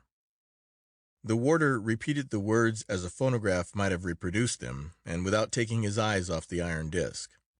Presently the words spoken in the governor's voice, "All right, I can hear perfectly," came over the wire. "Governor says he can hear all right, sir," said the warder, wondering dimly how it was that their positions had been, as it were, reversed. Halkine walked to the window and looked out. He saw that it had begun to snow heavily. "That will do, Mr. Plunkett," he said. "It's getting near supper time. I think you'd better conduct me back to the prison." The officer tried hard, but he could neither get his eyes away from the fatal disc nor move a muscle in his body. He just stood there, leaning slightly forward and staring with fixed eyes at the instrument. Then Halkine went up to him and measured him with his eye. He was almost exactly the same size as himself, but this he had already arranged so, by choosing the day on which he knew that this particular man would be on duty. He stepped to the door and gently locked it. Then he commenced a rapid hunt through the room. He found the governor's razors and shaving tackle, and shaved himself clean. This done, he went to Mr. Plunkett, put his hands on either side of his temples, turned his head round, and stared into his eyes fixedly for 2 or 3 minutes. His eyelids fell half over his eyes and stopped there. Then he passed his hands over his limbs, and they became supple again. "Attention!" The warder, an old soldier, stiffened up, and he went on, with a good imitation of the military tone of command. "Sergeant Plunkett, you have got the wrong uniform on. Take it off and put this one on instead. Quick now, boots and everything. I'm surprised that you should appear on parade in such an extraordinary rig. Think yourself lucky if it doesn't cost you your stripes." The officer obeyed in a wooden sort of way, and at the same time Halkine stripped off his convict garb and threw the things towards him. In 2 or 3 minutes the change was completed, and then Halkine ordered him to sit down, took a pair of scissors from the governor's dressing table, and very carefully clipped off the mustache and chin beard. Then he melted some more of the gutta percha to a fluid. mixed it with a little powdered resin, smeared it over his upper lip and chin, and with wonderful neatness transplanted the warder's mustache and beard to his own face, leaving him in the scrubby condition of a clipped convict. He put on the peaked cap, looked at himself in the glass, and waited until the gutta percha and resin, which were rather too hot to be comfortable, cooled and solidified. When he was quite satisfied with his disguise, he turned to the convict-clad warder and said, "Now then, Halkine, the bell will go in a few minutes. It's time we were getting back. Come along." Mr. Plunkett rose mechanically to attention, accepting the other name without question. Halkine fastened the mask and goggles on him, unlocked the door, and marched him out. He took him back into the prison, saw him safely into his own cell, and locked him in. Then he strolled quietly up through the prison yard, walked out through the gates with a nod to the gatekeeper, and in a few minutes more had disappeared amidst the thickly driving snow. He had timed matters so that a good 2 hours elapsed before the audacious trick that he had played was discovered. Meanwhile, the early dusk of the northern winter afternoon was deepened by the ever-increasing clouds of snowflakes, which fell quickly and softly out of the universal gray mist which covered the heavens. The prison bell was rung and the telegraph set to work. But any idea of search that night was madness, and so the infuriated governor and the bewildered officials could do nothing more than wire descriptions of the escaped convict to all the surrounding police stations, and wait with what patience they could command till morning. But when morning came and the search parties were preparing to set out, a green grocer's cart came laboring and jolting through the snow to the door of the prison, and in it lay the body of Jenner Halkine, which a shepherd, trying to rescue some of his sheep that had been snowed up in a pen, had found almost covered with snow and frozen stiff by the side of the old Roman road across the moors about 5 miles east from the prison. Dr. Saunderson examined the body and pronounced life extinct. The usual inquest was held in the afternoon, and in accordance with custom, the fact of death was telegraphed to his sister and his niece, so that they might claim the body and arrange for the funeral if they chose to do so. The following day, Jenner Halkine's sister, accompanied by his old friend Dr. Isa Ramal, having traveled by the sleeping car train from London, reached the prison with a closed carriage and a hearse containing an empty coffin, which they had procured from the neighboring town of Nethermore, went through the formalities necessary to claiming the body, and took it away to the railway station. End of Chapter 15. Recording by James K. White, Chula Vista.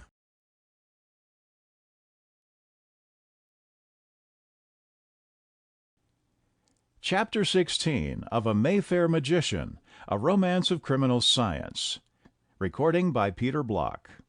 A Mayfair Magician, A Romance of Criminal Science by George Griffith. Chapter 16. What a very lovely woman. Who is she? That, my dear Siemens, do you mean to tell me that you've been back from the wilds of Central Australia all this time without getting to know the beautiful Mrs. Enstone, as everyone in London calls her, except the people mostly feminine, who have reasons of their own for wishing that she was not quite so beautiful? What Enstone? Said the first speaker, with a very visible start, as though his companion's words had suddenly reawakened some long-sleeping memory, as indeed they had done, for his thoughts instantly flew back through nearly 20 years. The exquisitely furnished, softly lit London drawing-room, comfortably well filled with some of the smartest men and women in town, men whose names were for the most part as well known in the columns of the newspapers and magazines as they were in the faraway outposts of the empire, and women whose beauty or wealth or wit, and often all three, had made them famous wherever society is spelt with a big S, suddenly faded away.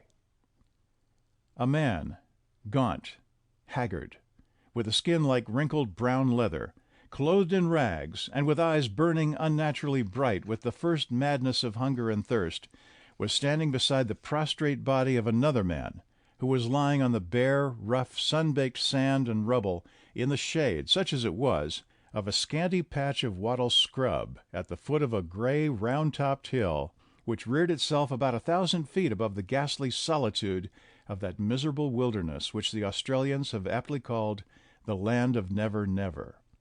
A horse had just fallen to the ground within a few feet of the dying man, and was lying with glazing eyes and wide-open mouth, giving out its life in long guttural sighs, which rattled and grated deep down in its throat. Near to it stood a mule, its legs wide apart, and its head hanging down almost between its forelegs. He saw the standing man stoop over the fallen one, take his water bottle, tobacco pouch, and a pocketbook. He looked at the dying man, then at the water bottle, unscrewed the top, put it to his parched lips, and drained the last few precious drops of muddy fluid that it contained. Then he dropped it beside his comrade and went to the horse. He took what little food there was left in the saddlebags, and a little leather bag holding between 2 and 3 pounds of pure gold dust. He slung these on the saddle of his almost fainting mule, passed his arm through the bridle, and without so much as another look at the man believed to be dead, trudged away with long dragging strides towards the southeastward, pulling the staggering mule after him. He had seen all this in one of those swift flashes of memory which pass through the human brain as rapidly as the electric thrill passes along the wire. His companion only noticed a little pause, during which his right hand made a couple of strokes down the 2 sides of the long, silken-haired black mustache, which shaded and disguised the sharply cut, pitiless lips of the man who, for all he knew, had left his friend and comrade to die in the wilderness more than 20 years before. He had done it just for the sake of the few drops of water and the few mouthfuls of food, which, as it happened by one of those strange freaks with which the fates delight to mock alike the memories and the delights of men, had made for him the difference between a little heap of bleaching bones in the solitudes of the great Australian desert and the man who was standing that evening in the drawing-room of Lady Georgina Pontifex in the big corner house in Grosvenor Place, facing Buckingham Palace Gardens. Hedley Siemens, millionaire 20 times over, absolute owner of a patch of desert ground 20 miles square, in the midst of which stood that lonely hill, on the slope of which Godfrey Enstone had lain down, as he thought, to die. Now it was humming with life and bustling with industry, honeycombed through and through with drives and shafts and tunnels, out of which the rattling trucks and hurrying ships were bringing out the gold-laden ore, half of which, amounting now to many millions of pounds in value, should have been the property of the man who, for all he knew, had died where he had left him. Enstone, he repeated to his friend, Colonel Forrester, lately retired with the V.C. and many medals and minus half his left arm, which had been knocked off by a pom-pom shell as he was pulling a badly wounded and very green subaltern out of a hot corner in one of the little disasters of the Boer War. "You don't mean the Northumberland Enstones, do you, Colonel?" "Oh, yes, I don't know of any others, and, as a matter of fact, the family is extinct." "Why do you ask, if it isn't a rude question?" "Because," said the millionaire slowly, still keeping his eyes, already kindling with an unwonted fire, on the most beautiful face even in that room, where every woman was or had been a beauty in her time, "a good many years ago, before I struck it rich, as they say, I was chums with a fellow of that name away in the back blocks of northeastern Australia. He died there, poor chap, just when we'd found the Lone Hill." "Good Lord, what luck!" said the colonel, taking a pull at his stubbly gray mustache, and turning his bright blue-gray eyes sharply onto the millionaire's bronzed, fixed features, and wondering why he, Hedley Siemens, a man whose uncounted gold might have almost bought the land of a princess, had lighted up so strangely while he was looking on the fair face and exquisite figure of Grace Enstone. "And so the poor chap died, as you might say, on the threshold of a treasure house which you had the luck to unlock. Well, well, the old story, I suppose. The one shall be taken and the other left. You made the millions, and he left his bones there. By the way, what was his other name? Not Godfrey, was it?" "Yes," said Hedley Siemens, turning sharply round. "Yes, it was. Godfrey Enstone. But that can't be his daughter, because when I knew him, his wife had been dead 2 or 3 years, and he had no children. It can't be the same man, and anyhow, as I've told you, he died there." "I wonder if he really did," said Colonel Forrester in his soul. "And if he did, how? It wouldn't be the first time the 2 men have found the making of millions, and only one of them has come away." Then he went on aloud. "Well, that's quite right so far. She's not his daughter, and the Godfrey Enstones I knew never had a child. She is Mrs. Enstone because she married the adopted son of Sir Godfrey, really the son of an old traveling companion of his, a brother explorer somewhere in Central Asia. He died there, and Enstone brought the lad home, gave him his name, and made him his heir. His real name was Docker. The millionaire suddenly turned his head away. A swift contraction of the eyes, a widening of the nostrils, and a twitching of the lips had instantly and irresistibly altered his whole expression. He had good reasons for not wishing the colonel to see it, so he pulled out his monogrammed silk handkerchief and took refuge in a very good imitation of a sneeze. Yes, I see. Brought him back from Asia. Then, of course, it can't be the same man. Very likely the poor chap I knew in Never Never had got hold of a name that didn't belong to him. There are lots like that in Australia now, and in those days there were a good many more. But if you were a friend of this Sir Godfrey's, I suppose you know the lady. Would you mind introducing me if you have a chance? Under the circumstances, Colonel Forster could not say no, and yet for some unaccountable reason he would rather not have said yes. As far as he knew, it was the first time on record that this man, multimillionaire, a very Napoleon among money kings, a lion in society who quietly declined to be lionized, and a frankly avowed cynic as regarded all the relations of the sexes, had actually asked to be introduced to a woman. There were hundreds of women who would have given almost anything to be introduced to him, who would have given themselves to him body and soul for the sake of his millions. And there were others who would scheme not a little, as his hostess this evening had done, to get the great Australian Gold King for half an hour or so into their reception rooms. And here he was, actually asking for an introduction to a woman he had never seen before. "Oh, yes, of course I know her," replied the colonel, not very cordially, as Siemens thought. "But if you really want an introduction, which, by the way, is a rather curious thing for you, woman-hater and all that, here comes Lady Pontifex. She'll do the needful for you, a great deal better than I could." A few minutes later, Hedley Siemens found himself making the usual conventional inclination before the only woman upon whom his eyes had looked even with interest since the days, now nearly 30 years ago, when, sore-hearted and soured through and through by the faithlessness of the pretty, feather-headed doll he had once called wife, he had turned his back on the world, swearing never to face it again unless and until he could do so holding that golden scepter which makes man master of most earthly things. He had a 10 minutes' chat on most commonplace subjects with Grace and Lady Georgina, and then Harold came up and he was introduced. The Gold King shook hands with him, and their eyes met for an instant, after which each felt that he knew the other just as well as he wanted to know him. Then Harold turned to his wife and said, "I have just had a message from the house, dear, to say that my vote is urgently required to save a struggling ministry from defeat, so I must go. I'll take the brougham and send it back for you at once, and I suppose you can expect me when you see me. You see, Mr. Siemens, that is one of the delights of trying to catch the speaker's eye. That doesn't sound right, but it's about what it comes to. Well, good evening. I hear you were in London for some time, and so I dare say we shall meet again." "Certainly, I hope so," said the Gold King, as he nodded and smiled his farewells. And then, as Harold went away, he turned to Grace and began talking to her with a strange, subtle charm of manner which would have caused no little surprise to anyone who knew him as the world knew him, and there were few, if any, who knew him otherwise.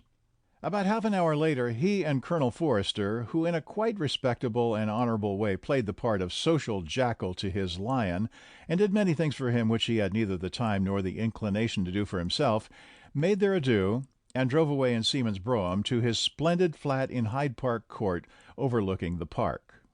"Now, Forster," he said, throwing himself into a deep armchair and taking out his cigar-case, "I want you to tell me the complete story of what you call the Enstone tragedy. Of course, I've heard bits of it from the colonial papers, but I was flying about so fast just then and had so many other things to think about that I really paid very little attention to it, though the name struck me as familiar."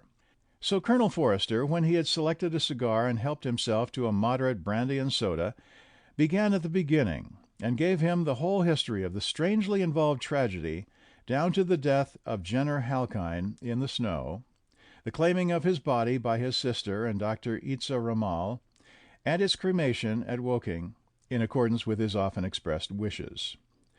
For the first time for many and many long years, Hedley Siemens, the man of perfect digestion, iron nerves, and unruffled temper, sought the oblivion of sleep in vain. Nearly 30 years ago he had awakened from what was almost a boyish dream of wedded love, and since then he had never looked upon a woman save perhaps to admire her in a physical sense, or as something that his unlimited wealth could buy, either as a minister to his pleasures or a necessary aid to his boundless ambitions. And now, with the swiftness of a lightning flash, the unexpected, which might also have been the inevitable, had come to pass. The ice was broken. The volcanic forces, which had been hidden for so long, had burst into sudden and irresistible action, and with something like incredulous amazement he found himself, Hedley Seamans, the soulless money despot who had never permitted the life or the honor of man or woman to stand as an obstacle in the way of his schemes, passionately, and in a sense even honestly, in love with another man's wife, and that other man was the son of his greatest enemy, and the adopted son and heir of the friend and comrade whom he had deserted and left to die in the wilderness of Never Never. Was it only an accident, or one of those slow revenges which time and fate work out between them? But the revenge might not be all on one side. He was still in the very prime of life, only 47, and with his millions, his perfect physical and mental health, and his strong masculine beauty, so strangely enhanced by the almost feminine softness, was not he a match even for the fates themselves? And was it not written that the sins of the fathers should be visited upon the children? End of chapter 16. Recording by Peter Block.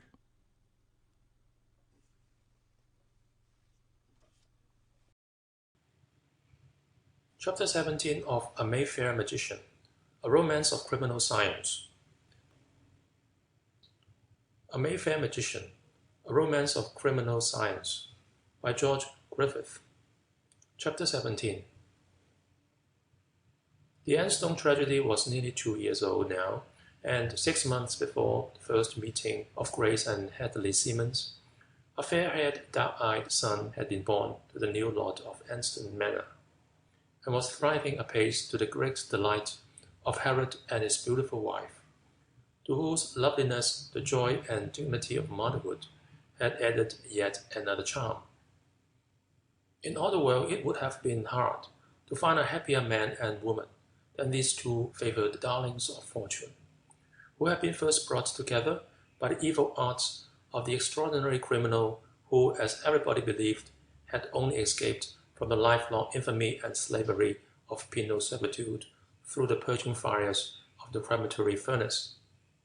All that was over now, and they were doing their best to forget it, when one day, about a week after Lady Georgina's Pontifex's reception, the whole miserable story was vividly brought back to them in the most strange and striking fashion.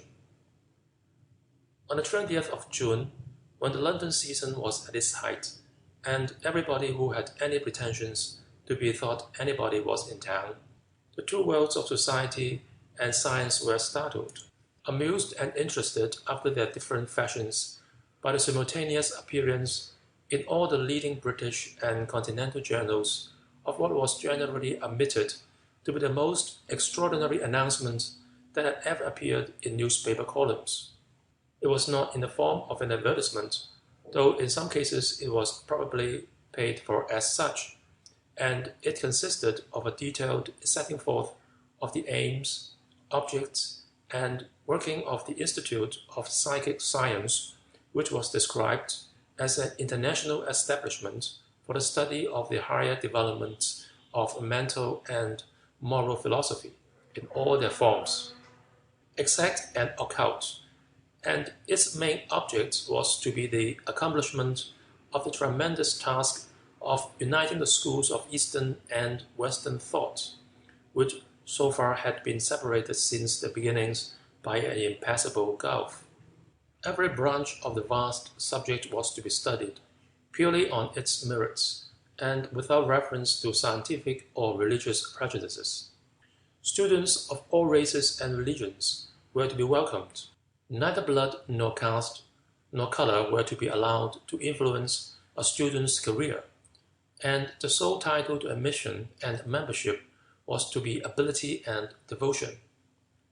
The strangest fact of all, however, was that no subscriptions were asked for and no fees were to be charged. On the contrary, students, if they showed special aptitude for the studies in question and were too poor to forsake their employment and devote themselves only to the work of the Institute, would not only be maintained free of charge, but would even receive salaries sufficient to support them in that ease and comfort and freedom from all the sordid cares and responsibilities of ordinary life, which was considered to be an essential condition for the proper prosecution of their studies. The director of the Institute was the pundit Dr. Isaiah Gramour, late professor and lecturer in the University of London on Oriental languages and science. And from this fact alone it became clear that the million which the genius and the crimes of Jenner Hawken had enabled him to abstract from the fortune of his victim was really about to be devoted to the object described in Sir Godfrey Anstone's self-forged will. "Well," said Harry to his wife, after he had given her the gist of the strange announcement over the breakfast table, "there is just this conclusion about it. Whatever one may think of the way in which they got the money, they do seem to be trying to do something with it, and, to say the least of it, that's better than levanting out of the country with it and just using it for their private ends. I wonder if the worthy pundit doctor will have the cheek to send us cards of invitation to the opening reception and conversazione." "But you wouldn't go if he did, Harriet, would you?" she said, looking up for the first time from her plate. "Well, really, I don't see why we shouldn't," he replied. "It's Sir Godfrey's money that's doing it, and personally I really don't bear any grudge. That unfortunate uncle of yours was, after all, I think, only an example of great genius run a bit mad. And we must admit that he only did for his Scottish science a great deal less than prosecutors have done for the honor of their creeds, and yet retained the good opinion of the world. At any rate, he has paid the last penalty a man can pay for his sins and his mistakes. And there, so far as I am concerned, is an end of the matter. It was a lot of money, but I don't think we should have been any happier with it. Death closes all accounts, and I can't say that I feel any particular grouch about it." "That was said just as your own generous self would say it, dear," she said, looking at him with an expression of something like thankfulness in her eyes. "And I dare say you are not far from the truth, for certainly anyone who had known him as long and as well as I did would be bound to say that he never used his powers for his own profit. On the contrary, I have known him spend weeks and even months in which he might have earned any amount of money by lecturing and scientific writing, and gained more fame and distinction besides in puzzling out some deep problem, and then perhaps in the end find himself where he began." "I'm very glad to hear you speak like that, dear," she went on after a little pause, "because, after all, you know, he was my mother's brother. But then there is this Dr. Gramour. How can we go to his institute and make friends with him in a sort of way when, for all we know, he may have been a sort of accomplice?" "The answer to that, my dear Grace," he replied, returning her smile, "is that we don't know, and that, moreover, we don't want to know. There is not a shred of proof of it. This Dr. Gramour's antecedents are not only irreproachable, but most distinguished. And certainly, if any evidence of good faith on his part was wanted here, it is in the fact that not only is he not going to make any money out of his institute, but that he actually undertakes to spend the money very much as I think Sir Godfrey himself would have spent it. In fact, from a great many talks I have had with him, I am practically certain of it. I don't exactly know how you feel about it, but personally, I am quite ready to let bygones be bygones, and as long as he's really honest about the thing, treat him as what he appears to be." "That's just what I should like to do," she said, And so if we're invited, I suppose we shall go. Of course, everybody will be there.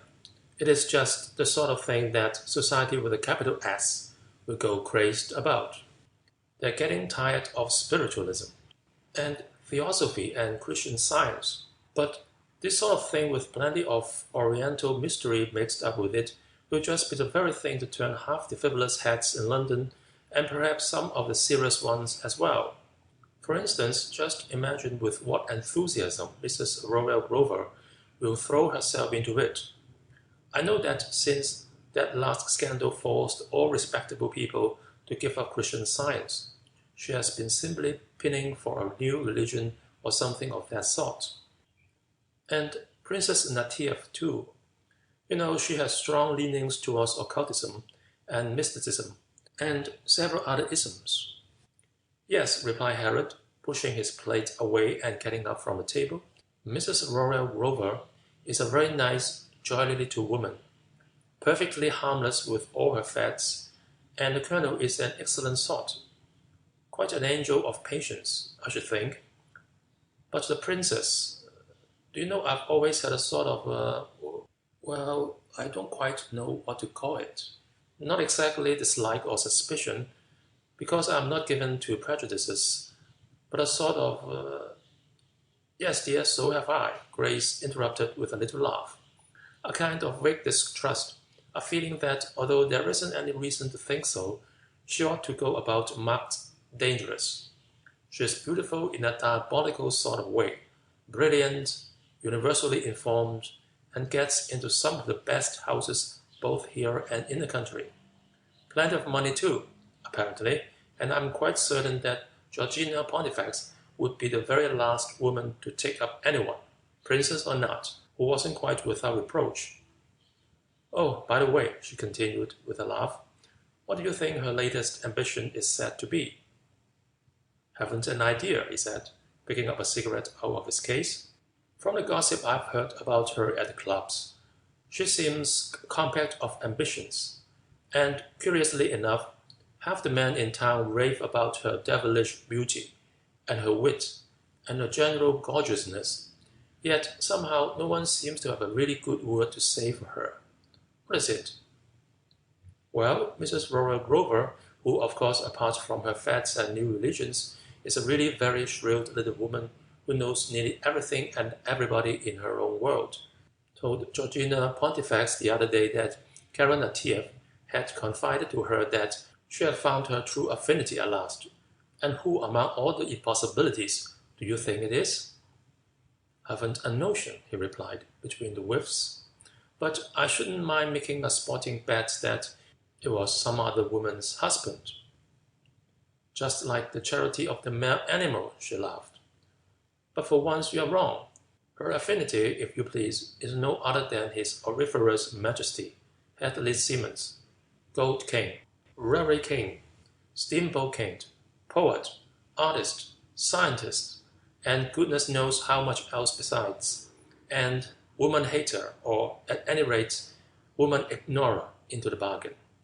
The joke of it is that Her Highness talks about it in the most delightfully naive manner and says she really doesn't care who knows it, even the great Hadley himself. Do you know, Grace, he replied, after half a dozen silent puffs at his cigarette, there's something about that man I don't like. Another masculine prejudice, I suppose, you will say, but still there it is. And more than that, I somehow have an uncomfortable sort of feeling that I either know him or have seen him before, and for the life of me I can't make out where. It's a funny thing, but there it is. The man has every possible advantage that you could imagine the face giving to anyone. He's a millionaire the Lord knows how many times over. He has more real power in his hands than a good many ruling sovereigns. He is still young, as youth goes nowadays, good-looking and marvelously accomplished. And yet, from all I can hear of him, he hasn't a friend in the world that he hasn't bought. And therefore, quite a suitable affinity, I should think, for her diabolical highness the princess, laughed Grace, turning away towards the window. What a pair they would make! And yet, Hal, I can scarcely agree with you, although of course I can scarcely say that I know him. Still, I must say that he gives me the idea of a man with an immense reserve of power in him. Then, he's so different from the ordinary millionaire. And whatever you may say about your men at the clubs and in the city, there's no doubt that the women like him. And some of them, I suppose, would very much like him to like them, just as that evil-eyed princess would, he replied a little harshly. Still, as long as you are not one of them, dear, it doesn't much matter. Is there any truth in the rumor that the proud Lady Georgina herself would not object to see him and his millions at her feet? Really, Harriet, I cannot allow you to talk about my friends like that. It's only another proof that you men at your clubs are just as bad gossips and tattlers as we women are in our drawing rooms. I know there is a rumor of that sort, but I don't believe a word of it. Personally, I think Georgina would very much rather make a match between the princess and his majesty than marry him herself. And now I must say good morning for the present and go and look after Harry II. What are you going to do with yourself till lunchtime? Oh, I'm going to moat downtown, as they say in the States. I've got a little meeting on at Winchester House about that new coal mine of ours that's going to make us even more scandalously rich than we are. And then there is that express ocean mail. I had a note last night from Davidson to say that our mutual friend, the Gold King, wants a hand in that, and I don't exactly like the prospect. It's a bit too clever and too rich to make a satisfactory partner, I think. What nonsense, she said, with smiling reproach. You know perfectly well you could hold your own with him or anybody else. I've heard about some of your achievements in the city, you know, and I don't think that a man who can pile thousands upon thousands in the disgraceful way that you are doing. But we have much more than enough already, and at the same time get yourself talked about as the ablest of the young members of the House and a possible cabinet minister, has very much to fear from Mr. Hadley Simmons. Oh. And she went on with a quite feminine divergence. While you are in town, do try and find out what people in the city are saying about this Institute of Psychic Science. It's Georgina's at-home day, and I'm going. There will be a lot of people and they'll all be talking about it. So, of course, I want to have something to say too. Your ladyship's commands shall, of course, be obeyed, he laughed. And then he went on more seriously. But won't that be a little bit awkward for you, dear? Certainly not, she replied with a touch of the dignity that he loved so much in her tone. Everybody knows the story, and my real friends think about it as we do. As for the others, well, if we were comparatively poor and of not much consequence, they will probably visit the sins of uncle upon the knees, but we are a great deal too rich for that. Now, good morning, dear, and mind you bring me back a nice big budget of news from the stuffy old city. Then she kissed him and disappeared to spend a couple of hours of unalloyed pleasure in the society of the new master of the house. End of chapter 17.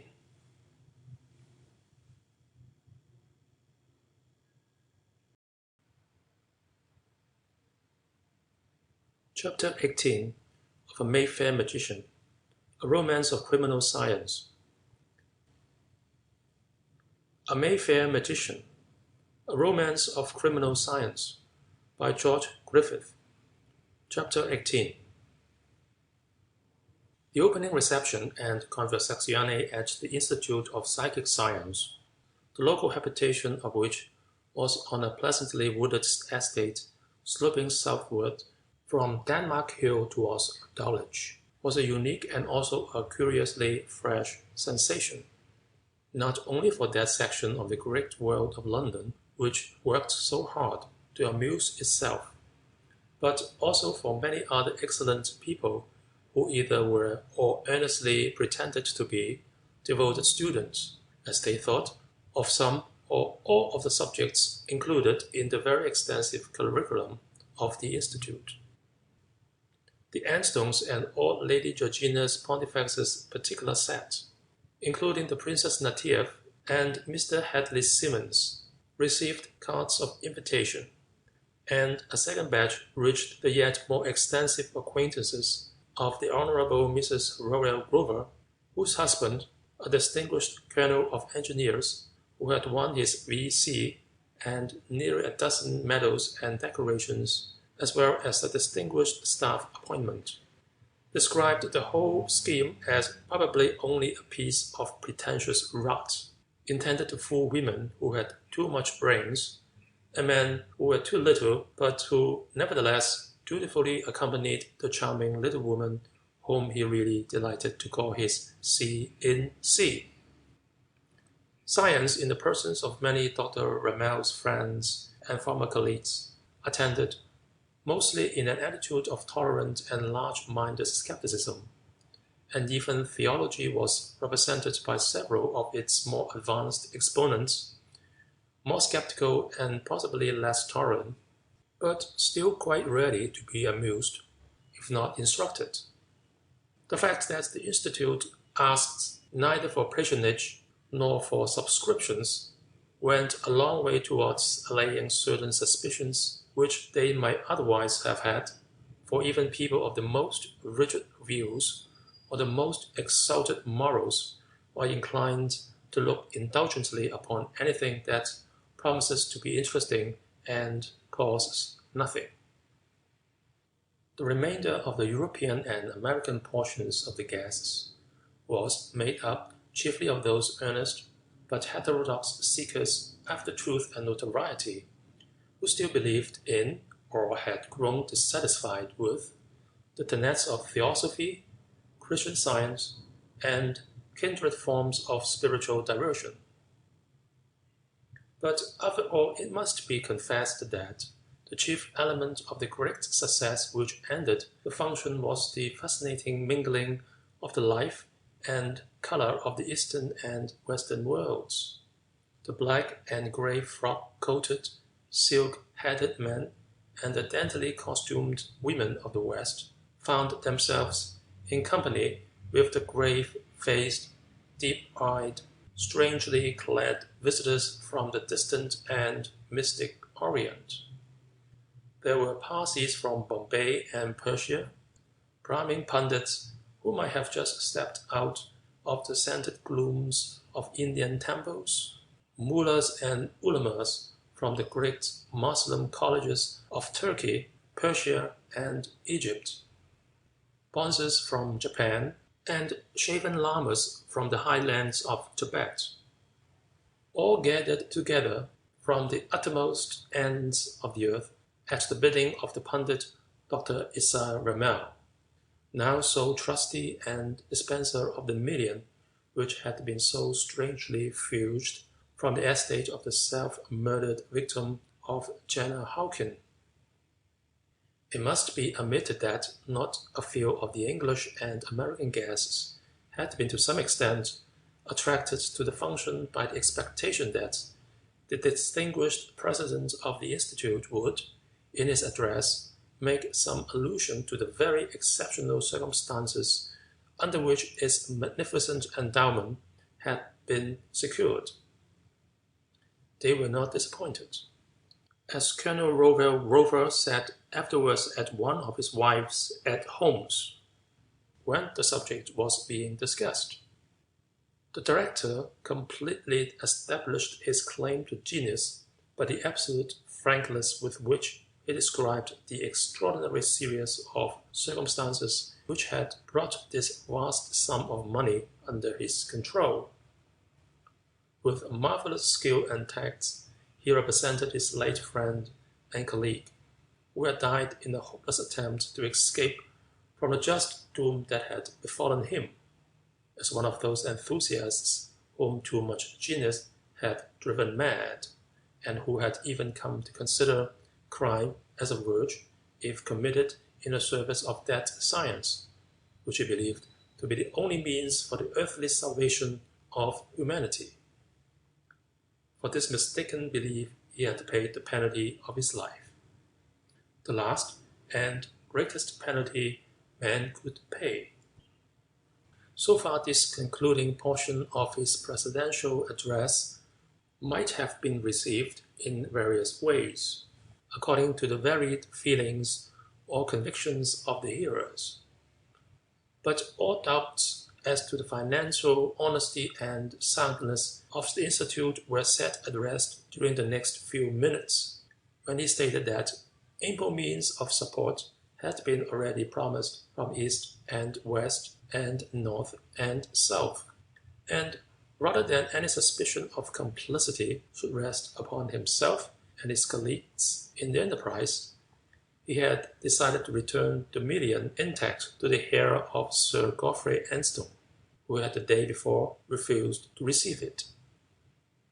Whether by chance or design on the one side or the other, it happened that after the guests had left the lecture hall to take their pleasure and exchange ideas in a shady southward sloping ground, Mr. Hadley Simmons and the Princess Caranatiev found themselves strolling together just out of earshot of Lady Georgina's Pontifex and some of her party, who were taking coffee under the shade of the wild-spreading cedars, served with deft alacrity by the dusky, dark-eyed, white-turbaned servants of the Institute. The Gold King knew perfectly well, just as well, in fact, as the princess did, that she intended to capture him and his millions if she could, and the frankly avowed project appealed very strongly to the sporting instincts of the man who had done a very big gamble with destiny, and won, at least so far as the current account was concerned.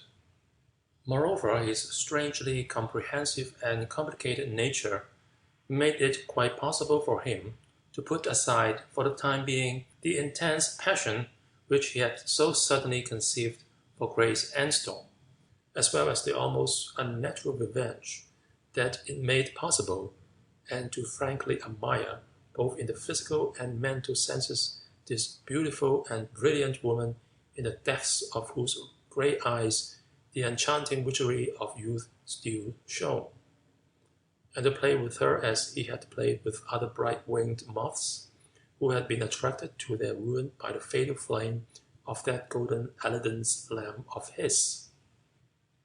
To him, as he believed, it was a game. Such a game he had often played before under similar circumstances. To her, as he knew quite well, it was a business, and a somewhat desperate one too, and that made it all the more interesting to him. "And what do you think of the learned director, Mr. Simmons?" she said, after a rapid and superficial review of the Institute and its aims. "He must be either a most unselfish genius, or a very clever man in another sense to have offered to return that million. You are master of many millions yourself, so your opinion ought to be valuable." "My dear princess," he replied, looking more steadily than she quite liked into the brightness of the eyes that were turned up towards his, "that is, if you will allow me to call it so, somewhat of a leading question, and if I had the honor of the learned pundit's acquaintance, I should possibly be rude enough to decline to answer it. As I have not that honor, I think I can say quite dispassionately that no man would have been such an idiot as to offer to give back a solid million to which he has an undoubted right, unless he were either also an enthusiast for whom money has no meaning, or a fool?" she queried, interrupting him quickly. "And I hardly think Dr. Gramour is that." "You are quite right," replied, "at least so far as I can see. Some very clever men are fools, but geniuses never are, and I think from what I know of his career and his very remarkable achievements that Gramour is a genius." "Then, perhaps, you also have some belief, or shall I say a desire, to believe in those strange, almost superhuman powers which, as he said today, have been attained to by those who have devoted themselves, soul and body, to the study of the great secret?"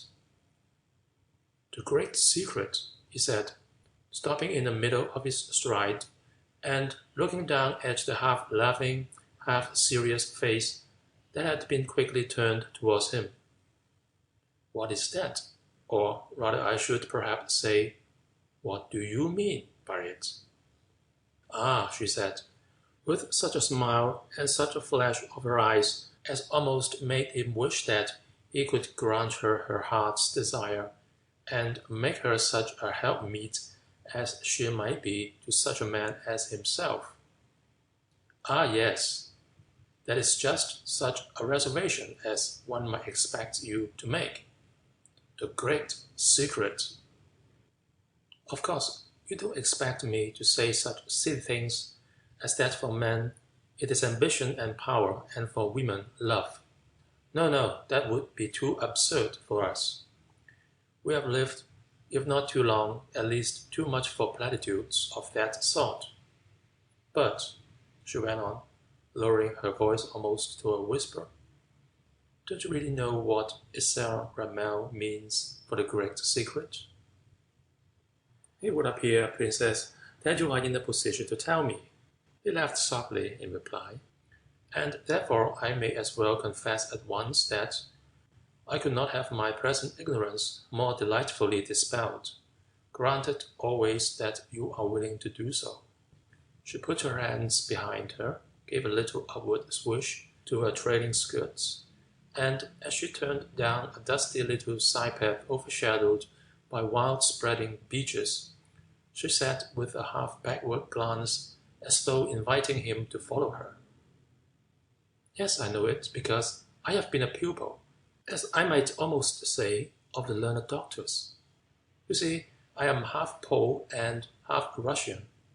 My mother had to choose between marrying my father or going to Siberia, and so as most Russians are Tatars under the skin, I have a mingling of East and West in me, and therefore perhaps Isar Ramel found me somewhat of an pupil." "Of that it would be impossible to have the slightest doubt, Princess," he replied, already half fascinated by her great physical beauty and that almost diabolical witchery which made her so delightful to people who did not understand her. "But if I may say so, that brings us no nearer to the great secret." "Well," she replied, looking straight down at the weed-grown path, "I'm afraid I can't tell you that, at least not all at once, without Isar Ramel's permission. But being a woman, I will answer your question by asking you another. Do you believe that there is any truth in the saying that there is that within the heart of every man, and I should certainly think every woman also, which, if known, would make his or her dearest friend or lover hate him or her, as the case might be?" He interrupted, with a quick glance into her eyes, which she had some little difficulty in returning steadily. "Yes, I know the saying.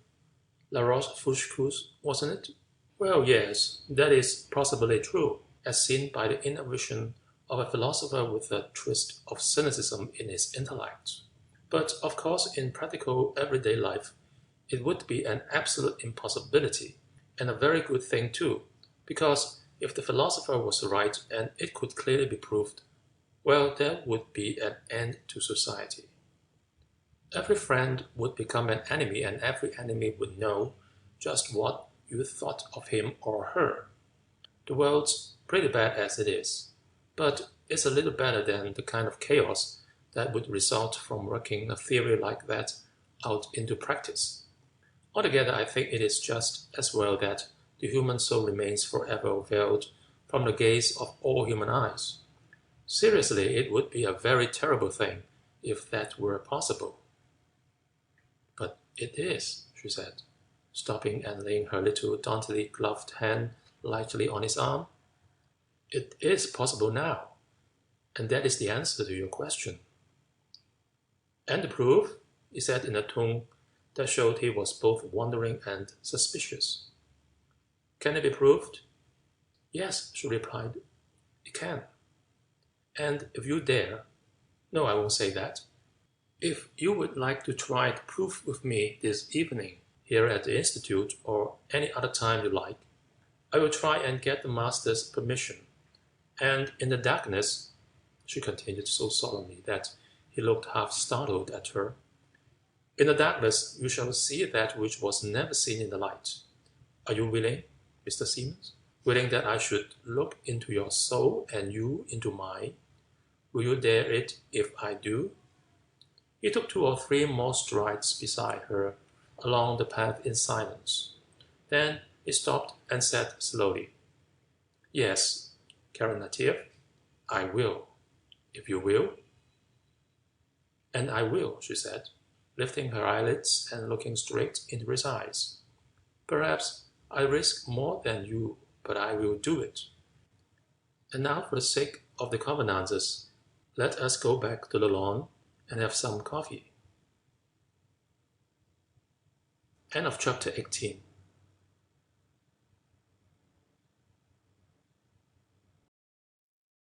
Chapter 19 of A Mayfair Magician, a Romance of Criminal Science.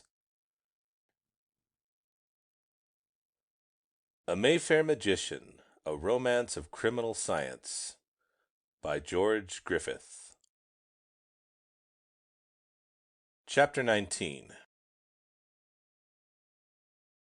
At 9:45 the next morning, just as the Gold King was finishing a very leisurely breakfast, Mr. Saunders, his body servant and domestic factotum, knocked at the door and came in with a little curiously folded note on a silver salver. The peculiar twist of the paper caught his eye at once, and his eyelids lifted ever so slightly, a movement that did not escape the observant gaze of Mr. Saunders. "Note, sir," he said, softly, as he presented the salver. "Brought by a foreign party, Indian, I think, sir. Wouldn't leave it with the porter, so he had to send up for me. Wouldn't give it to anybody's hands but mine or yours, sir. And so, as you were having breakfast and not at home to people of that sort, I went down and got it." "Of course you would, Saunders," replied his master, picking the note up off the salver. "But what sort of person do you suppose that I am not at home to?" "Beg pardon, sir, if I've done wrong in not bringing him up," said Mr. Saunders apologetically. "But I didn't quite like the party's appearance. He wears white trousers, 2 inches too short for him, and a lot too tight for thin legs like his. Elastic sides for boots, which no one respectable wears nowadays, 2 sizes too big for him. Single-breasted frock coat, not too new, buttoned up to his neck, no collar, and a white turban with a little brass sort of ornament hanging in front, a square, circular, triangular kind of thing, all mixed up as it might be, sir." "That doesn't interest me very particularly, Saunders," said the Gold King, lying with perfect ease that is only born of long patience. "I really don't want to know how the gentleman is dressed, but if he is still waiting, you can show him up." As he spoke, he took up the note and opened it. Mr. Saunders, true to the traditions of his kind, watched his master's face very narrowly while he was reading it, but for all he saw, he might as well have been looking at the face of a graven image. Mr. Simmons twisted the note up and dropped it beside his plate. He took a cigarette out of his case, lit it, and said slowly, "My appointment with Mr. Davidson is for 10:30, isn't it?" "Yes, sir," said Saunders. "Very well, then. You can tell this person to come up, and then telephone to the Mews, and have the brougham ready at 10:30. Saunders murmured another "Yes, sir," made an angular sort of bow, and disappeared. As soon as the door had closed, Mr. Hedley Simmons made a sotto voce remark to himself, which it is not necessary to produce, lit a cigarette, and then held the note and a burning match over his coffee cup. As it was reduced to tinder, he let it fall into the cup, poured out a little more coffee, and stirred it in. Then he pushed his chair a little way from the table, leant back, and puffed slowly and meditatively until another knock came at the door, and Saunders opened it, came in, and said, "This is the person who brought the note, sir." Then he stepped aside, and Ram Dass came into the room, raised his hands to his turban, and salaamed. "That will do, Saunders. You can go and see about the brougham now, and come back in 20 minutes, said Mr. Seemans, taking his watch out of his pocket and looking at it for a moment. Very good, sir, murmured Saunders, taking a couple of quick glances, one at his master and the other at his visitor, and closing the door quietly behind him. Ram Das stood erect and motionless by the door. His eyes looked downward, and his hands hung loosely as they had fallen after the salaam. Mr. Seemans went on puffing at his cigarette for a few moments longer, took another glance at the morning paper propped up in front of him against the toast rack, and then said rather abruptly in Urdu, the lingua franca of Hindustan, "Then am I to understand that what the princess said to me yesterday was true, or at least approaching the truth?"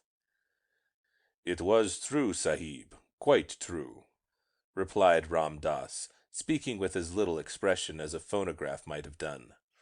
"My master does not send idle messages to such majesties as your most honorable self." "No, I suppose it would be hardly worth his while or mine," replied the millionaire, flicking the ash off his cigarette. "But as you have waited for an answer, which I could have sent just as quickly by an ordinary messenger, what did he tell you to say to me about the letter?" "The commands of the Sahib Doctor were to tell the Lord of many millions that to those who see with the eyes of faith it is possible to see more in darkness than in the light, and that the Princess Sahib has seen. That is all." As Ram Das said this, he took a couple of steps aside and stood in front of the door, so that it could not be opened unless he moved.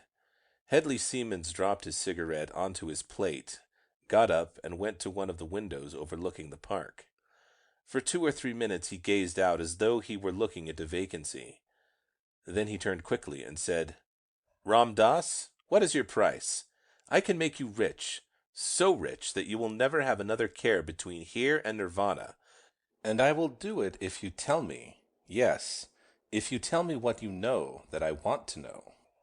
As he spoke, he took his right hand out of his pocket and made a swift sign with it.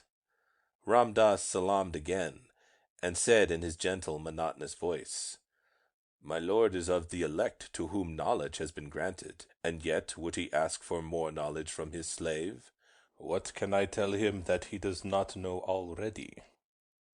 "You can tell me what I asked for, Ram Das," replied the Gold King, going towards him and looking keenly into his dark, inscrutable eyes. "And you know what I ask for before I say it. Is Jennifer Halkeen dead? I will give you £1,000 for a truthful answer to that." "It is not for me to tell, my lord Sahib. Those who have passed through the gateway of the Temple of Knowledge may die and yet live. To those who know much, many things are possible, which to others would seem impossible." "I understand," said Mr. Seemans, with a somewhat uneasy laugh. "If you won't take my £1,000 for a straight answer to a straight question, I can only conclude that you know a good deal more than you care to say." "Very well, Ram Das. I'm so accustomed to buy the meaner sort of people, body and soul, that I like to meet a man who can't be bought. Though, mind you, if your master has 1,000,000, I have 20. Ram Das raised his head, and looking the master of millions straight in the eyes, said as quietly as before, "Protector of the poor, gold is of worth in one life only, but knowledge grows from life to life. The pilgrim must leave his gold on the edge of the grave. His knowledge he may take with him. I have enough. I can live. Why should I ask for more?"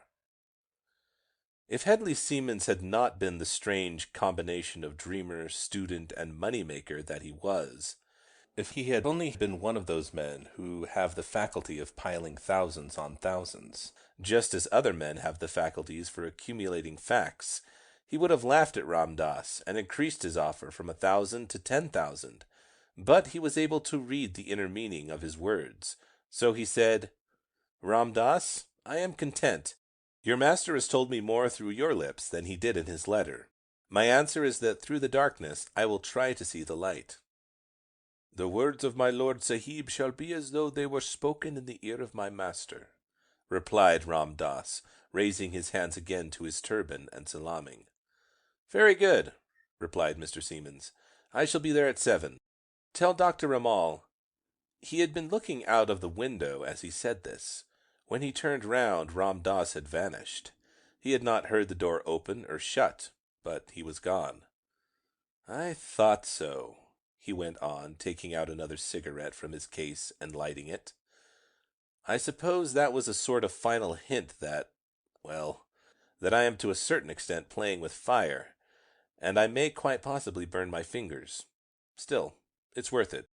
I wonder what it all means, and if her bewitching highness really is— No, I shan't believe it until I see it. Light through darkness. Quite an Eastern way of putting a little mystery. Where did she learn it? What a pity that there is that other one, the only one. If I had never seen her, Karanatieff should have her heart's desire, and between us, possibly with the assistance of our good friend Isa Ramal and that very excellent henchman of his who just got through the door without opening it, we should come very near to running the world, if not psychically, at least mentally. It would be a great destiny. I've got the money, so much of it that it's worth nothing, except to buy something else with. I wonder— Yes, after all, there is no reason why it shouldn't be quite possible. The princess is hardly a woman who would allow any ordinary scruples to stand in her way. Ramal has the same ambitions as I have, and if there is any truth in those enigmatical words of Ram Dass about Halkeen, and we could all work together, the possibilities would be simply infinite. Enstone would be an obstacle to a certain extent, but not an entirely insuperable one.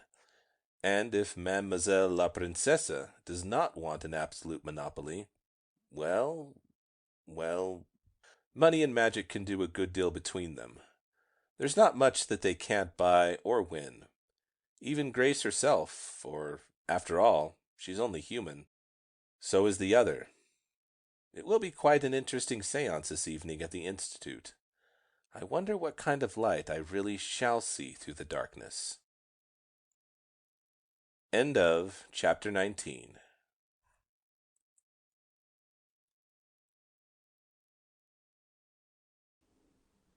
Chapter 20 of A Mayfair Magician, a Romance of Criminal Science.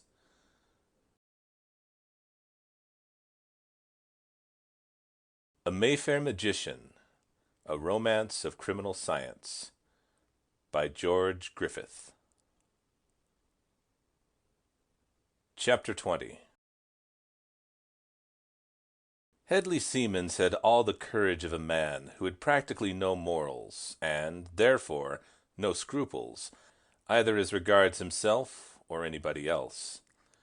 As artist and student, he had, of course, those emotions without which he could not have been either, but as the successful adventurer, the man of affairs, who had fought his way through the world with no more care for consequences than a tiger would have when charging through the jungle onto its prey, he was as absolutely fearless as he was unscrupulous.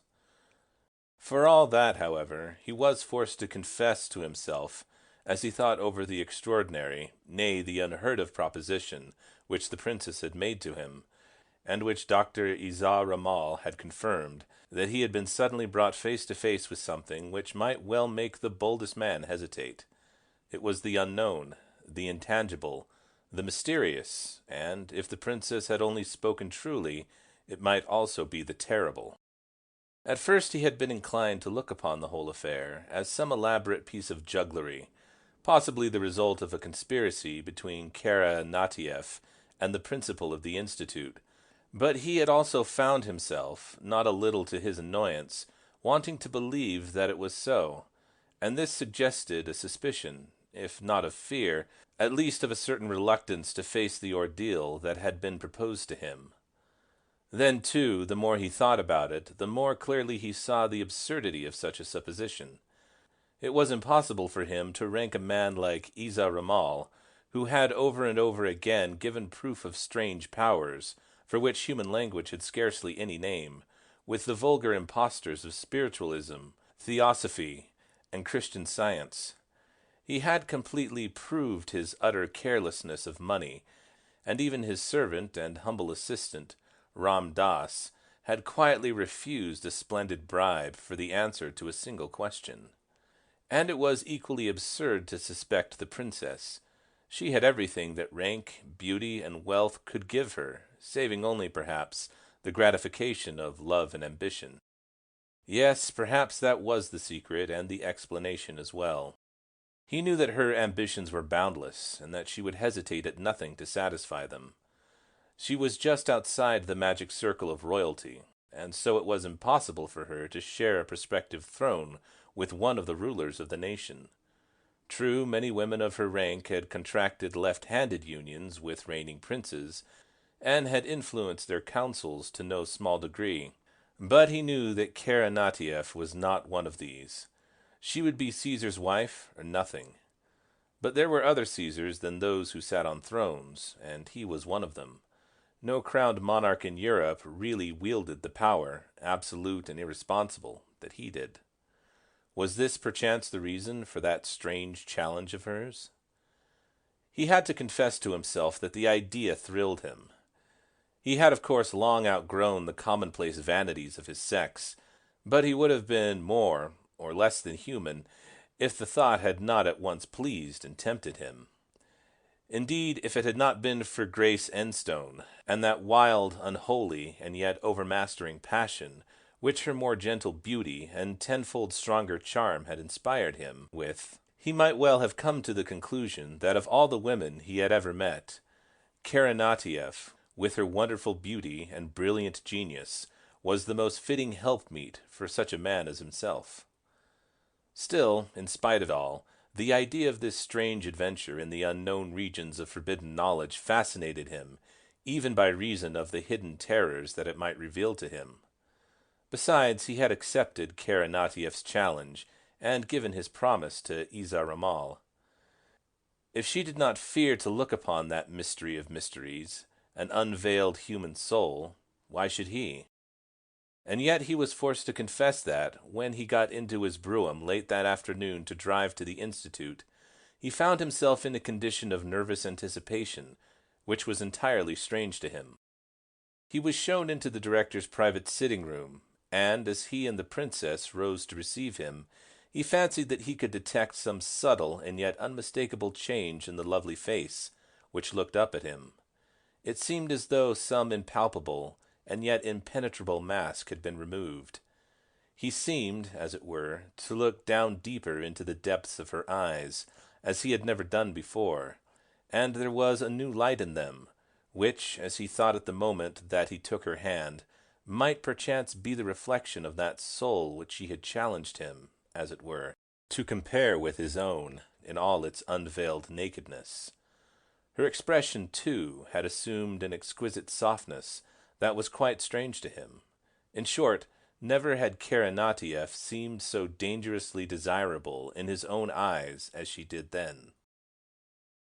"And so, Mr. Siemens, you have really decided to keep this strange tryst of ours," she said very sweetly, and with a smile that might have shaken the resolution of an anchorite. "I suppose you have recognized that, if the experiment is carried through, you and I will know each other as no two human beings ever did before. Is that not so, Doctor?" she continued, turning towards him, to Hedley Seaman's immediate relief. "It is," replied Isa Ramal in his smooth, even, impersonal tone. "And I think it right to warn you once more that if you have the strength to carry the experiment through, you will have seen what no eyes save those of the adepts have ever seen. You, Mr. Siemens, for instance, cannot have forgotten one lesson which you learnt, doubtless among many others, in the days when, in the land of knowledge, you sought that which was better than wealth." "And what was that, Doctor?" interrupted the millionaire sharply. "It is true that I did learn many lessons there. Which of them are you referring to now?" "That which teaches that knowledge without strength is worse than passion without judgment. He who knows more than he has the power to use and control may be compared to a madman on a throne, and you are about to learn a portion of that forbidden lore whose possession has ere now meant misery for the strong and madness to the weak. Now, remembering and knowing so much, are you, Princess, and you, Mr. Siemens, still prepared to acquire this knowledge and take the consequences of it?" "For my part, yes," replied the princess, quietly, although with a just perceptible twitch of her lips. "After what you have said, I would give my soul, if I have one in the ordinary sense of the term, to get such knowledge as that." "And you, Mr. Siemens," the doctor went on, turning towards him, "are you still of the same mind? Do you, after what I have said, feel that your mental vision can be trusted to look into the depths which may be revealed to you in a human soul, and that, too, the soul of a woman?" Hedley Siemens looked sharply at the princess. Her eyes met his with a frank, almost defiant challenge, as though they would say, "Surely what I dare, you will dare."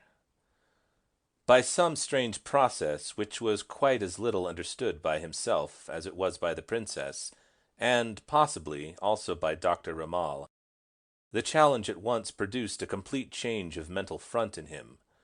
So far the mystic and the artistic portions of his nature had been, as it were, in the forefront of his being, but now they receded instantly, and the man of affairs, the hard-headed, cold-blooded, keen-sighted soldier of fortune, who had never yet known a defeat, took its place. "I am perfectly prepared to go through with the experiment, whatever its results may be," he said in a voice so changed that his hearers involuntarily looked up at each other. "But after what you have said, Dr. Ramal, I think it is only fair that I should say something more. You are asking me to believe without inquiry what, from my point of view, may well be incredible. And I tell you frankly that I will not believe it, unless it is supported by just such proofs as I should require before I went into any ordinary commercial scheme."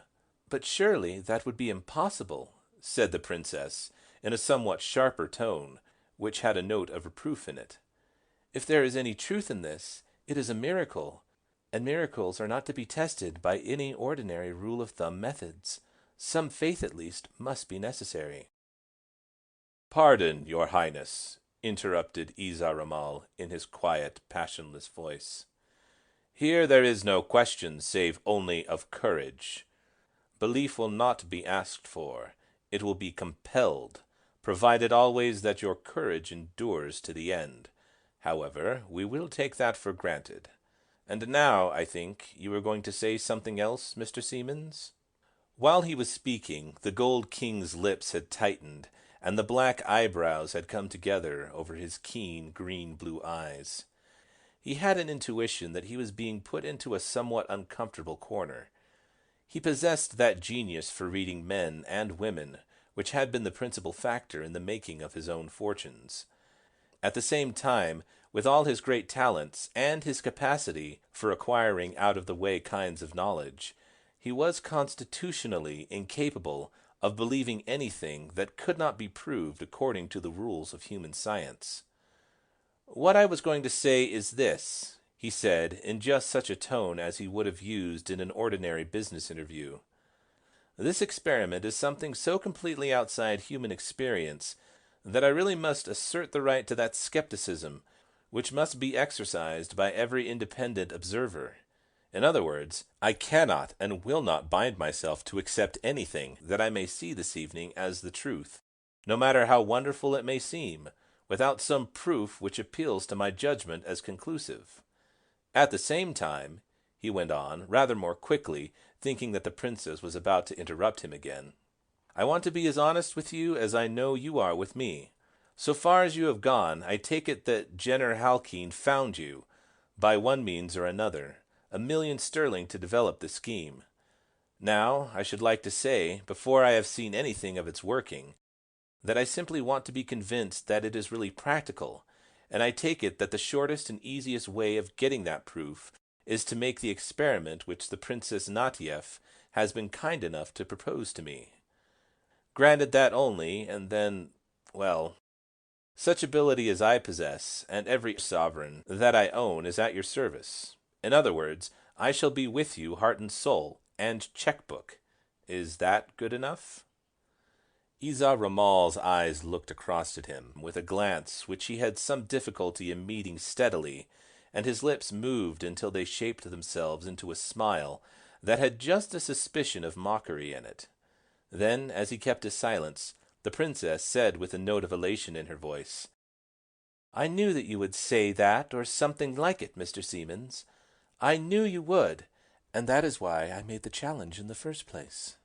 I believe, if you don't yet, and I also believe that you will be convinced, and then, fancy, what a glorious prospect there will be before us. I mean, of course, those who devote ourselves to the work of the Institute. We can be masters and mistresses of the world, since we shall be able to control those who govern it without their knowing that we can do so. Just imagine what one might call a syndicate of soul-searchers finding out the inmost thoughts of all the statesmen, and, perhaps, even the monarchs of the world. Yes, it is a grand idea. We could make a despot do what we thought he ought to do, and a constitutional minister advise his sovereign, not according to his own opinion, but ours. It would be just as easy to persuade the other gold kings of the world to play completely into our hands, and to make fools of themselves just when they thought they were going to achieve their greatest triumphs. Yes, it is a glorious idea, and if you can only find yourself able to believe in it," she went on with a suspicion of a caress in her voice, "I don't think anyone could see more splendid possibilities in it than you could." "My dear princess," replied Seamans, returning her glance this time quite steadily, "I haven't the slightest doubt about it. Only prove the possibility to me, and, to begin with, I will gamble 10 millions on the practical working out of the scheme, and that, I think, the director will consider a sufficiently sound guarantee of my good faith." "Perfectly," said Dr. Ramal. "That shall be a bargain, provided that you remain in the mood to complete it after you have been convinced. There is only one condition that I am obliged to make before we go any farther, but I don't think you would find it a very difficult one." "Yes, and what is that?" he asked. "It is that you shall never make any attempt, direct or indirect, to discover the construction or method of working of the apparatus with which the experiment will be made. That, together with the story of its invention, must remain unknown to all, save those who know it now. Any attempt to penetrate that secret would entail the most serious penalty upon anyone who tried." "My dear Ramal," replied the millionaire with a laugh, which the princess thought a trifle harsh, "pray don't trouble yourself about that as far as I am concerned. Really, I don't care who invented the apparatus, or how it works, as long as it does work. That is, as long as it enables the operator to, as the princess put it so forcibly to me, look upon an unveiled human soul, to read the most secret thoughts and passions of a brother or sister human being. All that I want is conviction, and as I have still preserved an entirely open mind on the subject, no, I will say no more than that. Since I would rather be convinced than not, I think you will admit that you can scarcely have a better subject than myself." "Then," said the director, rising, "if you will come with me, you shall be convinced. But even now, I think it only right to tell you that you should prepare yourself for what may prove to be a very considerable shock. I mean a mental and nervous, as well as what I may call a moral one. And I need hardly say, princess," he continued, turning towards her and speaking rather more gravely, "that this may possibly apply to your highness even more than to Mr. Seamans." "Thanks for the warning, doctor," she laughed in reply, "but I am afraid it will have to be wasted. I am not in the habit of taking risks that I am not prepared to go through with, and, of course, if I am ready to dare the ordeal, there can be no question about Mr. Seamans." "Of course there can be no question of that," said the millionaire, going to the door and opening it for her. "What you dare, I dare, princess. In fact, I may say that the prospect of making your more intimate acquaintance is a quite irresistible temptation." She did not reply in words, but as she passed out of the door, she turned and looked him full in the eyes, with a glance which told him more than many words could have done. "Then," laughed Isa Ramal softly, "you shall both see what you shall see. And now, follow me, please." He led them down a long passage, heavily curtained at both ends, into an apartment which neither of them had ever seen before. It was an 8-sided room, about 20 feet in diameter, with no windows or other means of admitting natural light. The walls were draped with dull red and gold embroidered hangings, evidently of Oriental workmanship, and the roof was similarly hung in a fashion which gave the whole room the appearance of a splendidly appointed marquee. A cluster of electric lights hung from the center of the roof, and just filled the room with a soft clear light that made everything distinctly visible without making its source all that conspicuous. There was an oval table in the center of the room, and on it stood a somewhat complicated series of apparatus.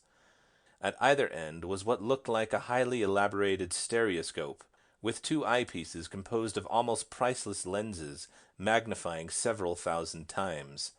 Between them were connected rows of vacuum tubes, something like those which are used in the production of the X-rays.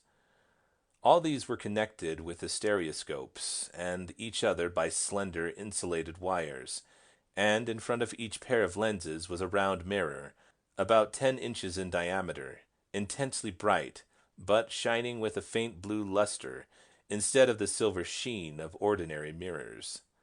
There appeared to be other portions of the curiously complicated instrument underneath the table, as other wires led from the mirrors and tubes over the edges, and possibly down through the floor. There was an armchair at either end of the table, and when they had taken their places, Isa Ramal said, "You will be good enough to put your eyes to the eyepieces before you. So. Look straight through at the mirror. Now, give me your hands. Let your arms rest on the cushions. Yes, that will do," he went on as he joined their hands right to left and left to right. "And now I am going to put the electric light out, not because this is anything like a dark séance, but because you will have ample light to see what you are going to see without it. And now, one word more," he continued, speaking gravely, almost solemnly. "If either of you wishes to end the experiment, you can do so at any moment by simply unjoining hands." He turned off the cluster and touched a little switch on the table. They heard a very soft purring sound coming apparently from nowhere. The mirrors began to glow with such a light as neither of them had ever seen before, and the next instant they began to experience a totally different form of consciousness, somewhat, as it were, of a separate sense, totally differing from the ordinary senses, and yet most strangely illuminating and exalting all of them. Neither spoke, yet each seemed to hear the other's voice, low and distinct, and saying unutterable things. Their eyes were fixed on the glasses, yet they could see each other with more than a physical distinctness. Their faces seemed to grow semi-transparent, and to become enormously magnified. Then their brains came into view, and they could see them working. The blood circulated, and the atoms composing the cells revolved about each other with varying but absolutely rhythmic motion, and presently their revolutions began to have a definite meaning for them, as the motions of a marvelously complicated machine would have a meaning for a skilled engineer. After a few seconds, as it seemed to him, Hedley Seamans felt the princess's hands begin to tremble and twitch. Then they were suddenly wrenched away in spite of his effort to retain them, and a low cry, which sounded to him like the voice of a soul in torment, ran through the room. "Enough! Enough! I believe I have seen into hell!" Isa Ramal instantly switched on the electric light again, and Seamans saw the princess. Her face grey-white, her jaw dropped, her eyes staring blankly at the ceiling. She was lying huddled in the chair, her arms hanging down, and her head drooping onto her right shoulder. His first thought of the moment was one of wonder that anything so exquisitely beautiful could have so instantly become so repulsive. End of chapter 20.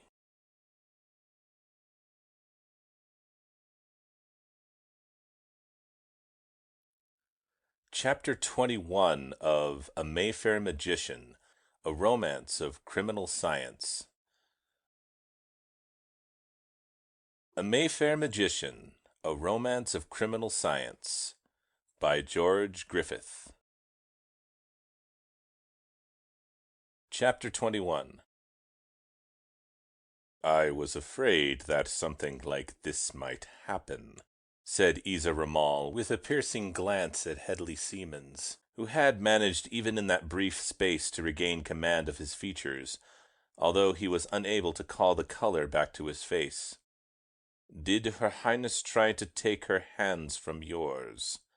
Yes, that is to say, I felt them begin to tremble when we began to see, well, I suppose I needn't tell you what we saw, and did you try to hold them longer when she attempted to withdraw them? Continued the director, who was now standing behind the princess's chair, supporting her head against the back with one hand, and with the other stroking her face very gently with a downward motion. Well, to tell you the truth, doctor, replied the Gold King, a little awkwardly, I did. You see, I was getting interested. It is not every day that a man sees into the working of a woman's brain, and begins to read her soul like a page of the plainest print. No doubt, replied the other with a grave smile. That, I suppose, is only ordinary human nature. Still, it was fortunate that Her Highness got her hands away from yours as soon as she did. Indeed, I suppose you mean that the consequences might have been serious. Of course, I am very sorry that the experiment ended as it did, not only for my own sake, but for the princess's. Ah, I see your treatment is beginning to have a good effect. Yes, replied Isa Ramal. So far it was only a shock which resulted in a fainting fit, but I do not wish her, for her own sake, to return to consciousness before she sleeps. Much will depend upon that, but if you had been successful in holding her hands and compelling her to continue the experiment, a few moments more might have wrecked her reason, possibly even caused her death. Now, you see, her eyes have closed, and she is beginning to sleep quietly. That is the only remedy we can hope for. Dear me, I had no idea that it was such a serious matter as that, exclaimed Seamans, getting up from his chair. Candidly, doctor, I must admit that I went into this thing with a very considerable amount of skepticism, but I hardly need tell you now that I am quite convinced, as I have not the slightest doubt Her Highness will be when she comes to herself again. Really, I had no idea that we were playing with fire of that sort. But what are we going to do with the princess? Have you anyone who can attend to her? Of course, replied the doctor, continuing the motion of his hand over his patient's face. Her Highness can be moved very soon now, if you will be kind enough to press the button beside the door there, just where the curtains part, twice quickly, and once in a moment or two, Ram Dass will come. Then we will take her to another room, and his wife, who is as skilful a nurse as there is in England, shall do everything that is necessary for her.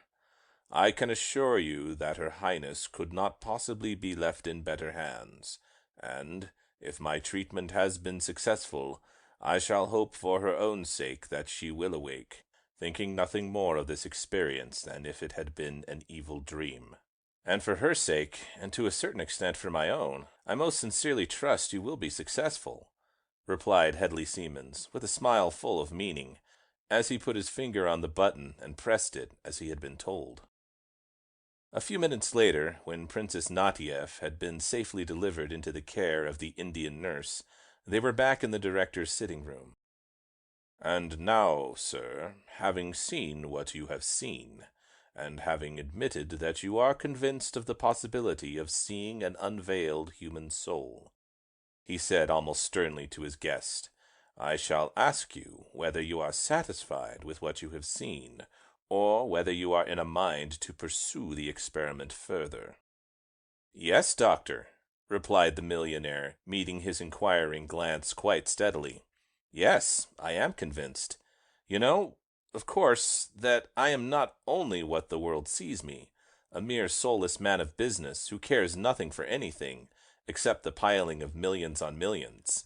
That I am. Money-making is my hobby, my amusement, and, of course, I don't deny that I like the power that money brings. But, as you know too, I am also something of a student of the mysteries of existence, a dreamer of dreams, if you like. Wherefore, now that you have convinced the man of affairs that this marvelous piece of mechanism of yours, whatever it may be, really does work miracles, it is only natural that the dreamer, the student, should wish to see more. In short, as far as I am concerned, I am ready to begin the experiment again with anyone whom you may select, with yourself even, and carry it through, no matter what the consequences may be. Does that satisfy you of my sincerity?" "I have never doubted it since you entered the room and took your place at the table," replied the director.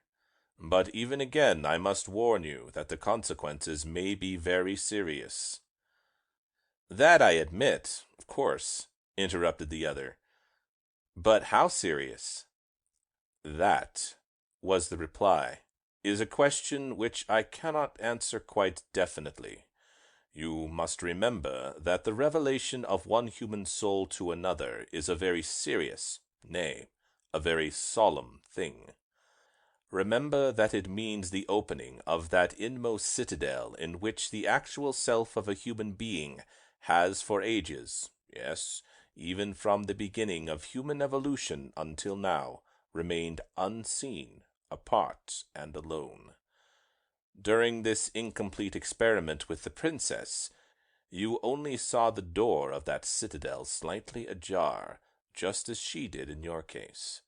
What you might have seen had it been thrown wide open, as it would have been, no man can say, and, therefore, if you choose to continue the experiment, you must be prepared to have the inmost secrets of your own soul laid bare to the gaze of another man. Are you ready to take such a risk as that might be?" "Most decidedly, if they can be got at," replied the Gold King. "And, under any circumstances, I think I would rather trust them to a man than a woman." "Now, who is the man to be? Yourself, I presume?" "No," said Isaramal quietly, yet with a deep meaning in his tone. "It will not be myself. I have no desire at present to add my knowledge of human nature. If you are determined to continue the experiment, the man who will see into your soul, and into whose soul you will see, will be dead." "Eh? What is that you say?" interrupted the millionaire, with a very visible start, which he was totally unable to disguise. "Dead, did you say? Surely you can hardly be serious. At any rate," he went on with a perceptible hardening of his tone, "I may as well say at once, doctor, that although I adhere to all that I have said, I do not propose to be made the subject of any experiments in the supernatural, if that is what you are going to suggest. Anything within the realm of nature I am willing and glad to learn, but I have neither taste nor ambition to trifle with the problems of life and death." "You would have had no fear of that, my dear sir," replied Isaramal, with a touch of sarcasm in his tone, "if you had allowed me to finish my sentence. The man of whom I was speaking is dead only as regards this world and its outer workings. He died quite publicly a considerable time ago, and he has not the slightest desire to return. I won't say to the flesh, but rather to the former state of his existence. From that you will, of course, naturally and correctly conclude that, should any secrets be discovered in the course of the experiment, they will be in absolute safe keeping." "Am I to take it," said the millionaire with a little lift of his eyelids, That is the answer to the question which I asked Ram Dass when he brought me your note? It is, was the quiet reply. Then that satisfies me completely. I shall be ready to go through with the experiment whenever it is convenient to yourself, and, well, your colleague, as I suppose we call him. I am glad to hear it, replied the other. I will not suggest this evening, partly because my colleague is not here, and also because I should advise you to take a little time to think over what you have seen and heard today. Of course, I need hardly suggest the absolute privacy of everything that takes place here. There is not the slightest reason for that, my dear doctor. I have seen quite enough to be satisfied that if the next experiment is successful, no one will have a deeper interest in secrecy than I shall have. Perfectly, said Isa Ramal with a smile of almost womanly gentleness. It is an excellent thing that we should understand each other so soon and so perfectly. As soon as I am able to complete the arrangements, Ram Dass will come to you. Half an hour later, Hedley Siemens was driving home in his brougham, which had waited for him. He was leaning back in one corner, with his feet on the opposite seat, smoking furiously and biting off more of his rapidly succeeding cigars than he smoked. He was looking straight ahead through the rounded glass, which formed the front of the carriage, at the hedges and houses and swiftly passing street lamps, which seemed to wink at him like quickly moving inquisitive eyes. When the brougham had passed the long upward curving lane which leads into a straight, dismal road, flanked by neglected gardens and great square-built flat-topped houses, whose glory has long departed, he let down both windows, flung the ragged, bitten half of his last cigar into the road, and began to breathe deeply, as a man might do who has just escaped from some stifling chamber into the fresh air. He had been trying in vain to analyze the crowding thoughts which had arisen out of that wonderful evening's experience, but in spite of his perfect mental discipline, and rare faculty of, as it were, dividing his own personality and criticizing himself as he might have done another man, he had to confess that, for once, his mental faculties had got out of hand. So, just as though he had been recovering from a stunning blow, or coming back to sanity after a period of delirium, he sat there, silent and motionless, staring about sightlessly in front of him, as the luxurious brougham swayed gently on its C-springs, and rolled smoothly on its rubber tires, down Denmark Hill, past Camberwell Green, along the Camberwell New Road, and through the unsavory purlieus of Vauxhall, over the bridge, round by Victoria Station, and so through Grosvenor Palace and Knightsbridge to Hyde Park Corner. Not a thought seemed to pass through his brain, and not a word came from his lips as the swiftly changing scenes flitted past his carriage windows. But when he got out into the cool night air at the great arched entrance to the court, he pulled himself together, with such a very obvious effort that the splendidly uniformed porter, somewhat mistaking his symptoms, hurried down the steps even more quickly than usual to greet the most distinguished resident in his domain. When he got to his rooms, he dismissed the waiting Saunders with a curtness that wounded that gentleman's gentleman not a little. Then he mixed himself as stiff a peg of brandy and soda as ever he had taken in his wildest days, and went to bed to dream half-waking dreams of unutterable possibilities. End of Chapter 21.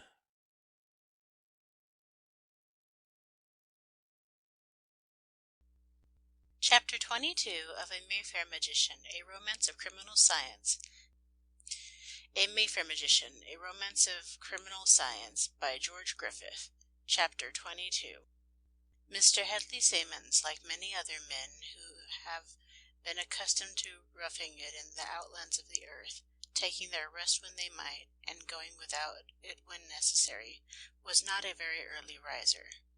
Saunders brought him a cup of coffee and his letters at 8, and at 1:30 he had his bath and got shaved, after which he sat down to a leisurely breakfast.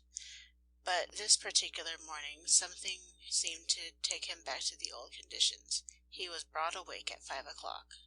He saw some letters which had come in by the evening's post, and which he had not noticed when he came to bed, lying on the writing table in the middle of his room.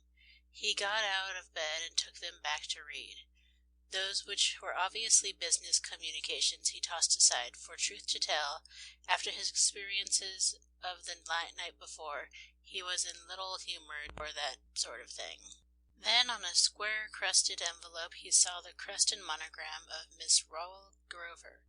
This he opened and found an at-home card for 4 o'clock that afternoon.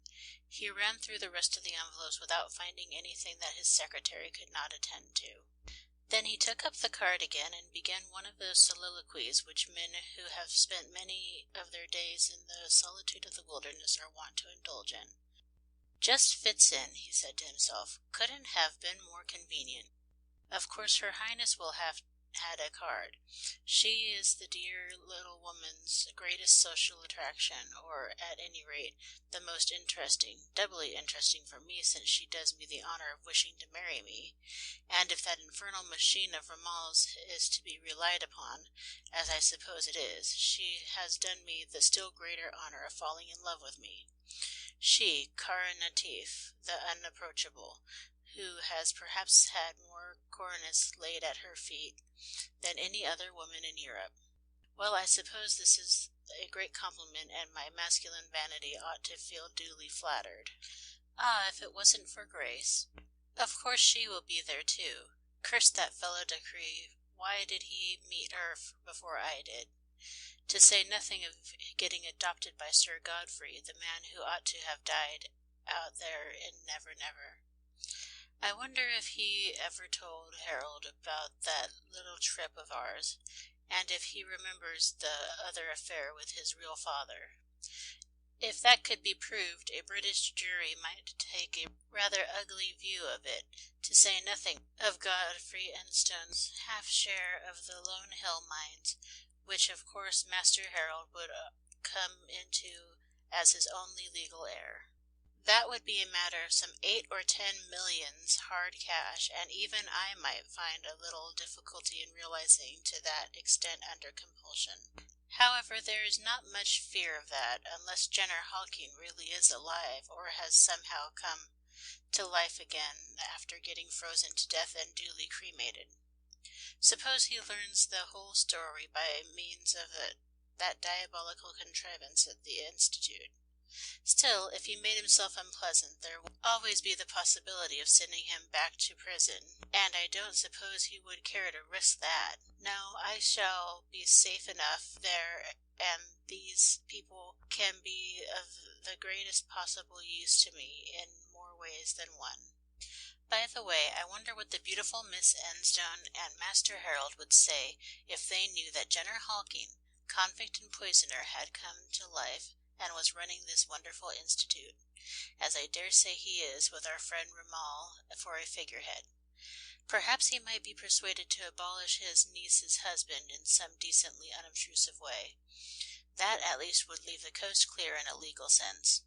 When I come to a thorough understanding with a resuscitated convict, perhaps that may be worth thinking about.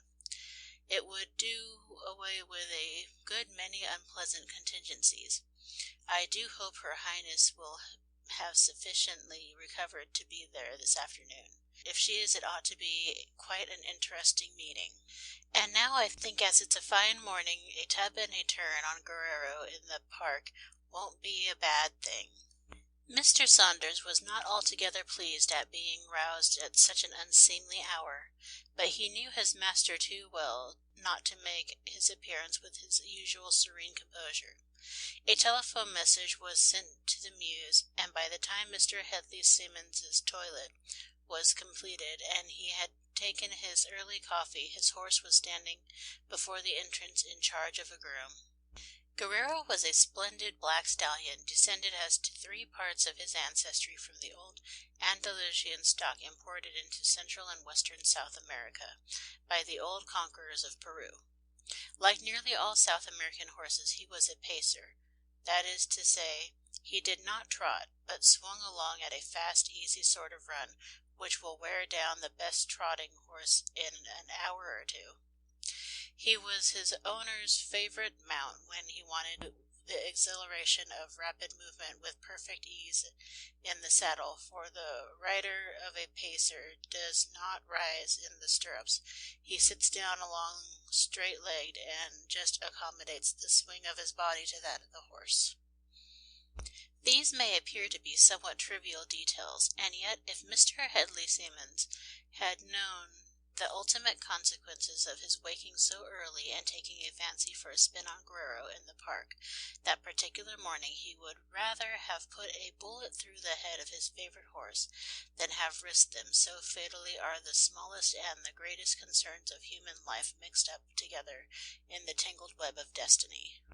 It so happened that Harold and Grace were also taking an early spin that morning, and just as they turned in through Alexandra Gate, they saw Guerrero come swinging along the row at about 8 miles an hour, with his rider sitting erect and motionless in the saddle.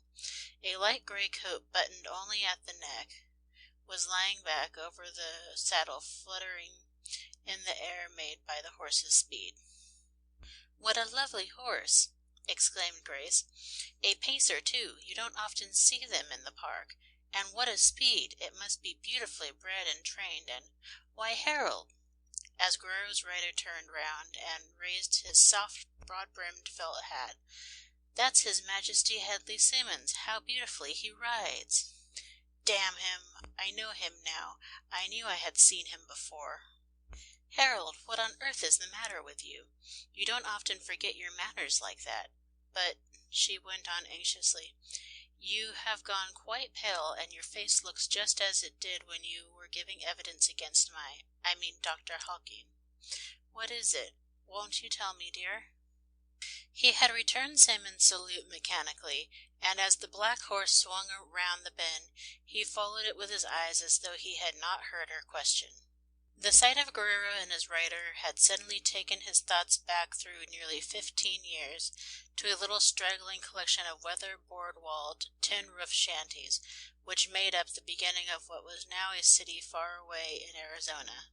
He saw himself, a lad of 14, riding up the wide, ragged street, fringed with its broken plank sidewalks, beside the man who lay in the family vault at Instone, done to death by the infernal arts of Jenner Hawking.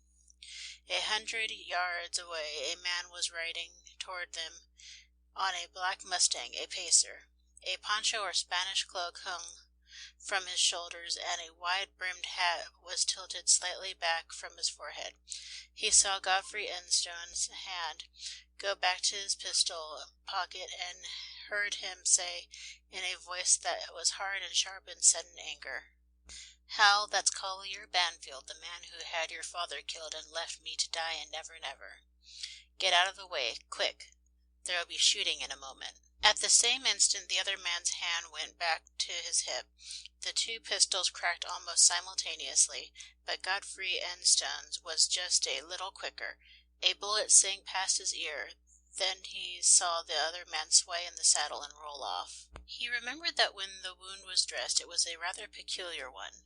The bullet had broken the collarbone, passed through the neck, almost miraculously clearing the great blood vessels, and had run down and lodged itself deep into the muscle of the back, whence it was afterwards extracted. Certainly the wound would leave a mark which would not possibly be mistaken as long as Collier Banfield lived. It all passed in one of those swift flashes of memory which take no account of time or distance. In fact, so brief was it that Grace hardly noticed more than a little hesitation in his reply. "I beg your pardon, dear, 1,000 times," he said, still looking after the flying shape of Guerrero at his rider. But I am sure you will forgive me when I tell you that I was perfectly right when I said to you the other day that I was certain I had seen Hedley Simmons somewhere before. I am certain of it now, and what's more, I know who he really is." "Who he really is, Harold?" exclaimed Grace, looking sharply at him. "Why, what on earth do you mean? Do you mean that he is not really what he represents himself to be?" They turned their horses in the direction of Hyde Park Corner, and he began his explanation, speaking quietly but with a thrill of angry emotion running through his tone. "No, Grace, he is not what he pretends to be. To put it quite shortly, Hedley Simmons of today, millionaire mine king, railway king, student, and all the rest of it, is really Collier Benfield of 10 or 15 years ago, gambler, card sharper, thief, assassin, and any other old thing that is bad. Do you remember Sir Godfrey telling the story of the narrow shave he had in Australia, when the man he thought was his friend and comrade to the death drank his water, stole his gold dust, took his papers, and left him to die in the wilderness of hunger and thirst? That man was Collier Benfield, alias Hedley Simmons. You know that on what we call the anniversary, Sir Godfrey and I always put on black ties, and that I do so still? Well, that is the day that my father, that my real one, was knifed in a gambling hell in Yokohama, taken unaware and killed in cold blood by a cross-bred English Chinaman who was hung a few years after for another murder, or rather half a dozen. He confessed the night before he died that Banfield was the real owner of the place, and that he was bribed to pick a quarrel with him and knife him because my father had found out a few rather ugly truths about the establishment, and had threatened to have it closed down by the authorities. So now you see, dear, that I have a double grudge against our millionaire friend." "How awful, Harold," said Grace almost in a whisper. "But how is it that you recognize him, of course, supposing that you are right, only this morning when you have seen him scores of times before?" "Because, dear," replied Harold, "it is the first time since that shooting match in Arizona. Oh, I forgot I didn't tell you about that, but that will do later on. I mean that this is the first time I have seen him riding a pacer since our last meeting in Arizona, when Sir Godfrey was a bit too quick for him and got his bullet in first. That supplied the missing link of memory. Ah, look, there he comes again. You can't mistake a man that rides like that, and that light coat flying behind him reminded me of the Mexican poncho that he was wearing. I'd lay 1,000 pounds to a penny that if I could see that man's shoulder, I'd find that bullet wound." "And suppose you are really right," she said in a low tone as Hedley Simmons, who had already completed the circuit, swung past them again with his hand on the brim of his hat. "Well," he said slowly, "if we were away west or east or south, I'd shoot him like the dog that he is. But if I give him what he deserves here, I'm afraid the law will proceed to make you a widow, dear, and that in a most unpleasant fashion. That's the worst thing about these civilized countries. I couldn't bring any crime legally home to him, at least unless something like a miracle happened. But still, I can find some way of proving that I am right, and there will be some satisfaction in letting the world know that Hedley Simmons, the Gold King, as they call him, is identical to Collier Banfield, swindler, card sharper, and assassin hirer. And when I have done that, we will see what he does.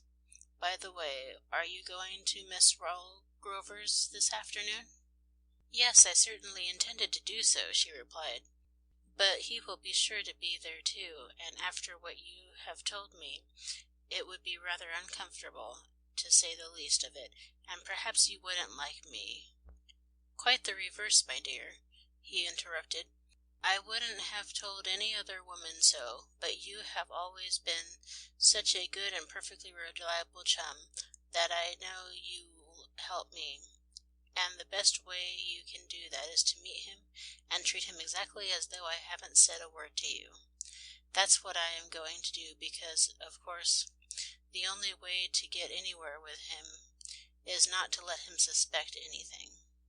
Mr. Headley Seamans, blissfully unconscious of the many possibilities of his morning ride in the park, went to Miss Rawle Grover's at home in a state of somewhat piquant uncertainty as to whether he would meet the princess or not, and if so, whether she would retain any definite memory of the experiment which he was now beginning to feel rather glad she had not been able to go through with. He was not disappointed in either respect. Cara Natif was one of the first to greet him after he had paid his respects to his hostess, and there was no mistaking the meaning with which she said as they shook hands, "I am delighted to meet such a very close acquaintance again so soon." She spoke in a very low but perfectly distinct tone, and there was a point-blank look of challenge in her wonderful eyes as they met his, which left no possibility of doubt as to her perfect comprehension of the situation. For his part, the millionaire hardly knew for the moment whether to be pleased or the reverse. On the one hand, it was distinctly comforting to his masculine vanity to find himself on such uniquely intimate terms with one of the most beautiful and brilliant women in Europe. On the other hand, it was quite possible for a man of his complicated temperament and vast responsibilities not to feel somewhat anxious as to the extent and nature of her almost miraculously acquired knowledge. He had passed the Enstones a few moments before with the usual bow and the stereotyped smile proper to such social functions. He had never seen Grace looking more lovely or quite so distantly desirable. Although she gave no apparent signs of possessing the terrible knowledge which Harold had given her that morning in the park, his acute and highly trained perceptions nevertheless detected that something must have happened to alter her mental attitude toward him since their last meeting. The lovely magnetic eyes looked into his with a glance of acute inquiry and a glint of what he took to be antagonism, which he had never seen in them before. Of course he knew of no reason for it, though if he could now have had a few moments' séance with her at the other end of the marvelous instrument in the octagonal room at the Institute, he would have had very good reason to understand the meaning of that altered glance. As it was, he was only able to compare it to the equally and yet differently changed expression in the violet-blue eyes of Cara Natif, not altogether to the advantage of the latter. Grace and Lady Georgina Pontifex passed again a moment after the princess had uttered her significant greeting. "How very lovely the beautiful Miss Enstone is looking this afternoon," she said, almost in a whisper. "Really, one cannot wonder that so many of the men in town, even lions of society, would be so very glad, and I dare say give so much to exchange personalities with her husband." There was no mistaking either the words or the eloquent glance which accompanied them. He saw instantly that his secret was known to her, that she knew that he loved Grace Enstone with a passion that was as strong as it was unholy. He was not slow to recognize the power which this knowledge gave her, and it was not very long before she made the fact, if possible, even plainer to him. Miss Rawle Grover's house was one of those old Maida Vale mansions which are all too quickly disappearing before the encroachment of shops and flats. The spacious Georgian drawing-room ran from front to back of the house, and opened by wide glass doors on the little flight of broad marble steps leading into a big tree-shaded garden, whose apparent extent had been doubled by the genius of Sir Joseph Paxton, and so an at-home and fine weather also pleasantly partook of the nature of a garden party. It so happened, whether by design or accident, that about an hour later Mr. Headley Seamans found himself once more tete-a-tete with Cara Natif in a little secluded arbour, to which one of the servants had brought them tea and cakes. "And now, Princess," he began abruptly, when he felt that they were alone? Since we know each other so well, and I can see quite plainly that you know at least one of my secrets, and that you know at least one of mine, she said with a glint in her eyes and a snap in her voice, well, I suppose you are going to ask me, as our American friends would say, what I am going to do about it. Exactly. Then it should not take us very long to understand each other, she said softly in German for greater protection against possible eavesdroppers. But this is hardly the place for such confidences, is it? I'm afraid not, he replied in the same language. A certain room in the Institute would be more suitable, would it not? As though the very mention of the name had summoned him, Ram Dass appeared at that instant at the door of the summer-house, salaamed, and presented a little sealed envelope. Ah, said Hedley Simmons as he picked it up from the table, perhaps this is at once an answer and a suggestion. End of chapter 22.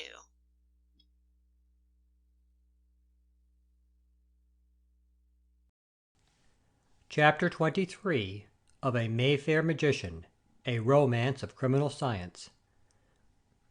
A Mayfair Magician, A Romance of Criminal Science, by George Griffith. Chapter 23. The note which Ram Dass had so mysteriously presented ran as follows. The door of the Chamber of Secrets will be open at 10 o'clock tonight. There was no signature, for none was necessary. Very well, Ram Dass. You can tell your master that I shall be there. He's gone, said the princess, and yet, somehow, I did not see him go.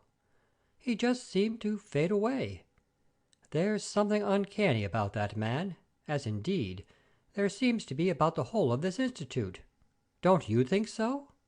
Gone, has he? Exclaimed her companion, looking up quickly from the note. Oh, yes. I must confess I have thought the same about our friend Ram Dass. The other day he played the same sort of trick. He came into my room, ushered in by Sanders in the usual way, and when our conversation was over, he just disappeared. I was looking out of the window for the moment, and when I turned round, he was gone. But I certainly neither heard the door open nor shut. But, after all, that's quite a common sort of mystery in the East. Still, it is nothing that your Highness and myself have had a glimpse of, and which I shall probably go to the end of tonight. Ah, she said, looking at him with a glance of intense inquiry. That means, I presume, that you are going to complete the experiment which I failed in so miserably? Not altogether failed, Princess, he replied, with a smile that was full of meaning for her. At least you discovered something. Yes, she said with a little snap of her teeth. 2 or 3 somethings, and among them the very thing I did not want to know. And yet, since it is the truth, is it not as well that you should know it? These things are not within our own control, you know. If they were, one might order them differently. He looked straight into her eyes as he spoke. The words came slowly, as though he were weighing the effect of each one of them. She flushed ever so slightly, and he saw the lace which covered her breast rise and fall in a little flutter. "And would you order this differently if you could?" she asked, leaning a little toward him. He thought that she never looked quite as beautiful or as desirable in his eyes as she did in that moment, and he answered quietly and with perfect frankness, "Yes, if I could, and if you wished it, and would help me." "You know that already," she replied, rising. "I suppose, according to the ordinary conventions, I ought to have told a lie instead of saying that, but of course between us a lie would be rather worse than a nuisance, it would be so entirely futile. And now, if you will take me back, I think I will say good-bye. I have another call to make this afternoon. Will it be too much to ask that you should tell me something of the result of the experiment?" she went on as they left the little summer-house. "I am so ashamed of my stupid weakness that I should like to have a chance of braving the ordeal again. No, not with you this time, or indeed with any other man, but with a woman, some dear, innocent, white-souled creature, like our mutual friend Grace Enstone, for instance." The angry light in her eyes and the note of mockery in her voice angered and almost disgusted him for the instant. But the next, the possibility that she had suggested, came swiftly home to him. "That should be not altogether impossible," he said. "And who knows what wonders a soul-searcher might reveal? To her, perhaps." She laughed a little bitterly. "To me, I fear the only revelation would be that of the white flower of spotless womanhood. I don't know that that quotation is quite correct, but under the circumstances I don't think it is very far wrong. Frankly, and without any arrière-pensée, I don't think that I should find very much hope for you in the revelations of the soul-searcher." "No," he replied, "I don't think you would, and I am not at all sure that I should like you to do so." "Ah!" she said, looking up at him again with a gleam of triumph in her eyes. "Then you would wish the unattainable to remain the immaculate. Was it then only a platonic affection that I thought I saw in the Chamber of Secrets? Or is the soul-searcher not infallible after all?" To her intense disappointment, and his very considerable relief, they turned at this point out of a little shrubbery on to the lawn, and were joined by Colonel Rowell Grover and Lady Georgina Pontifex, who, after a rapid glance from one to the other, said, "Ah, there you are, Princess! Where have you and Mr. Simons been hiding yourself, I wonder?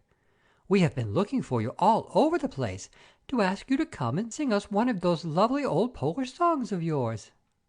Princess Natif sang her song and took her leave almost immediately afterwards. Hedley Simmons stopped a little longer in the half-confessed hope of having a few words with Grace. He found her with her husband and her hostess on the lawn, and as he joined them, Mrs. Rowell Grover shook her fan at him and said laughingly, "Yes, Mr. Simons, come here, please. I have a little bone to pick with you." "I'm sorry to hear that," he said as he raised his hat. "May I ask in what I have had the misfortune to offend the most charming of hostesses?" "Oh, it isn't quite as bad as that," she said. "I only want you to plead guilty to monopolizing the princess's very charming society for a rather unconscionable time. We have hardly seen anything of her until Lady Georgina discovered you and brought her in to sing." "Well, since you say so," he laughed in reply, "I must plead guilty, especially as you yourself supplied the most valid excuse." "Guilty with extenuating circumstances," said the Colonel. "I suppose most of us would have done the same, granted permission. And now, Simmons, what can you tell me about this wonderful horse of yours that our friends here saw you on this morning in the park? You know there's nothing much I love better than a piece of really good horseflesh, and a good pacer, as Enstone describes him, is a bit of a rarity here." "Oh, yes," replied the millionaire, looking quickly at Grace and then at her husband. "You mean Guerrero, my Spanish-American beauty. Well, you must come and have a look at him, Colonel. I have half a dozen pacers at Winthrop, and when any of my South American friends come over we run down and have races. You must run down for a weekend and watch us. You don't go in for pacing, I suppose, but I have got some very good English horses, too, and they would be very much at your service.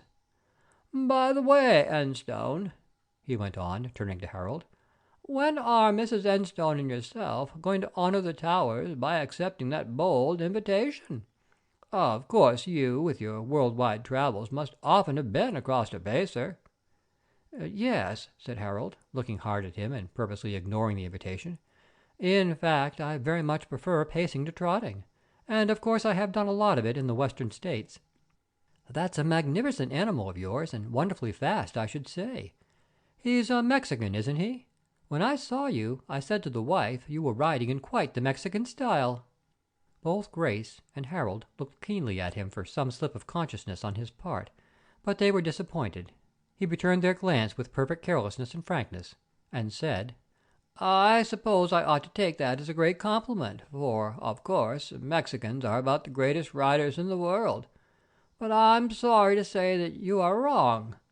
Guerrero is a son of the Pampas, bred near Corrientes on the Parana, and I have never been in Mexico. In fact, I know nothing of North America outside its cities and business centers. But I have spent a good deal of time in South America, both on the Pacific and Atlantic coasts."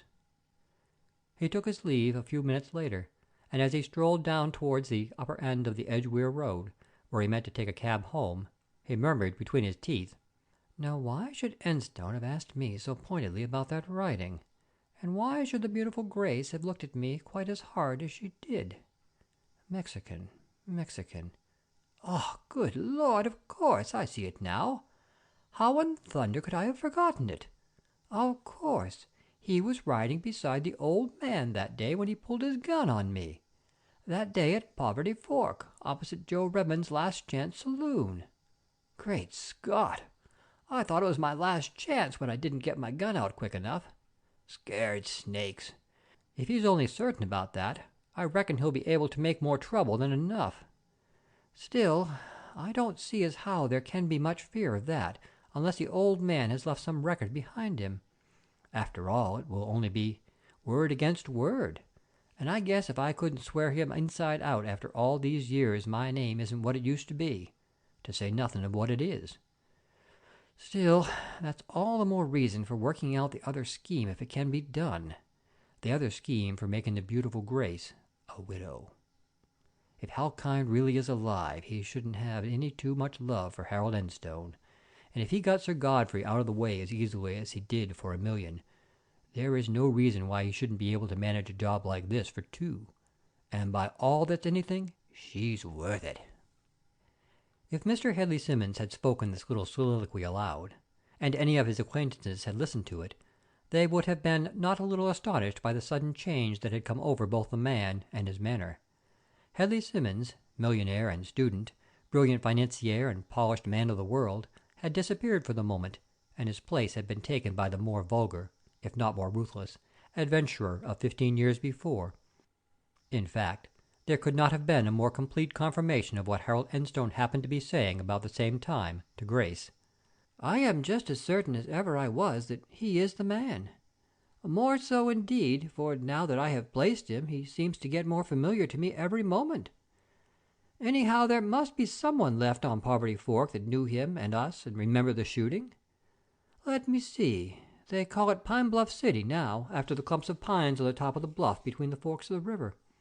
I will cable out this afternoon to the mayor and ask if he can give me any news. If he can't, he is pretty sure to know someone who remembers the once famous Bully Benfield, for he was everything on his lower plane that he is on his higher. I mean, he was a highly educated man, an artist and a musician, an incurable gambler, unflinching speculator, an entirely unscrupulous scoundrel. Someone must remember him, and if so, over they come to England, and we'll have it out. It's better done sooner than later, for if I'm right, a blackguard like that should have no place in decent society. Of course you are right, dear, replied Grace, but looking up at him with a dawning apprehension in her eyes. Justice is justice, and it should be done. But I am afraid it will be no child's play to make an enemy of that man, if he really is what you think, especially as he has won this great position in the world and is master of a great many more millions than you are. You needn't trouble much about that, dear, he said. Clever and all as Headley Simmons is, Jenner Halkind was 1,000 times cleverer and more dangerous, and we ran him to earth. Now if Halkind were alive, and he and Simmons, alias Banfield, by some miracle or another managed to put their heads together for the working of mischief, it would be a distinctly formidable combination, but happily that is improbable. I wonder how you got that idea in your head, Harold, she said quickly and rather anxiously. You know, I have had just the same idea in my mind since you told me the story this morning. If I didn't know, as you say, that it was totally impossible, I should begin to fear that my gift of second sight was coming back to me. I have been too happy since the other troubles were over to think about it, but it's curious that what you said should have brought it back to me, isn't it? Well, there's one thing quite certain, dear, he replied. There can't be possibly anything more than an idea suggested by the association of this man with Sir Godfrey, and therefore with Halkind, and as a realization of it is entirely out of the question, you may as well put it out of your mind at once. Oh, yes, of course, it can't be anything but an idle fancy.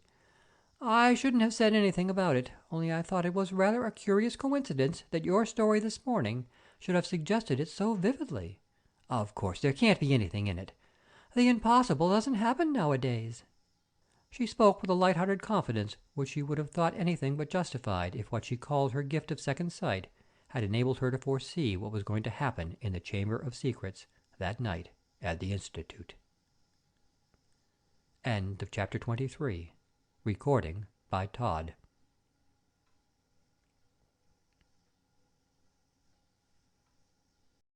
Chapter 24 of A Mayfair Magician, A Romance of Criminal Science.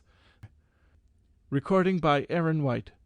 A Mayfair Magician, A Romance of Criminal Science by George Griffith. Chapter 24. As was only natural, Hedley Seaman's thoughts for the rest of the day were pretty equally divided between what had happened at the garden party and what might happen that night at the Institute. The more he dwelt upon the suspicion that Harold had managed to connect his former self with his present one, the more uncomfortable he became, and with him to feel uncomfortable about anyone was the same thing as deciding to put the unpleasant personality out of his way by whatever means seemed easiest and most efficacious.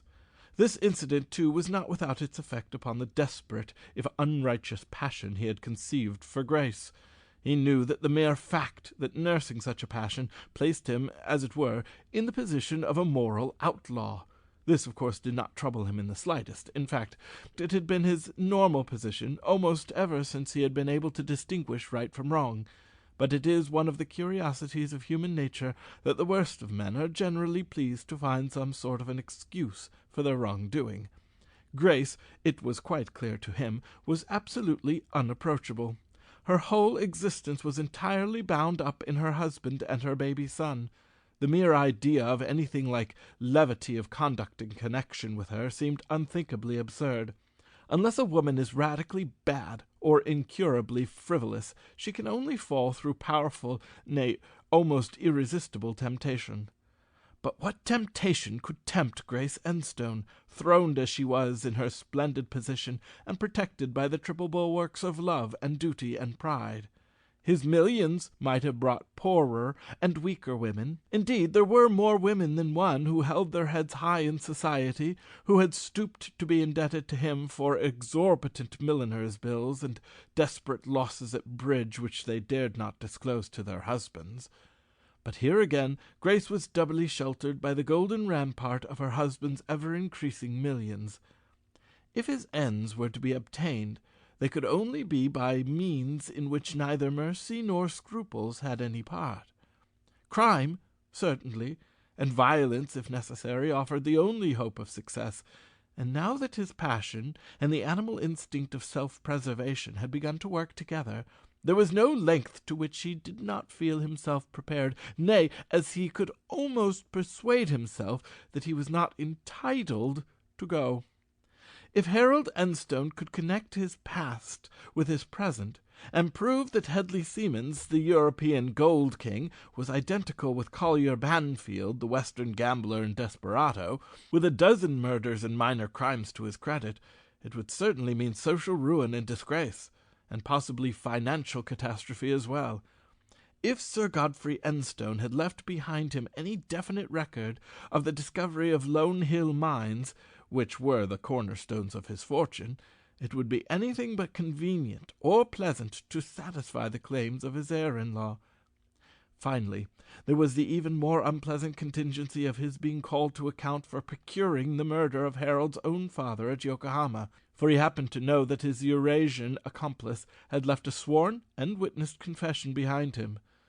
There was, therefore, as he said to himself while he was driving down to Dulwich, every possible reason to consider Harold Enstone as a most dangerous obstacle in the path of his almost royal progress, and that being so, it was not only necessary, but obligatory to get him removed as quietly, as swiftly, and withal as effectually as possible.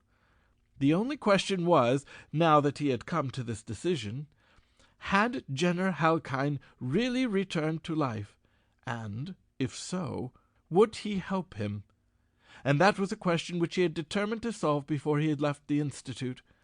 He had to admit to himself that he entered Isa Ramal's private sanctum with feelings, if not exactly akin to fear, at least of somewhat anxious apprehension. "Good evening, friend, brother, as I trust we may be able to greet you before you depart," said Isaramal, as Ram Dass salaamed him into the room and vanished. "Good evening, Doctor," replied his visitor as they shook hands. "Friends, of course we are, at least I hope so.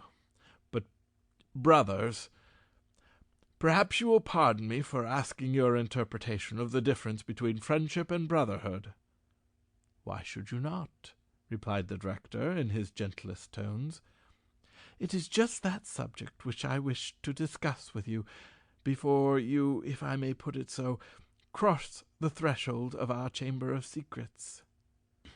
"But I was under the impression," said Siemens, as he took the chair towards which Isaramal had waved his hand, "that I had already crossed it. At least, that is, if you are referring to the scene of my too brief experiment with Princess Natif." "It is the same, and yet not the same," replied Isaramal gravely. "Still, that will serve as an introduction to what it is my duty to say to you. On that occasion you obtained a brief glimpse into the mental working of a beautiful and brilliant woman, who, in spite of the fact that she is possessed of fortitude far above the average of her sex, was nevertheless unable to sustain the ordeal of viewing the soul of Hedley Siemens unveiled." He paused, and looked into his eyes as though without the aid of the magical soul-searcher he would read the thoughts which were passing through his mind at the moment. His guest returned his gaze with perfect steadiness, and said quietly, "Yes, I quite see what you mean. And now?" "Now," continued Isaramal, still holding his eyes with that magnetic glance which Hedley Siemens had come to know so well, "now it will be you whose fortitude will be tested. You will be brought, in the mental sense, face to face with one who is not the least of the adepts. You will see him eye to eye, and soul to soul, and if you sustain that ordeal, you will henceforth be one of us, whether with your will or against it." "I'm afraid I don't quite follow you there, Doctor," interrupted Hedley Siemens, who, in something like his usual masterful tone, "with my will or against it. Really, I must ask you to make your meaning a little clearer." "It is easily explained," said the other, without the slightest trace of feeling in his tone. "The bond of our brotherhood consists in absolute knowledge, and therefore in absolute confidence. To put it otherwise, if two human beings know each other as they know themselves, they are obliged to trust each other, whether they will or not. Your own studies in mental science will, I trust, make that position perfectly plain to you." "I think I follow you. In other words, you mean that a man who knows everything, hidden and unhidden, about another man must be trusted by him simply because, to put it quite vulgarly, if he didn't, the other fellow could always give him away, and—" he went on, leaning forward in his chair with his elbows on his knees, and talking at Isaramal as if he had been an objecting shareholder at one of his own company's meetings, "as it may be taken for granted that the veneer of civilization is not much thicker than a coat of mahogany stained on plain deal. In other words, that we are all savages under the skin, and therefore, in the eyes of modern civilized persons, criminals. If we all understand each other thoroughly, and each of us knows enough to find means of putting his brother criminal, actual or potential, outside the pale of society. Am I right, Doctor?" "Yes," replied Isaramal, also leaning forward with his elbows on his knees. "You are so completely right in your entirely unconventional estimate of the situation that I feel I ought to compliment you upon your very close approach to our position. After what you have said, I feel obliged to say that I think there is little fear of your surviving the ordeal." "Surviving, Doctor?" said the millionaire with a just perceptible start. "I wasn't aware that this was a matter of life and death." "Only of mental life or death, my dear sir," replied Isaramal, "not physical death. That, you will admit, even if desirable under certain circumstances, might produce complication which we have no wish to be troubled with. And now," he went on, rising from his chair, "if you feel quite prepared to commence the experiment, will you follow me? Only," he said again after a little pause, For the last time, I must warn you that the threshold of the Chamber of Secrets must be for you the borderland between two roads, the world of the half-knowledge you have now, and that of the perfect knowledge, if you are found worthy to bear the burden. And the perfect knowledge, does that also mean the perfect power? The man who knows all things within the scope of human life, can he also do all things within the same limits? That, my dear sir, depends entirely upon the way in which the perfect knowledge is used. We, as I have hinted to you before, do not measure right and wrong, virtue or vice, but according to the conventional standards of a world which is almost entirely populated by human beings in a very low stage of moral and intellectual development. We do not judge ourselves or each other by, we will say, the standards of the law of England. Exactly, interrupted Hedley Siemens, who had been waiting for his advantage. I quite see what you mean. In fact, it is hardly necessary to quote the case in point. There is no necessity, interrupted Isa Ramal, with a motion of his right hand towards the door. I think that we shall understand each other quite well enough without any further explanation. And now, he continued, stepping outside the door into the passage, there are two ways before you. That one to the right will, as you know, take you into our entrance hall, and from there back to the commonplace world you have lived in so far. This one, he went on, making a motion with his left hand towards the curtained corridor, which, as Hedley Siemens knew, led to the Chamber of Secrets, will take you into another world, the world of perfect human knowledge, and therefore of influence and power, and, it may be, even as you use that power, to an invisible throne from which you may sway the destinies of nations, since knowledge is power. Then, of course, I take this one, said Hedley Siemens, turning to the left, and laying his hand lightly on Isa Ramal's right shoulder. But there are other things dear to the heart of man, which even those who sit on thrones do not always attain to. Prizes which all the political power of the world cannot compel, and all the money that was ever coined cannot buy. Can this knowledge and power that you have told me about compel these also? As they are used wisely or unwisely, yes or no. I can give you no clearer answer than that at present, replied Isa Ramal, taking his hand from his shoulder and holding it for a moment in his own. Then he went on, his voice almost sunk to a whisper. You have been blessed by the love of a woman for whom many other men have hungered. You are cursed by your own love for a woman who, so far as the conditions of the world in which you live are confined, is unattainable to you. And under the other conditions? It is not I who have undertaken the task of leading you across the border of your world to ours, replied Isa Ramal in his strangely impersonal tone. I know that because you have told me so already, said Hedley Siemens, instinctively gripping his hand hard. What I want to know is just this. When I go into that room, shall I meet Jenner Halkine in the flesh? I mean the man who— Yes, replied Isa Ramal, laying his hand on Siemens with a little stroking movement which instantly relaxed his grip. Yes, not only in the flesh, but also soul to soul. When you have done that, then, and if you remain yourself, it will be time for us three perhaps to talk over those other smaller matters, which now seem to be of such importance to you. I can ask for nothing more than that, replied the Gold King, dropping his hand. I am entirely at your service, and ready to learn all that the Chamber of Secrets can teach me.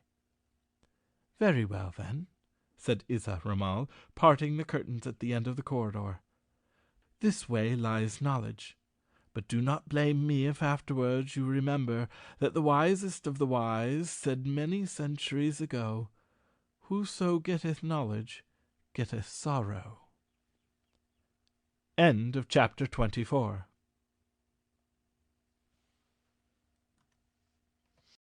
Chapter 25 of A Mayfair Magician, a Romance of Criminal Science. Recording by Aaron White. A Mayfair Magician, A Romance of Criminal Science by George Griffith. Chapter 25. Hedley Seamans had not yet seen Jenner Halkyne in the flesh. In fact, since his marvellous escape from Nethermoor, no human eyes had seen him undisguised, save those of Isa Ramal and Ram Das. The electric cluster over the table was alight, and as the director ushered him in, he saw a rather tall, spare man, dressed in black, clean-shaven, grey-haired, and wearing blue spectacles, rise from one of the seats of the table, fold his hands, and bow in silence as Isa Ramal said, "Brother, this is Hedley Seamans." "Welcome," replied Halkyne, with, as Seamans thought, a just perceptible start. Then he quickly removed his spectacles, and taking a couple of steps forward, he looked straight into the Gold King's eyes. For the first time in his life, Hedley Seamans found himself instantly under the power of a stronger will than his own. The magnetic eyes had caught his glance, and held it just as a man's grip might hold the hand of a child. He simply stared back helplessly, and in a moment or two he found his thoughts beginning to wander and scatter until he seemed only to have one clear idea in his mind. That was that somewhere and somewhen, far away and long ago, these eyes had already looked into his just as they were doing now. Then he heard Halkyne's clear, strangely familiar voice say in a low, almost gentle tone, "I never forget a face, and I know yours. I saw it last in Japan. Yes, in Yokohama. But then it was not the face of Hedley Seamans, millionaire and student of the inner mysteries." The words, quietly spoken, and in a voice almost as soft as a woman's, hit Hedley Seamans like so many blows in the face. Never, to his knowledge, had he seen Jenner Halkyne, the escaped convict from Nethermoor, before, and yet here was this man with luminous, penetrating, magnetic eyes looking, as it seemed to him, through his own and into his brain, and telling him about that other self of his, which that day had begun to follow him like a spectre rising from a grave, which the brilliant successes of his later years had convinced him was by this time nameless and forgotten. But now it had a name and a memory. If this man with the all-compelling eyes had not only recognized him, but named the very place in which his other self had deliberately procured the killing of Harold Enstone's father, what chance could there be that Enstone himself had made a mistake? There was practically none. His clear, quick intellect, trained to act instantly and almost automatically in the face of any possible combination of circumstances, told him that Isa Ramal, possibly speaking from more perfect knowledge, had been right when he told him that absolute understanding of each other was the most unbreakable bond that could be forged between man and man. "I think, Dr. Halkyne, if I am right in addressing you by that name, that after what you have just said, the proposed experiment with the apparatus seems rather superfluous. It seems to me that, at any rate, I should enter upon it at a decided disadvantage. What do you think about it?" he continued, as it were wrenching his eyes away from Halkyne by a supreme mental effort, and turning to Isa Ramal. "That is a question which I think I can answer perhaps even better than our friend the director," said Jenner Halkyne quickly, and with a certain emphasis which added to Seaman's conviction that he, and not Isa Ramal, was the master spirit which controlled the Institute and all its vast possibilities. "You see, my dear sir," he continued, moving a pace to the right and facing the Gold King once more, "there can be no advantage on either side, and when you and I are both at the mercy of the searcher of souls, the revealer of the inmost secrets of the human mind, I need not remind one of your vast knowledge and experience of the world, that there is no man, however good he may seem in the eyes of his fellow-men, whose inmost soul does not contain that which would revolt his dearest friend, if he could see it." "Quite so. I think that, if you will excuse me saying so, was said rather more neatly by some Frenchman about a century ago," replied Seamans, with a justifiable touch of acidity to his tone. "In fact, the saying has passed into an axiom by this time, and it only needed the invention of such a diabolical contrivance as you have here to give it both mathematical and mechanical proof. I hope that you will pardon the adjective." "Certainly," laughed Halkyne. "That and the rest of what you have said. Of course I ought to have known that such a well-known saying must be quite familiar to a man of your wide reading.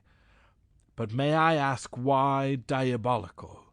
he went on with a motion of his hand towards the machine, the inner mechanism of which was already purring gently as though in anticipation of the work that it was about to do. "To tell you the truth, my dear doctor, the word is not my own. At least it was suggested by the recollection of my last experiment. You remember that, Dr. Ramal, of course, don't you? When Her Highness snatched her hands away from mine and fell back into her chair, saying that she had seen into hell. It was not particularly complimentary, but on the French philosopher's hypothesis it might possibly have been true." "Possibly," replied the director, dividing a smiling glance between him and Halkyne. "You see, my dear sir, you committed what you will perhaps allow me to call an indiscretion in permitting a woman, and worst of all a most clever, brilliant, and charming woman, to look open-eyed through the windows of your soul." "And after a very brief inspection, as I understand," laughed Halkyne in a suggestively irritating fashion, "she came to the conclusion that she had seen quite enough of what she described with perhaps more candour and completeness than premeditated courtesy. And now, Mr. Seamans, am I to be privileged to take a look into that same, what shall I say, inferno?" "If you understand me, doctor, as well as I believe I understand you," replied the man who had never shown mercy to a fellow creature whom he thought he had at a disadvantage, "I guess it won't be anything very far from a fair exchange. If you were going to look into an inferno, I reckon that I shall have the enjoyment of a pretty lurid spectacle in exchange." Insensibly he had lost control of himself for the moment, and drifted back through the years to his other self. "Ah, yes," said Halkyne, looking into his eyes again. "Yes, I remember now. In those days you were Collier Banfield, if I am not mistaken in the name." "You needn't worry any further, doctor. That will do," replied Hedley Seamans, thrusting his hands into his trouser pockets and walking towards the mechanical demon that was purring on the table. "I guess it will be a pretty fair exchange. Sit down." "I'm very glad that we understand each other so far, to begin with," said Halkyne as he went towards the chair in which the princess had fainted, and sat down. In all the history of psychology, such a struggle of soul against soul, each laid bare to the inner vision of the other, had never taken place as that which ensued during the half-hour in which Hedley Seamans and Jenner Halkyne had seen each other exactly as they were. The mask of flesh, which for ages had been impenetrable to human vision, had been removed. The disguise in which every man, woman, and child of all the myriads of the human race had passed through life from the creation until now had been stripped off. As the athletes of Greece and Rome had wrestled naked with each other in the arena, so these two souls had struggled through that terrible 30 minutes, and both had come out of the conflict outworn, yet not outdone. Their vision had grown blurred. The unearthly light generated by the tubes and reflected in the mirrors had grown dim. Their hands had relaxed their grip, and in the end, almost at the same moment, they had fallen back into their chairs with a nearly simultaneous sigh, which told Isa Ramal that the experiment had proceeded to the utmost limits of human endurance. He moved the two switches on the table and turned on the light in the electric cluster. Then came a swift descent, if not from the sublime to the ridiculous, at least from the occult to the practical. He touched the button by the side of the door. Ram Dass appeared, and he ordered him to bring brandy and soda and do it quickly. Both men wanted it very badly, so badly indeed that Isa Ramal found it necessary to prescribe another when he had got them back into his own sanctum and planted them in armchairs facing each other on either side of the fireplace. Seated thus, they formed the most curious study in humanity that even he, who had progressed through age after age and life after life to the possession of almost perfect knowledge, had ever seen. They sat still and silent, and stared at each other with blank, unmeaning eyes. They, too, he saw, had, in a sense, reached the perfection, or, at any rate, the completeness, of knowledge as regards each other. so the spectacle suggested itself to the student of many mysteries, as one disembodied spirit might have looked at another, bare, naked, knowing everything and therefore unashamed. They were the verification of another penetratingly wise French saying, "Tu comprendre est tu pardonner." And yet there was another factor in the solution of this weird problem, which astonished, almost shocked even him. Those two men, knowing each other as no two human beings had ever known each other before, also most manifestly hated each other, with a hatred which seemed to be almost superhuman. And then another chilling thought struck him. What if he and Jenner Halkyne, while inventing and constructing what Hedley Seamans had already called, with perhaps some justice, this diabolical contrivance, had really overstepped that frontier which divides the humanly possible from the impossible? What if they had placed within the control of human hands an engine too mighty for human hands to control? How would it go with them if this machine, through the medium of which they hoped to control society, merely wrecked it by making human association impossible? There was something terrifying in the thought, even to him. But as he stood and looked on these two silent, dull-eyed men, who an hour before had been two of the most brilliantly capable men to be found between East and West, he knew in his own soul that the thought was a true one. While he was thinking thus, Hedley Seamans lifted his glass with a limp, nerveless hand, carried it unsteadily to his lips, gulped the brandy and soda down in long swallows, put the glass back on the table, and ended the long silence by saying in a voice strangely unlike his own, "Well, Jenner Halkyne, thief and philanthropist, murderer and martyr, liar and truth-finder, what do you propose to do? Knowledge such as we have now cannot remain unused. What use do you suggest that we should make of it?" "I think the best use we can put it to will be to accomplish each other's complete annihilation, as far as this stage of existence is concerned," replied Halkyne, listlessly and without any apparent interest in the subject. "But that, I presume, would hardly be an acceptable proposition to a man like yourself." "No," replied Seaman slowly, "not quite. I must say that if you and I were alone together in some places I have been in, I should have the greatest satisfaction in killing you." "Of course you would," said the other, without a trace of emotion in his voice. "And I should equally, of course, consider it a duty to abolish you, granted always that I could, which I do not now think possible." "And why should that be so?" exclaimed Isa Ramal, startled for the moment out of his habitual calm by this amazing statement.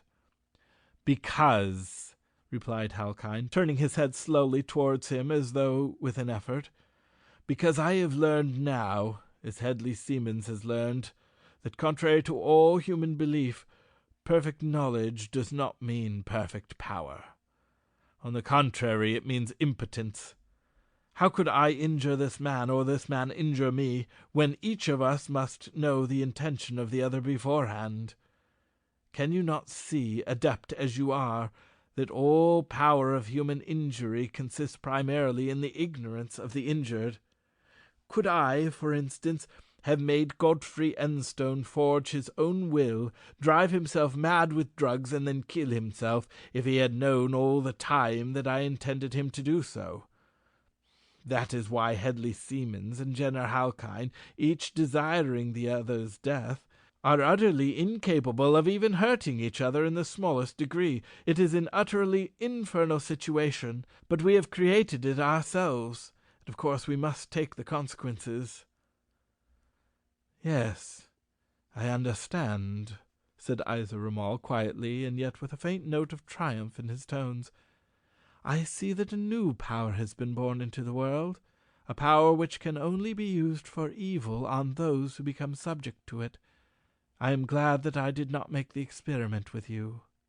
Hedley Seamans laughed the spectre of a laugh, and said, speaking just as impersonally as Halkyne had done, "That gives you a distinct advantage over both of us. Incidentally, it also suggests that it will become necessary for one of us to abolish you." End of chapter 25.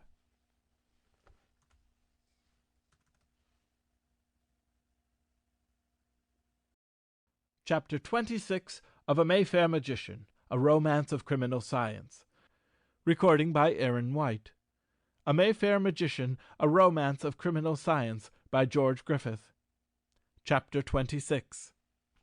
The next morning, about 10 o'clock, as he was getting ready to go to the city, Hedley Seamans was somewhat surprised by a message which Saunders brought him to the effect that a lady had called and wished to see him particularly. "What sort of lady, Saunders?" he asked rather irritably, for the strange events of the previous night had shaken his nerves up very considerably, and he was not by any means himself. "Didn't she send a card or give her name? What sort of lady is she?"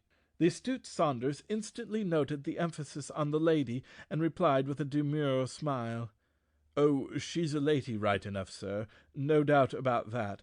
A regular top-heeler, too, and if I might say so, pretty as a picture and dressed like a duchess." "Very well, Saunders," said his master with a dry smile. "I'll accept your recommendation. You may show her in." "Yes, sir," replied Saunders, and disappeared, closing the door gently behind him. "Now who the deuce can that be?" said the Gold King half aloud, as he turned towards one of the windows overlooking the park. "Pretty as a picture and dressed like a duchess." Saunders certainly has a turn for crisp description, and as there are only two women— Oh, yes, of course, it must be the princess. Now what the devil does she want? I wish I had never heard of that confounded institute in Halkine's infernal machine. It strikes me the situation is getting rather too complicated to be pleasant. Here I am hopelessly in love with another man's wife, who looks at me as if I were a shop-walker, and on the other hand one of the most brilliant and beautiful women in Europe has fallen in love with me, not only with my millions either. Halkine's infernal machine told me that much. "Yes, come in." "Lady to see you, sir," murmured Mr. Saunders behind the opening door.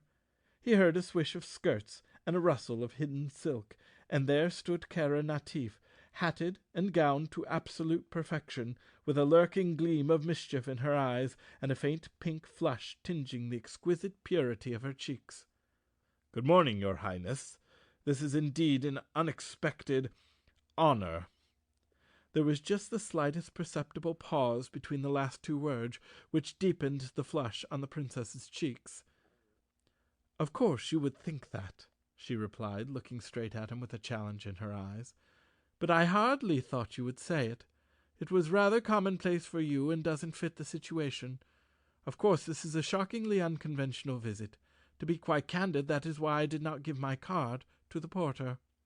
But at the same time the situation itself is unconventional, almost painfully so, I am afraid. But then that is just why I have taken the liberty and the risk." "My dear princess," he replied, moving a luxurious armchair so that if she sat in it, the light from one of the long windows would fall on her face. "My dear princess, I am afraid you must pardon me if I say that the one suggestion is as unthinkable as the other. Pray sit down and let us talk. And to begin with, how can I best serve you?"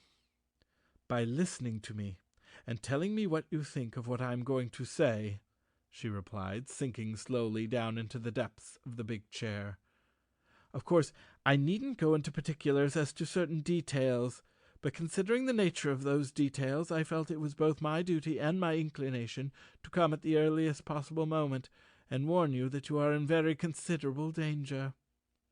"My dear princess," he interrupted, "it is very kind of you, very kind indeed, but perhaps I may save you the trouble by telling you that I am already aware of the fact, and that I am taking every possible means for my own protection. Last night I made alike a powerful ally and a very detestable enemy. That sounds paradoxical, but at the same time it is true. In other words, I carried out the experiment at the Institute." "Ah, and may I ask with whom?" said the princess, sitting up and looking keenly at him. "The director, I presume?" "I am afraid I am not at liberty to answer that question, even to you," he replied, with a suspicion of stiffness. "It is, I believe, one of the secrets of that temple of mysteries. I may, however, tell you that the other party to the experiment was not our good friend Issa Ramal. I am afraid we are wandering a little from the subject. May I recall it by thanking you for coming to me on such a charitable purpose? You were alluding, I presume, to some especial danger that is threatening, and you know, of course, that that sort of thing is one of the inevitable penalties of such success as I have been able to win. Yes, you must forgive me. It was quite my fault, she replied, as though she had not noticed the refusal to answer her question. I came to tell you that Harold Enstone has somehow got it into his head that you are someone else, and that he has cabled to a place called Pine Bluff City, asking the mayor whether there is anyone there who knew a man named Collier Banfield, a rather too well-known character in Arizona about 15 years ago, and who could identify him now. If so, these people are to be forwarded to London as speedily as possible, without any regard to expense. Of course, I hardly need to remind you of the consequences of such an identification. And now may I ask your Highness a question? Said Hedley Seamans with wonderful self-control, yet feeling that he had turned half a shade paler. How has it been possible for you to discover that? And why should you find any reason for thinking I am the person whom Enstone wishes to identify as somebody else? Fortunately, I am able to answer your question more frankly than you are able to answer mine, she replied very sweetly, and yet with a smile which he did not altogether appreciate. It was all perfectly simple. I met Grace Enstone last night at Lady Bermondsey's, and got her talking as a woman generally does with another woman whom she dislikes. Your name came up, and she, not knowing that I was at all interested in the matter, told me that after seeing you riding in the park yesterday morning, her husband got an idea that he had met you before in America, but that you had said afterwards at Mrs. Grover's garden party that you had never been anywhere in the States except in the cities. When I got home, I found a copy of a cable which Harold Enstone sent yesterday afternoon to Pine Bluff City, and an answer from the mayor, saying that he had found 5 citizens who could swear to Collier Banfield if they saw him, and that he was sending them to England by the next mail. But how in thunder— I beg your pardon 1,000 times, but how on earth could you, even with your influence, get copies of private cables like those? That, I am afraid, I must answer as you answered my question about the experiment. The secret is not mine. I could only remind you that even telegraphic clerks are not all incorruptible, and that a sort of telegraphic press-cutting agency isn't altogether impossible. Of course, it is expensive, but fortunately I can afford to indulge the hobby, and I assure you we find it a great deal more useful than most are. Well, he repeated, with a sudden lift of his eyelids. Ah, yes, I think I understand. I have heard of these little arrangements before, and I suppose it quite easy for the personal matter to get conveniently mixed up with the official. Exactly, she said, with a nod and a little laugh. There is not the slightest reason why, since it is so difficult for you and I to have any secrets from each other, you should not understand the circumstances. But now the point is, what ought you do under them? In other words, he said, what use ought I to make of the very valuable information which you have so kindly brought me? He paused for a moment, and looked steadfastly at her. If she did not know the truth already, was not this precisely the moment to put her love to the test of knowledge? If it could survive that revelation, surely there could be hardly any extreme to which it would not lead Kara Natif. Kara, he said, speaking more tenderly than she had ever heard him speak before, so tenderly indeed that her cheeks flushed and her eyes brightened. As you have just said, it is difficult for us to have any secrets from each other. So now tell me quite plainly how you would regard me if you knew that Harold Enstone's suspicion was correct, and that the arrival of these people from America will prove it. I knew it before I came here, she said quietly, and therefore I suppose the fact that I have come is a sufficient answer. More than sufficient, he replied slowly. And you with your beauty, your wealth, your brilliant position in the world, would still be willing to join your lot With a man who was once Collier Banfield? The man with whom I would join hands, she said, with just the faintest quiver of emotion in her voice, is Hedley Siemens. If he was anybody else in the past, that has nothing to do with me. I love in the present, and not in the past, and I look only at the future. But I am afraid there is yet another offence that you will have to forgive, Kara, before you and I can join hands with perfect understanding and confidence. I know what you are going to say, she said, with a smile that had very little sweetness in it. You are going to ask me to forgive you for loving another woman. Well, that is the greatest of all offences that a woman can forgive in the man she loves. But perhaps I am not altogether like other women. I may be better than some, and so far as my potentialities go, I might very possibly be worse than a great many. You love Grace Enstone with what I may perhaps call the sentimental side of your nature, and possibly your tender feelings are made tenderer by the knowledge that she is unattainable, at least at present. At present? He exclaimed, rising from his chair and going towards her. There need be no more secrets between us now, I think. What do you mean? What are you thinking about? Yes, it is true that I love Grace Enstone just in the way that you have said. If I thought I had a soul, in the vulgar sense of the word, I would sell it to get her. As wife, or what? Wife? No, at least not for preference, replied Hedley Siemens, with a brutal frankness which delighted Kara Natif in a fashion which he could hardly have comprehended. There is only one wife, one real helpmeet in the world for me now, Kara, he went on, catching her by the wrists, and there is no need for me to tell you who it is. No other woman, I believe, could have done what you have done this morning, and no other woman shall ever sit beside me on this golden Midas throne that I have raised, and from which I can rule men like slaves and shake kingdoms. Will you come? Yes, she whispered, as he drew her towards him. In the next moment she was in his arms. His lips were upon hers, thrilling with the passion with which she had so subtly inspired him. When he had at length released her, she walked away to the window, and after looking out over the park a few moments, she turned and faced him, with her body inclined backwards a little, her draperies falling in perfect lines, her exquisite shape framed by the softly tinted hangings of the window, her lips slightly parted in a half-smile, her cheeks slightly flushed, and her eyes aflame, a perfect vision of that loveliness which was created to save or damn the souls of men, and sometimes of women also. And now, she said in a low, soft voice, which sounded very like strange music in his ears, shall I tell you why I was able to forgive you that offence, which is the most grievous in the eyes of a woman who loves the man that has committed it? For the moment he was utterly intoxicated by her beauty, and the sensuous delight of that long embrace. She had come to conquer, and she had conquered. She had made him love her as she wished him to do, in spite of his love for Grace.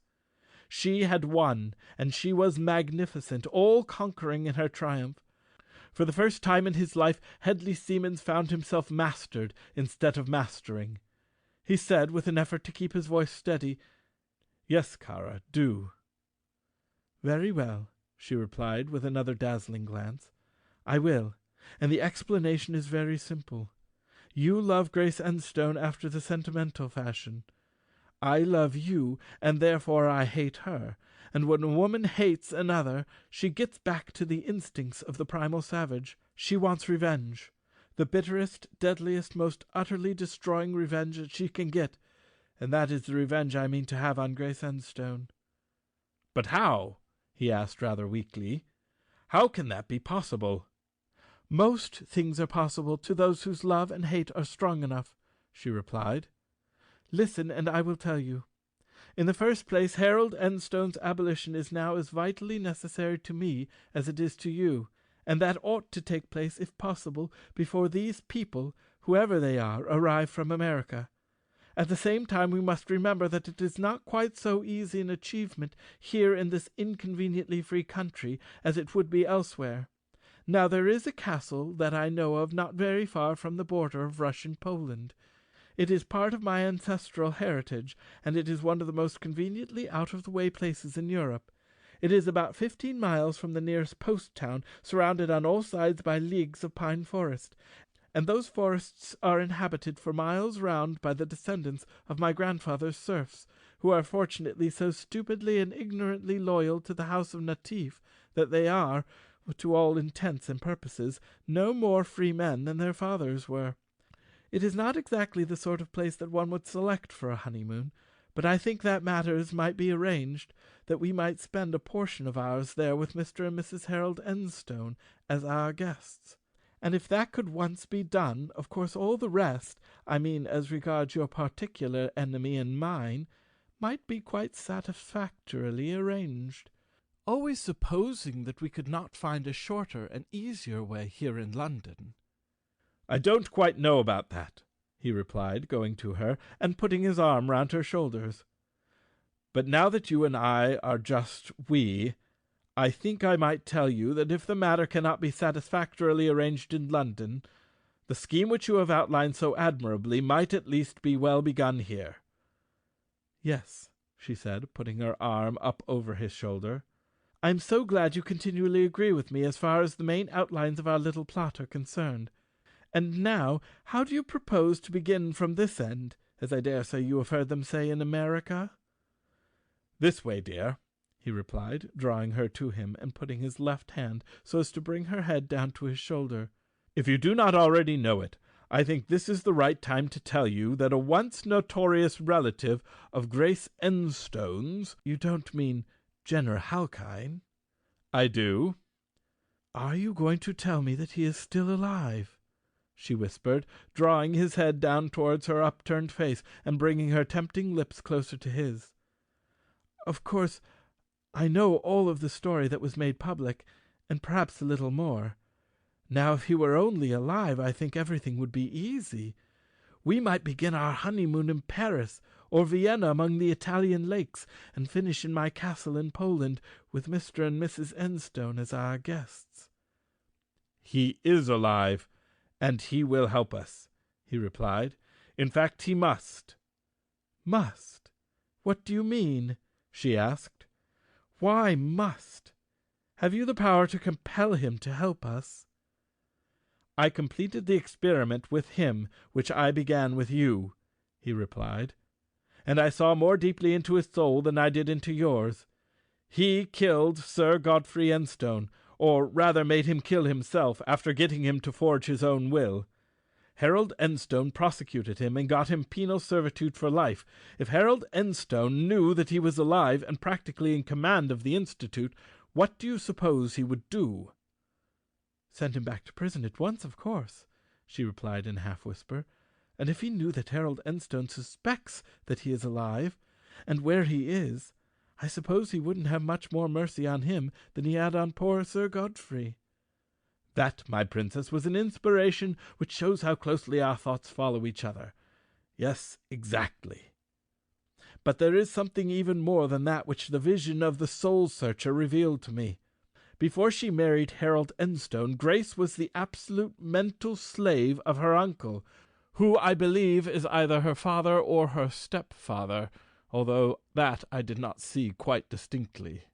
Since her marriage, something, perhaps the magic of matrimony, has enabled her to escape entirely from his control. He would give a good deal to get that control back. He cannot do that while Harold Enstone lives, and that is why I think we can count upon his helping in carrying out the first part of our plan." I see, she whispered. "We could be married by special license, as they call the dispensation here.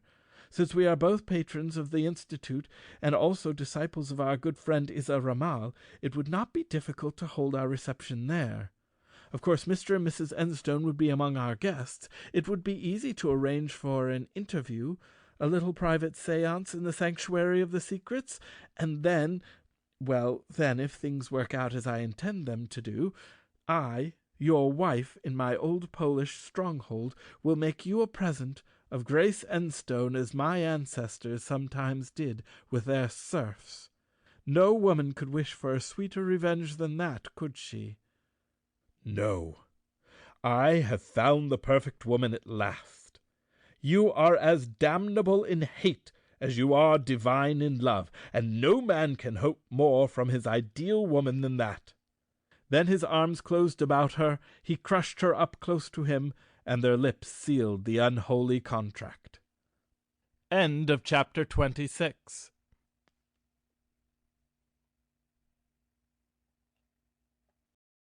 Chapter 27 of A Mayfair Magician, A Romance of Criminal Science. Recording by Aaron White. A Mayfair Magician, A Romance of Criminal Science by George Griffith. Chapter 27.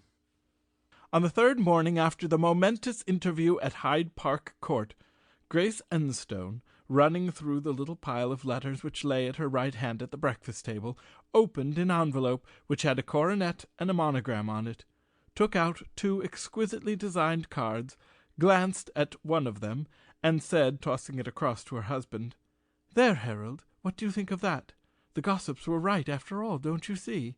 But what if your suspicions about him are right, and the poor princess were to find it out too late, to wake up some fine morning and find that she had married such a man as Collier Banfield was? Don't you think—" "No, dear, I don't," he replied somewhat coldly. "I know what you are going to say.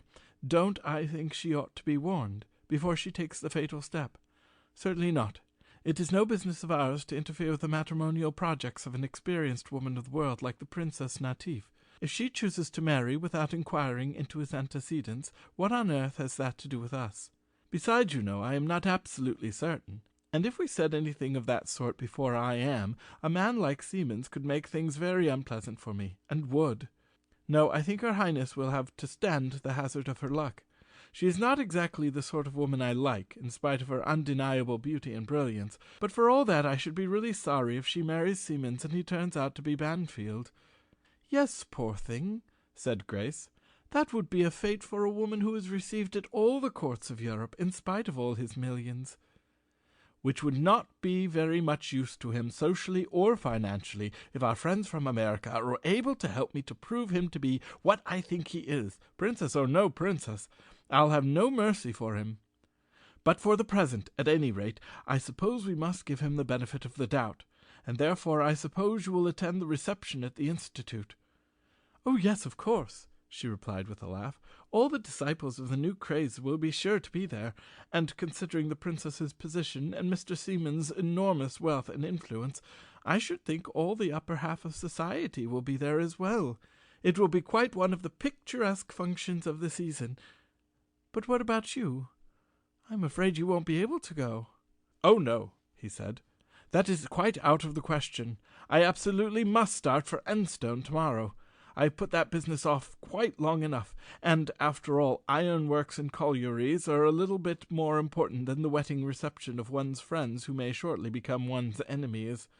Still, that won't matter to you, dear. You can easily fix up a party with Lady Georgina and Mrs. Grover, and of course the gallant Colonel will be only too delighted to escort you. Don't you worry about me. I shall be much happier fighting for my own way with those hard-headed northern coal and iron kings than I should be loitering about the grounds at the Institute, and paying more or less insincere compliments to Her Highness Mrs. Headley Siemens. Rather curious mixture of titles, isn't it? It would be still more curious, I'm afraid, if she found herself Her Highness Mrs. Collier Banfield. But for her sake, I think we may hope that she hasn't anything like that in store for her. But isn't it just like her, springing the news of her marriage on the world like this at a couple of days' notice, and selecting the Institute for her reception? I rather wonder the grave and reverend Isa Ramel gave the use of his sanctuary for such a frivolous purpose as a wedding reception. But they are, of course, both disciples, and, I dare say, very considerable contributors to the funds, unless poor Sir Godfrey's million has made them independent of that sort of thing. Well, from what I hear of their operation in other parts of the world, I should imagine there wasn't much of that million left," replied Harold. "And without any undue prejudice, it is a jolly good job that your late lamented uncle isn't still in the position to devote more millions to the object which Isa Ramel and the rest of them had apart. Now, dear, I must be off. I suppose your most immediate concern now is something dazzling in the way of costumes for the function." "Of course," she replied with a laugh. "What else do you suppose a woman would be thinking about under the circumstances? I shall have the Victoria at once and go and see Lady Georgina and Mrs. Grover, if I can catch them before they go out, and have a good talk, and then we'll go and enjoy ourselves in Dressland." "Right you are, dear," he said, going round the table and taking her by the shoulders. "Good morning. You go and spend the money on fineries, and I'll go and see if I can make a few pounds to repair the damage." "A few pounds?" she laughed when she had returned his kiss. "I'm afraid it will come to rather more than that, you mercenary person. But after all, it won't make a very big hole in those thousands of thousands that you keep on piling so recklessly on top of each other. Now get away to your old money-making. I must go and see Harold II, and then dream about dresses."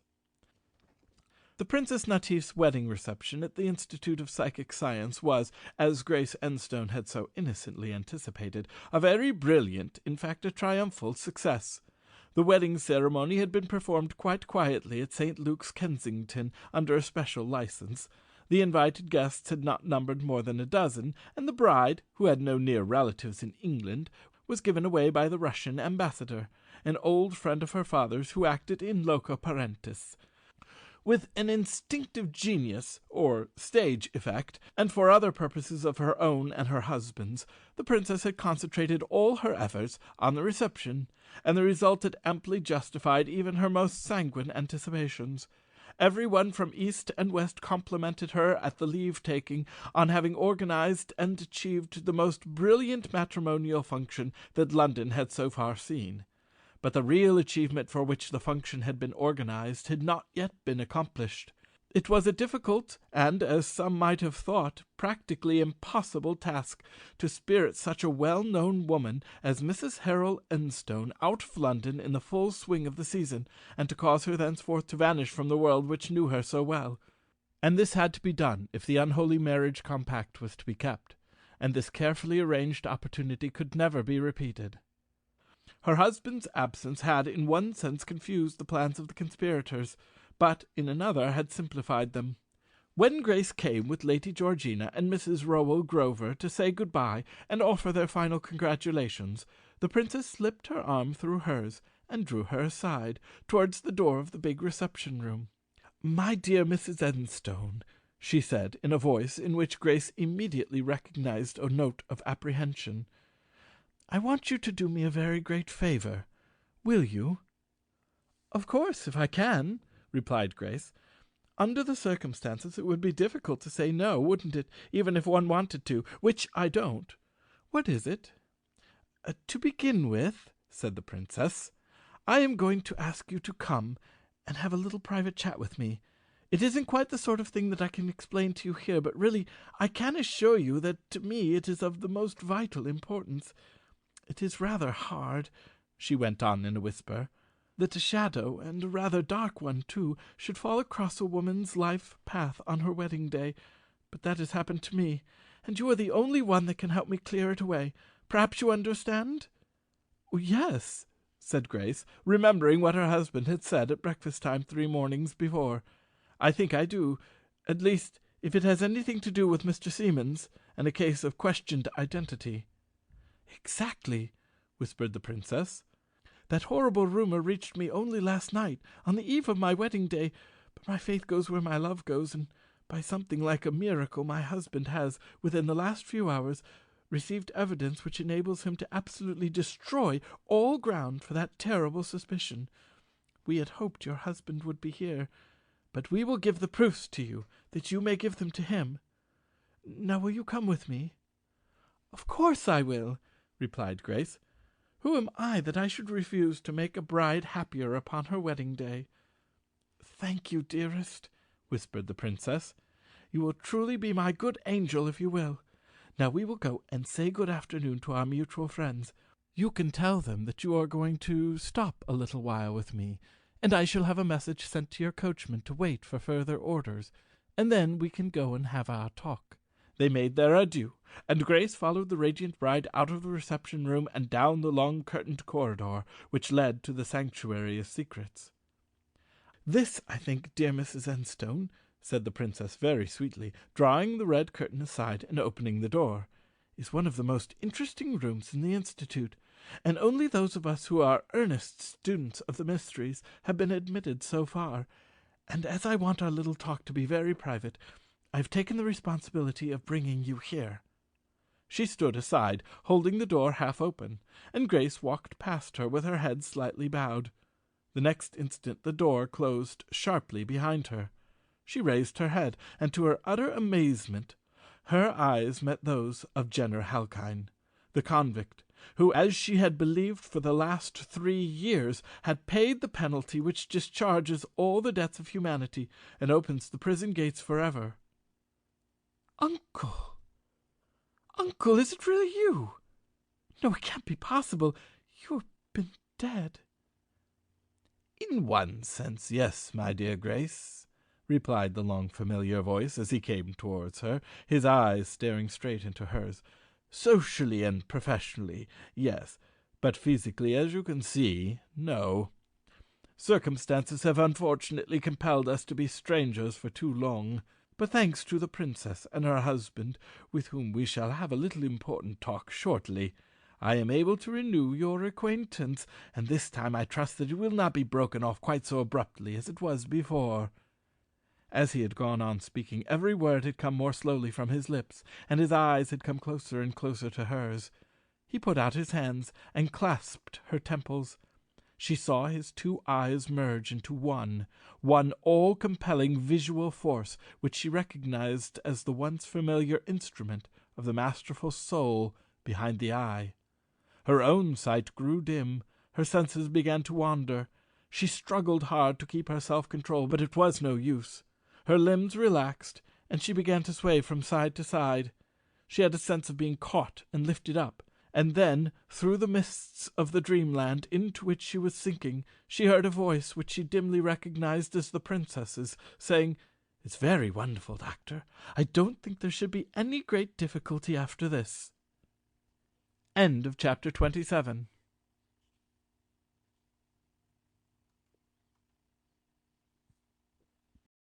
Chapter 28 of A Mayfair Magician, A Romance of Criminal Science. Recording by David Bear. A Mayfair Magician, A Romance of Criminal Science by George Griffith. Chapter 28. Can you not see, Dr. Halkine, that all things considered, the course which I propose is the only practicable, in fact the only possible one for all of us? By some means or other, your continual existence and presence here have become suspected. You know perfectly well that if Harold Enstone can send you back to prison, he will, and this time there will be no escape. You know also that I have the best of reasons for wishing him permanently out of the way. I won't say that his existence is quite as dangerous to me as it is to you, but it is sufficiently so to be exceedingly unpleasant. Now, here we have an opportunity which could hardly come to us again. You will assume one of those admirable disguises of yours, and come with us to Natiefberg. Your niece, as I think you prefer to call her, your daughter. Yes, interrupted Jenner Halkine, in a voice like the snarl of an angry dog. Of course you know that too, and therefore the reason. I do, replied Siemens gravely, looking at him with unconcealed disgust. And therefore I know that you are the most unspeakable mixture of madman and scoundrel that ever was allowed to live. However, for decency's sake, we will call her your niece. If you come, she must, and when we get into the safe seclusion of Natiefberg, you will cause her to write a note to her husband saying that at the last moment the princess had persuaded her to accompany us on our trip as far as Paris. We can send her carriage back for her maid and the necessary luggage. There will be plenty of time for that before we catch the train. Then the letter from Natiefberg will bring her husband there hot foot, and meanwhile we can arrange for the necessary accident to happen to him. Of course I know that I am talking to one of the greatest criminals, potentially at least, that exists, replied Halkine slowly. I would rid the earth of you if I could, but unfortunately, perhaps for the world, neither you nor I can harm each other. Therefore, as we must live, we may as well do so in the most convenient fashion. As you know, I have nothing to live for except science, but for that I would live 1,000 years if I could. In comparison with science, I hold nothing of any value, and therefore I agree, although I know you ought to be killed for even thinking of what you wish to do. For me, it is a choice between continuing the glorious and mighty work that I have begun at the Institute, a work which before I die will place me on the throne of the world with statesmen and monarchs as my servants and puppets, and the living death of the prison. Therefore, Harold Enstone shall come to Natiefberg and never leave it. And when that danger to us both, which is incarnate in him, has ceased to exist, I will go back to my work, will live my life, and you will live yours. There will be no need for us to meet again. I quite agree with you, said Hedley Siemens, taking a cigar out of his case and snipping the end with his cutter. It is just as well that people who know each other as intimately as you and I do should keep as far apart as possible. You perform your part of the bargain, and I'll perform mine. As soon as Harold Enstone has been duly abolished, I will give you $1 million's worth of negotiable securities, and we will say goodbye, I hope, forever. At least, as far as this existence is concerned. What we shall be in the next, well, we needn't trouble ourselves about that for the present. If we get what we deserve, I suppose we shall be reborn as the children of pickpockets, and grow up in the slums on the edge of starvation, and steal for a living, and go to prison as an occasional diversion. One life at a time, if you please, said Halkyn, with a smile which was anything but mirthful.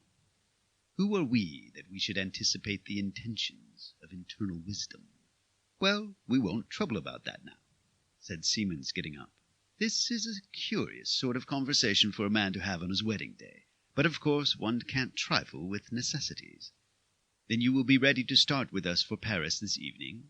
You know we shall have a special train, and my yacht will be waiting at Dover, so we shall have quite a comfortable trip.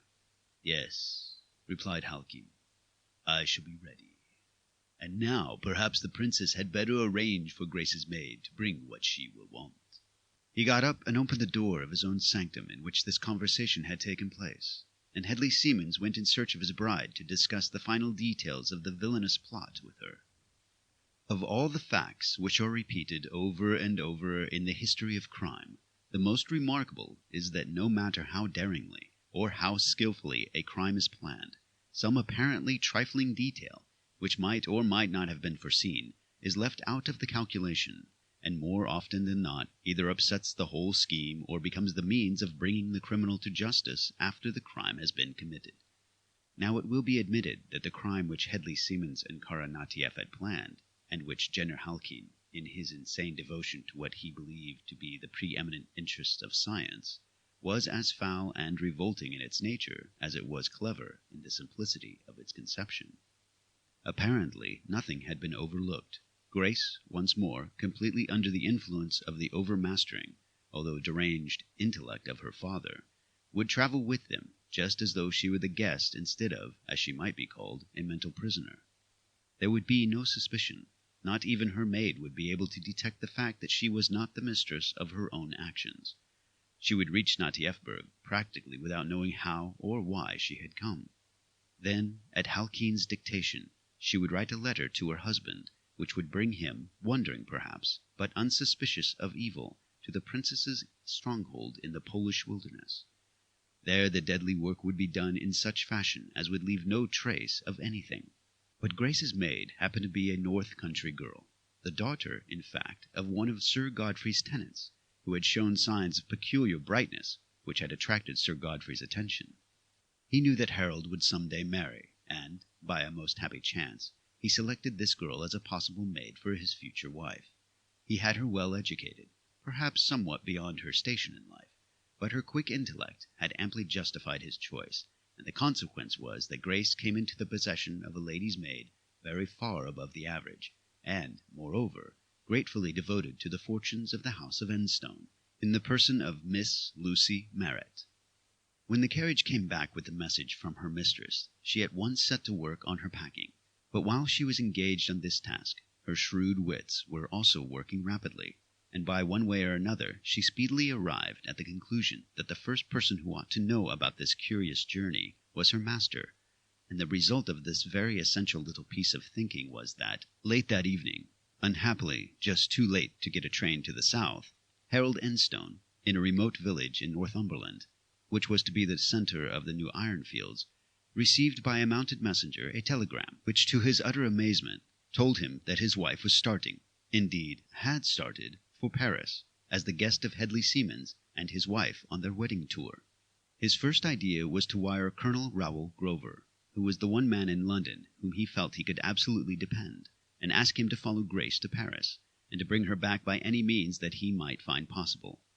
But a moment's reflection told him the colonel could not possibly cross the Channel until the next morning, and by that time, if Hedley Siemens and his wife really had any sinister designs upon Grace, they certainly would have made pursuit for the present impossible. The telegram told him that the party were travelling by a special train, and that Siemens' yacht was to take them from Dover to France, but whether Calais or Boulogne it did not say, and for the matter of that, what was to prevent Hedley Siemens, who, as he now felt certain, had every reason to fear him, and therefore injure him, from taking the yacht anywhere else? She was a 1,000-tonner, one of the finest yachts afloat, and could go anywhere. Once away from Dover, and every trace of her might be lost for days and weeks, she could run down to the Mediterranean, and idle about there among the Ionian Islands, or in the island-studded Aegean. She could take a passage around the Cape to Australia, coal up at one of the Australian ports, and spend a year or so among the South Sea Islands. She could run across the Atlantic, coal at Kingston, and get away down to the east coast of South America, where Hedley Siemens' millions would buy him absolute immunity from the operations of all civilized law, until it was too late for the law to act.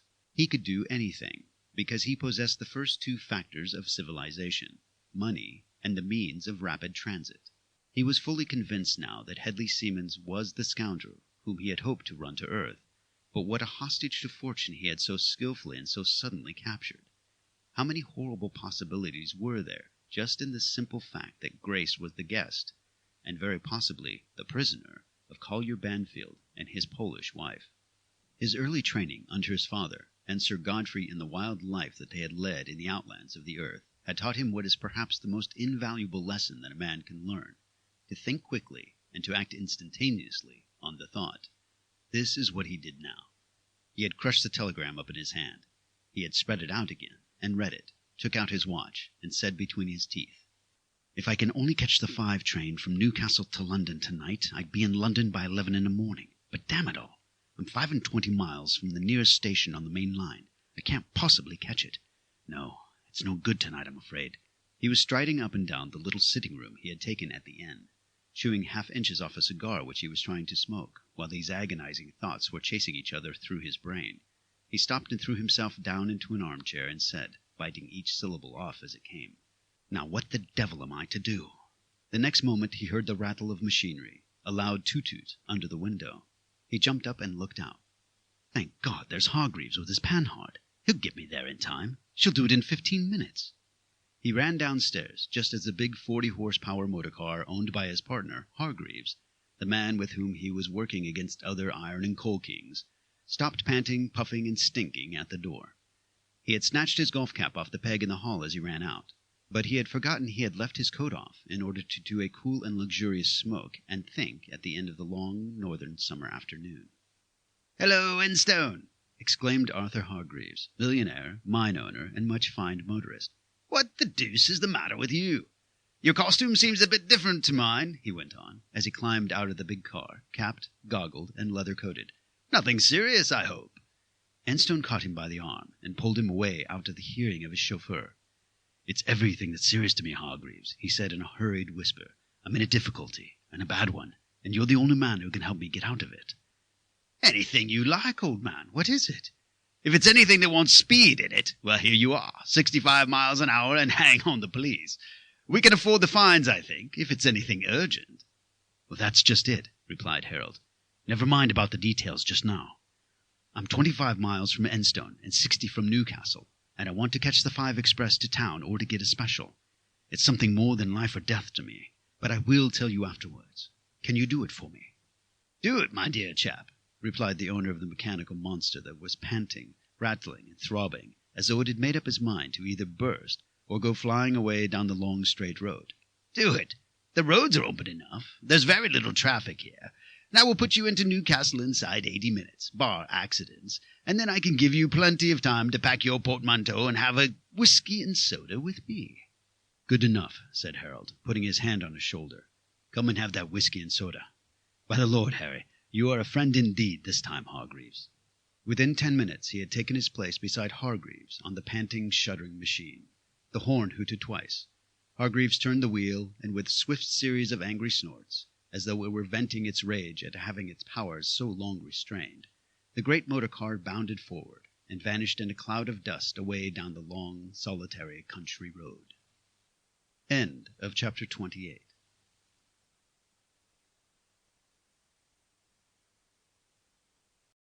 Chapter 29 of A Mayfair Magician, A Romance of Criminal Science. Recording by Fraser Shepherdson. Melbourne. A Mayfair Magician, A Romance of Criminal Science by George Griffith. Chapter 29. Hargreaves and his chauffeur made the big Panhard do its best, and it thumped and bounded and jumped along the roads, anywhere between 60 and 70 miles an hour, until, within about 15 miles of Newcastle, it became absolutely necessary to slow down or run the risk of manslaughter. "Sorry, old man," said Hargreaves, "but I really must do it. We can't go charging through these little villages at the speed of the Flying Scotchman. There you are. Great Caesar! We nearly did some damage there. I'm afraid I've hurt the kid after all." He shut the power off, jammed the brake down hard, and brought the throbbing, panting monster to a standstill almost within its own length. "I am afraid you have," said Harold, jumping out of the car and running back about 20 yards to where the little girl was standing with her knuckles dug into her eyes, surrounded by a small but vociferous crowd. "I'm very sorry," he said, breaking through the circle, and taking the girl by her shoulders and lifting her from the ground. He put her onto her feet again, and she stood upright, though still shaking with the fright. "Fortunately, it's a case of more frightened than hurt. I don't think it touched you after all, little woman. Come now, I'm in a hurry. See if these won't make you feel a bit better." He pulled his sovereign case out of his right waistcoat pocket, rattled 6 sovereigns and a half-sovereign out of it, took hold of her little tear-stained hand, put them into it, closed the fist, broke through the circle again, and jumped into the car. "Right away, Hargreaves. Let her go. I am afraid that will miss us the train." The car jumped away into space, but now it was necessary to slow down time after time as they passed through the more and more crowded narrow streets leading into the northeastern metropolis. The car ran up one side of the semicircle in front of the Newcastle station at perhaps a little over regulation speed. "Very sorry, Enstone, but I'm afraid we have missed it," said Hargreaves, as he brought the volcanic monster to a standstill under the clock tower. Harold jumped out, ran into the station, collided with an inspector whom he caught by the shoulders. "Here, where are you going at a speed like that?" "Oh, I beg your pardon, Mr. Enstone." "Excuse me, but is there anything serious the matter?" "Yes, I beg your pardon, Hawkins, running into you like this, but there is really something very serious the matter, and I've missed the up express, haven't I?" "Yes, sir, you have, by about 2 minutes and a half." That was the kid's fault for nearly getting in the way, thought Harold rapidly. "Now look here, Hawkins," he went on, taking his hands from the inspector's shoulders. "I've got to get to London in the shortest possible time, even if I have missed the express. I know you always have 1 or 2 good engines round here. Go and tell the station master to get one of those coupled up to a carriage of some sort and pull it in just as quickly as he can. He needn't worry about the cost, but he must wire up the line, stop everything, and give me a free run to King's Cross. Hurry up now." He turned away and went back to the motor car. "She's gone, Hargreaves, but perhaps I can get a special. If I can, will you come to London with me? As a matter of fact, I want a man like you, and I don't know too many of your sort in England, and I believe you've got a bit of influence on this line, haven't you? And I have some. What's up, Enstone? Give me the facts, quick. And if you are in real trouble, I needn't say that. I know that, Hargreaves. The trouble is just this. It may not be very understandable to you just now, but I will explain it when we get into the special. My wife has by some absolutely mysterious means been persuaded to go to Paris, and after that to the Lord knows where, on a honeymoon trip with Hedley Simons and his bride, Corinne Natif. I just got the telegram at the moment you stopped at the inn up there. You've come too fast for me to speak, or I would have told you before, but that's so. Oh, good Lord, replied Hargreaves, getting out of the car. And from what I happen to know of Mr. H.S., I suppose you are pretty anxious to stop that little excursion. Look here. I fortunately happen to know Mr. Sanderson, the district superintendent here. In fact, I did a little bit towards getting him his berth, and if there is anything in the way of specials that he can manage, he'll do it. Come along now, and we'll see.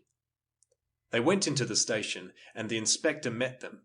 He touched the peak of his cap to Harold and said, "I've seen the station master, sir, and he'll be glad to see you in his office. This way, sir, if you please.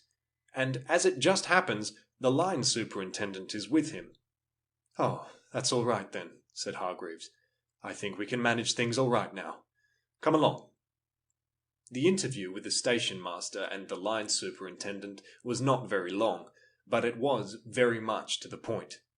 Both Harold Enstone and Hargreaves were known as men to whom money, even in thousands, was of very little account.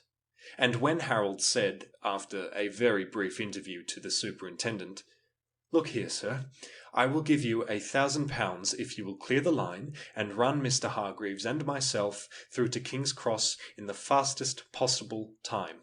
Shunt everything. I'll pay any loss there may be to the company through delay, but I want to get there."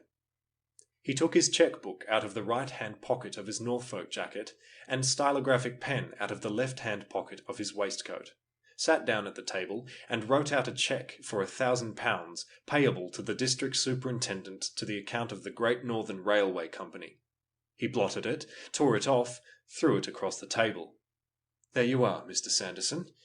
Now what can you do for me?" The superintendent picked up the little slip of paper which meant so much, looked at it, and then at the station master. Then he put the cheque down again on the table, took the station master by the arm, and led him away from the table for a few moments, during which he engaged him in a hurried, whispered conversation, punctuated with frequent nods of the station master's head. Then the superintendent came back to the table and said, "It is not in my power, Mr. Enstone, to accept this cheque of yours, but if you will allow it to remain in the safe until the manager comes in the morning, I will take it on my own responsibility to clear the line for you and give you a couple of saloon cars and one of our new flyers that we are going to race the Northwestern with. She's been running one of her trial trips today, and she has to steam up. I'll have her ready alongside the platform in 10 minutes, and she'll take you to London inside 3 hours. That's about half an hour in front of the Scotchman." "I'm there," said Enstone, getting up and tossing the cheque towards him. "You can do what you like with that. I'll buy the engine if you like, but have her ready quick. You needn't worry about the cars. It wouldn't be the first time that I've had a run on an engine." "The cars are here, sir," replied the superintendent, "and the engine shall be at the platform in a few minutes. Mr. Andrews, will you kindly wire down the line and clear it? Everything through from here to King's Cross. She'll about overtake the express at Peterborough, but we don't want any accidents." "There won't be any fear of that," said the station master. "Specials are specials, and everything else has to keep out of the way for them. That'll be all right, Mr. Enstone." "And now," said Hargreaves, "I think we may as well go and get a whisky and soda, and have some provisions for the trip put on board. If you only have a good digestion, eating and drinking are a great relief from the variegated worries of life. Come along. Let's go and find the bar." About 10 minutes later, they were standing on the platform in front of a long corridor carriage with a big postal brake van behind it. There happened to be a very heavy correspondence from the north to London that evening, and so the superintendent had taken advantage of the special to get away a few dozen bags which had been too late for the mail. A long, high-shouldered, short-funnelled, green-painted, and yet withal graceful shape came sliding in on its 14 smoothly revolving wheels, until it touched the buffers of the saloon car, hissing, snorting, and vibrating throughout the length and breadth of its steel fabric with the suppressed energy of the 3,000 horsepower which its boilers and furnaces were ready to put into its compound cylinders. As the buffers touched, the superintendent went to the footplate and said to the driver, a grizzled descendant of some Norse invader of 1,000 years back, "Jock, you are to drive her for all she's worth. We've cleared the line for you, and if ever 999 had a chance of a record, you've got one now." "And if the way is right, she'll make it," replied Jock, pulling his beard and looking from end to end of the steel darling of his widowed life. "And every minute that you make over ordinary time will be worth £1 to you, and here's something to begin with," said Harold Enstone, putting a £5 note into his hand. "And now, as soon as you are ready, I am." "All right, gentlemen," replied the driver, climbing back into the cab. "And thank you, sir. As soon as you have taken your places, we'll be off." The superintendent conducted the two millionaires to the door of the long saloon carriage, shut it, touched his cap, and signalled right away to the driver. There was a shrill hiss of steam under the great engine, and with an almost imperceptible motion, Harold Enstone's special slid out of the station and crossed the long high-level bridge over the Tyne. Then the great engine settled down to its work. Jock let her go, and she did go. He knew that he had an almost perfect, permanent way under him, and a clear road in front of him, and so, when he had cleared the outlying stations, he threw the throttle valve open and gave her her head. Conversation soon became impossible for Enstone and Hargreaves, and so they laid down on the sofas of the luxuriously furnished saloon, and surrendered themselves, even in spite of their anxiety, to the rapturous delight of rapid travel. They heard the whistle shriek and saw the lights of Gateshead flash past them in a swift, continuous gleam. They roared out into the darkness. The moon and the stars danced and jumped about the heavens as the great engine and its two satellites plunged thundering through the night. The fields and the scattered woods and the coppices on either side of the line melted into a confused blur. The lights of hamlets and towns a few miles away from the line jumped out of the growing darkness, shone for a moment, and vanished. The special rushed, shrieking and roaring through Peterborough, where the Scotchman lay waiting on a siding, and sped away out into the darkness again. The lights of Grantham glittered out ahead.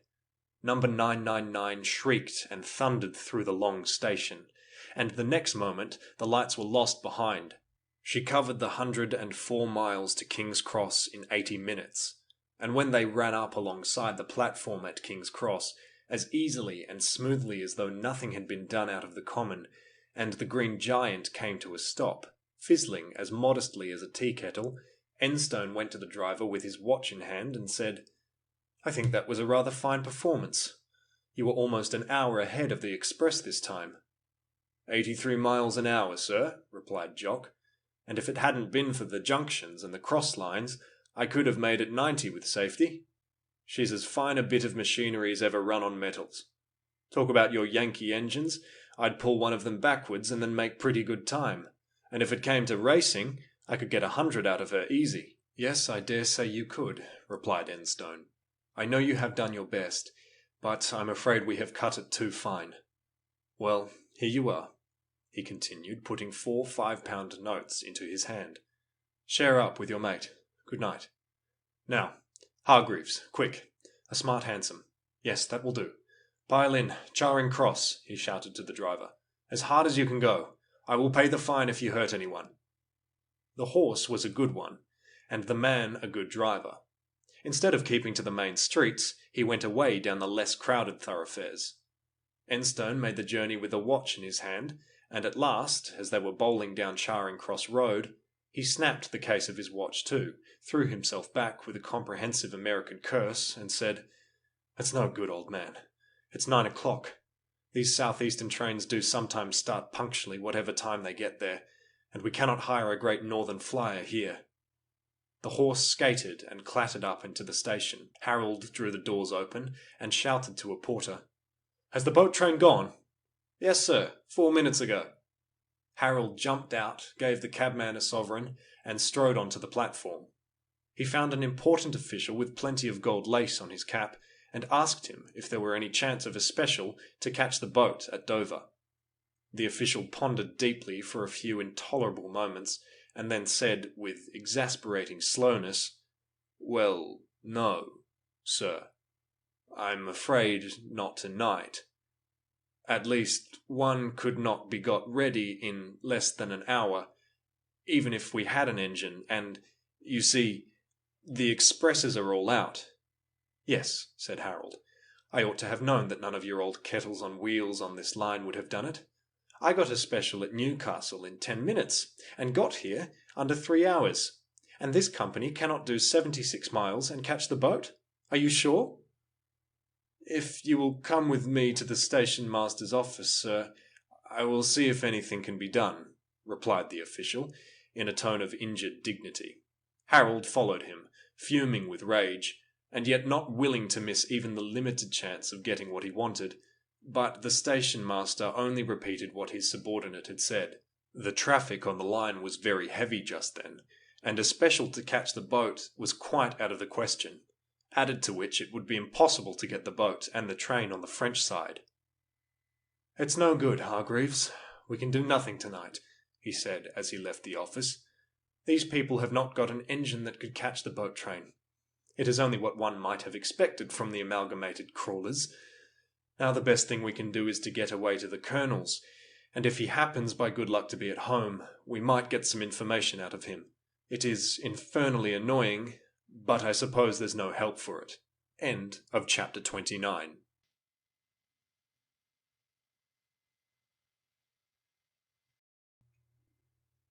Chapter 30 of A Mayfair Magician, A Romance of Criminal Science. Recording by Fraser Shepherdson, Melbourne. A Mayfair Magician, A Romance of Criminal Science by George Griffith. Chapter 30. Fortunately, the Rowell Grovers were having an early, quiet dinner at home that night, prior to indulging in a couple of frivolous hours at the palace. They were naturally somewhat surprised to see Enstone, who was not expected back for 3 or 4 days. He apologised for the sudden invasion, introduced his friend Hargreaves, and with his usual directness got to business at once. To his disgust, but not altogether to his astonishment, he learned that they knew nothing of Grace's departure for the continent. All Mrs. Grover could tell him was that the princess had brought a message from Grace to herself and Lady Georgina, to the effect that Grace had been a little overcome by the heat and had a headache, so she was lying down for half an hour with the princess's maid looking after her. "And of course that settles it," said Enstone. "If this trip had been all fair and square, Grace would certainly not have gone without sending me a wire, and she would certainly not have sent such a message as that to you. Instead of the princess brings you a message, which is probably a lie, sends the carriage home for Lucy and some luggage, and vanishes. Now, my dear Mrs. Grover, is that the sort of thing that Grace would be likely to do?" "It is certainly very extraordinary," she replied, "but the idea of her being taken away against her will, if that is what you mean, is surely out of the question. This is the 20th century, you know, Mr. Enstone, not the 18th. "Yes," he replied, "but money can still work miracles." "Quite so," said the Colonel. "But, my dear Enstone, people don't run such a tremendous risk as that of, well, if you like, we will say abducting, the wife of a millionaire and a member of Parliament and one of the best-known women in society, without some very strong motive. And what earthly reason could Hedley Simmons and the Princess have for such an amazing act, and on their own wedding trip, too?" "I think I can throw some light on that," replied Enstone. Then he gave them a rapid outline of his suspicions as to Simmons' identity with the desperado, Banfield, and the means he had taken to satisfy himself upon the point. "Now," he continued, "if I am right and he knows it, he is just the man to go to any length for either revenge or self-protection." "But, my dear fellow," said the Colonel, "granted all that, how could they possibly have got her away unless she had gone of her own free will? As Fanny said just now, you can't carry well-known women off to the coasts and put them on board a yacht, Viet Amis, nowadays, and, besides, They've gone to Paris. I have not the slightest doubt you will have a letter from her in the morning, or a telegram." "I wish I could believe it," replied Enstone, shaking his head. "But I can't. Something bad has happened, I'm absolutely certain. I think Grace must have given me some of that queer power of second sight of hers, or else I got it from some northern ancestor, for I am absolutely certain that she is in danger, and great danger. Good heavens! I believe I've got it," he exclaimed, suddenly getting up from his chair. "Got what?" said Mrs. Grover. "Second sight or an idea?" "Both, I think," he replied. "The one suggested the other. That fellow, Isaiah Ramal at the Institute, I'm sure he has the same uncanny powers as that villain Halkine had, and at one time Grace was very susceptible to hypnotic influence or whatever the infernal thing is. Now, suppose they got her under Ramal's influence and suggested the trip to Paris. She would go just as though she went of her own free will. No one would notice anything out of the way about her, and they could take her where they liked. Then, when they got her safely stowed away somewhere in the wilds of Poland or Russia, of course Siemens, alias Banfield, could make what terms he liked with her. That's what they've done it for. He couldn't have any other motive." Harold Enstone had got nearer to the facts than any of his hearers really believed, and it was well for him that he did not know the whole of the horrible truth.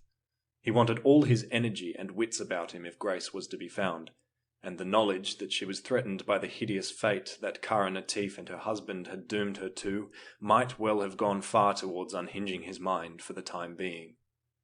"Well, I must say there might be something in that," said Mrs. Grover, who had, or believed she had, a very strong leaning towards the occult, and was already inclined to look upon the famous doctor and director of the Institute as the high priest of a new religion. "Everyone says that Dr. Ramal does possess the most remarkable powers, but, Mr. Enstone, I am perfectly convinced that he would never use them for such an abominable purpose as that. He is far too distinguished, and, I am certain, too good a man to lend himself to anything of that sort." "Well, for the sake of your confidence, I hope he is, Mrs. Rowell Grover. But he is an Oriental, and I know enough about the East to trust an Oriental about as far as I could throw him with one hand. But that's not the question now, and we've troubled you quite enough. You had better come back and sleep at my place, Hargreaves. Then, if you are inclined for a man-hunt on the continent, we'll be off by the mail tomorrow morning. Of course, I shall have to put off that business in the north for the present, but don't let me haul you away unless you feel you can come without hurting things." "I think the others will be able to fix that business up now if we send them a wire giving them the full powers to act," replied Hargreaves, on whom the excitement of the prospective chase had already taken hold. "And if I can be of the slightest use to you, I'm there." "Of course you can," said Enstone. "You're just the man I want, and I don't think it will be quite the sort of journey that will be good for one to be alone on." "I should think not," said the Colonel. "And if I can be of any service to you here, of course, command me as one entirely at your disposal. For instance, as you'll be pretty busy, suppose I wire to all the likely hotels in Paris, find out where they are stopping, and let you know, say, at the Bristol? We've an office near here that's open all night, and as they went over in Simmons' yacht, of course, we can find out its whereabouts. And now, just before you go, you must have a whiskey and soda to help you on your way." Enstone and Hargreaves drove to the Prince's Gardens in almost absolute silence, only broken now and then by the strange oaths in many languages which escaped between Harold's tightly clenched teeth. His friend knew what his feelings must be, and respected them. He had not been married quite as long as Enstone, and so it was not difficult for him to sum up the situation. When Harold opened the door with his latchkey, a footman rose from a chair and straightened himself up in a somewhat sleepy fashion, and said, "There's a gentleman in the library to see you, sir. I told him you were out of town, but he said he thought he would wait till midnight in case you did come back. I think the gentleman's an American, sir. This is his card, sir." Harold took it up and looked at it, and read, "Albert J. Cantor, 150 Water Street, Liverpool." "Can't say I know the gentleman," said Harold, "but come along, Hargreaves, we may as well go and make his acquaintance. I suppose it's something important, or he wouldn't be quite so persistent." As they went into the library, a tall, well-dressed man got out of an armchair and came to meet them. He was a man of about 50, well preserved and set up, and with the iron-grey hair and dark moustache so often found among Americans who have fought hard in the battle of life and won. Mr. Cantor, I believe. My name is Enstone. I am afraid we have kept you waiting a long time. This is my friend, Mr. Hargreaves. We have only just come back from the north of England." "Good evening, Mr. Enstone," said the stranger, with just the slightest transatlantic intonation.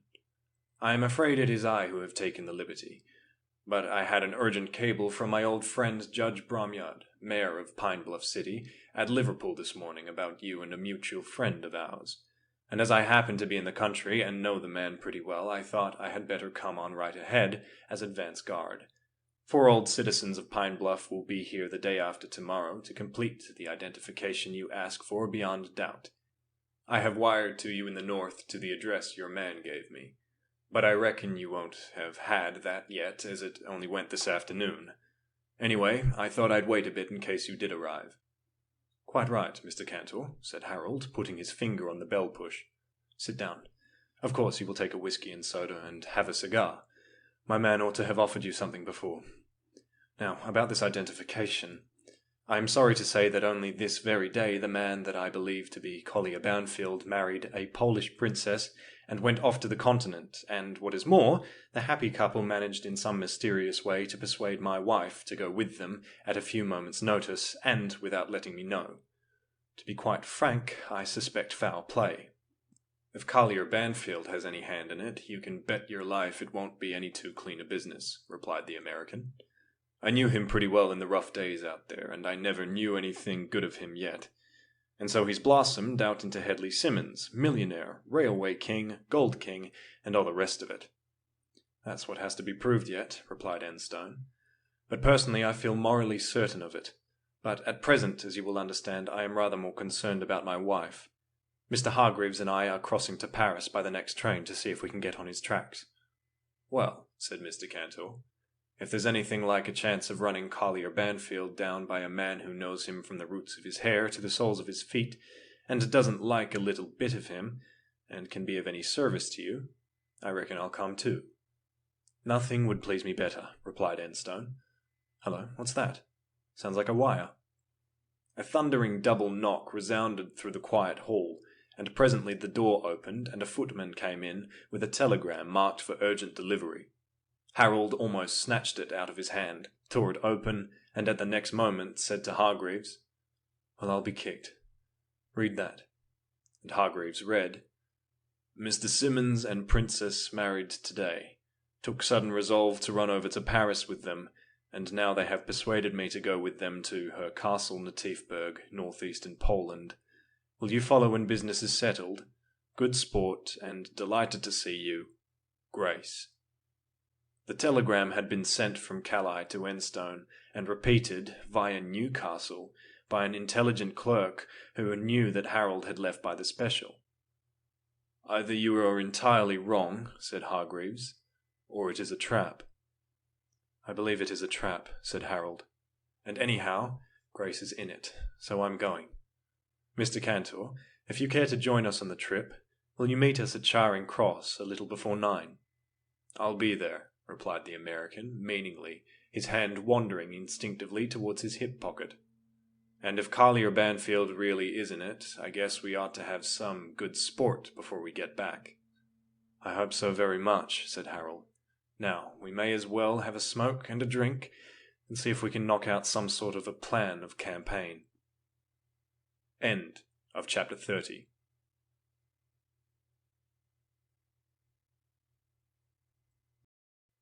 Chapter 31 of A Mayfair Magician, A Romance of Criminal Science.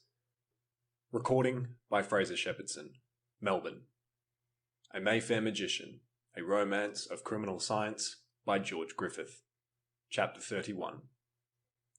Natiefberg, which had been the home and stronghold of Kara Natief's ancestry ever since the dim old days when it had been a fortress of logs fenced about by triple stockades of outward-pointing, sloping stakes, was now a curious mixture of medieval castle and 18th-century pleasure-house. It stood on the topmost rise of a promontory about 500 feet high, which jutted out between a very considerable river and an inconsiderable tributary, which joined its sluggish flow to the main stream about 7 miles from the broad entrance into the Baltic. For the rest, the vast forest-clad regions which lay south and east and west of it, and the long sandy reaches to the north, were a sort of debatable ground between the Russian and the German empires. Most of the princess's ancestors had died fighting one or other of the two encroaching despotisms as occasion demanded, and the inhabitants of the region, foresters, huntsmen, charcoal burners, small farmers, and fishermen, still hated both with a cordial impartiality. The long northern summer was still in the midmost height of its glory. The forests and the vast interspersed stretches of meadow and cornland were like dark green oceans dotted with islands of gold and emeralds, and the sands were golden too. The ripples of the shallow sea, like long lines of frosted silver, and the waters of the Baltic beyond, almost as smooth as a sea of ice, glittered with a million ripples. The older portion of the castle, the high, round keep, and the thick crumbling walls, flanked at every corner and angle as they climbed round the sides of the headland, were flanked with round watchtowers, all ivy and moss-grown, like the rest of the ruin, and grey with the age of many centuries. Below the remains of the great outer bastions, and fronting a magnificent sweep of the great gleaming river, fringed to its edge with dusky lines of giant pines, and yet divided from the forest by flower-covered terraces and smooth green lawns sloping away into the gloom of the wilderness, was the modern schloss built of red bricks that had been burned over 3 centuries before, turreted at the corners and roofed with tiles blackened and moss-grown as old as the bricks. It was here that Kara Natif had brought her strangely won husband, and her no less strangely invited guests, present and to come, in order that she might, as she believed, enjoy the complete fruition at once of her love for the man that she loved, and her revenge on the woman whom, in a sense, he loved better than herself, and, bleak and ghastly as these northern wildernesses were when once the shroud of winter fell over them, they were very beautiful now, with a weird and sombre beauty, which no southern landscape can show. In a word, the scene exactly suited both the mood and beauty of the woman who owned everything, but the sea as far as the eye could reach from the topmost tower of Natifberg. According to the old custom of the land, Princess Kara and her husband occupied separate sleeping chambers, communicating with each other by a curtained archway. Very early in the morning of the 3rd day after their arrival, in fact, soon after the brief northern night had ended, she was lying awake with many thoughts revolving in her mind, when she heard her husband's voice in the next room speaking in Spanish, a language which she of course understood, but which he had never used in converse with her.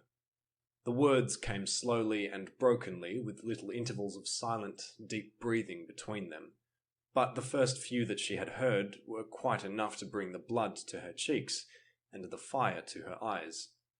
The truth was that, like nearly all men who have passed a great part of their lives in the silences and solitudes of the outlands of the world, Hedley Simons had contracted the habit of talking to himself, which strongly conduces to sleep-talking, and, curiously enough, yet by no means singularly, he never spoke but one language in his sleep, and that was Spanish.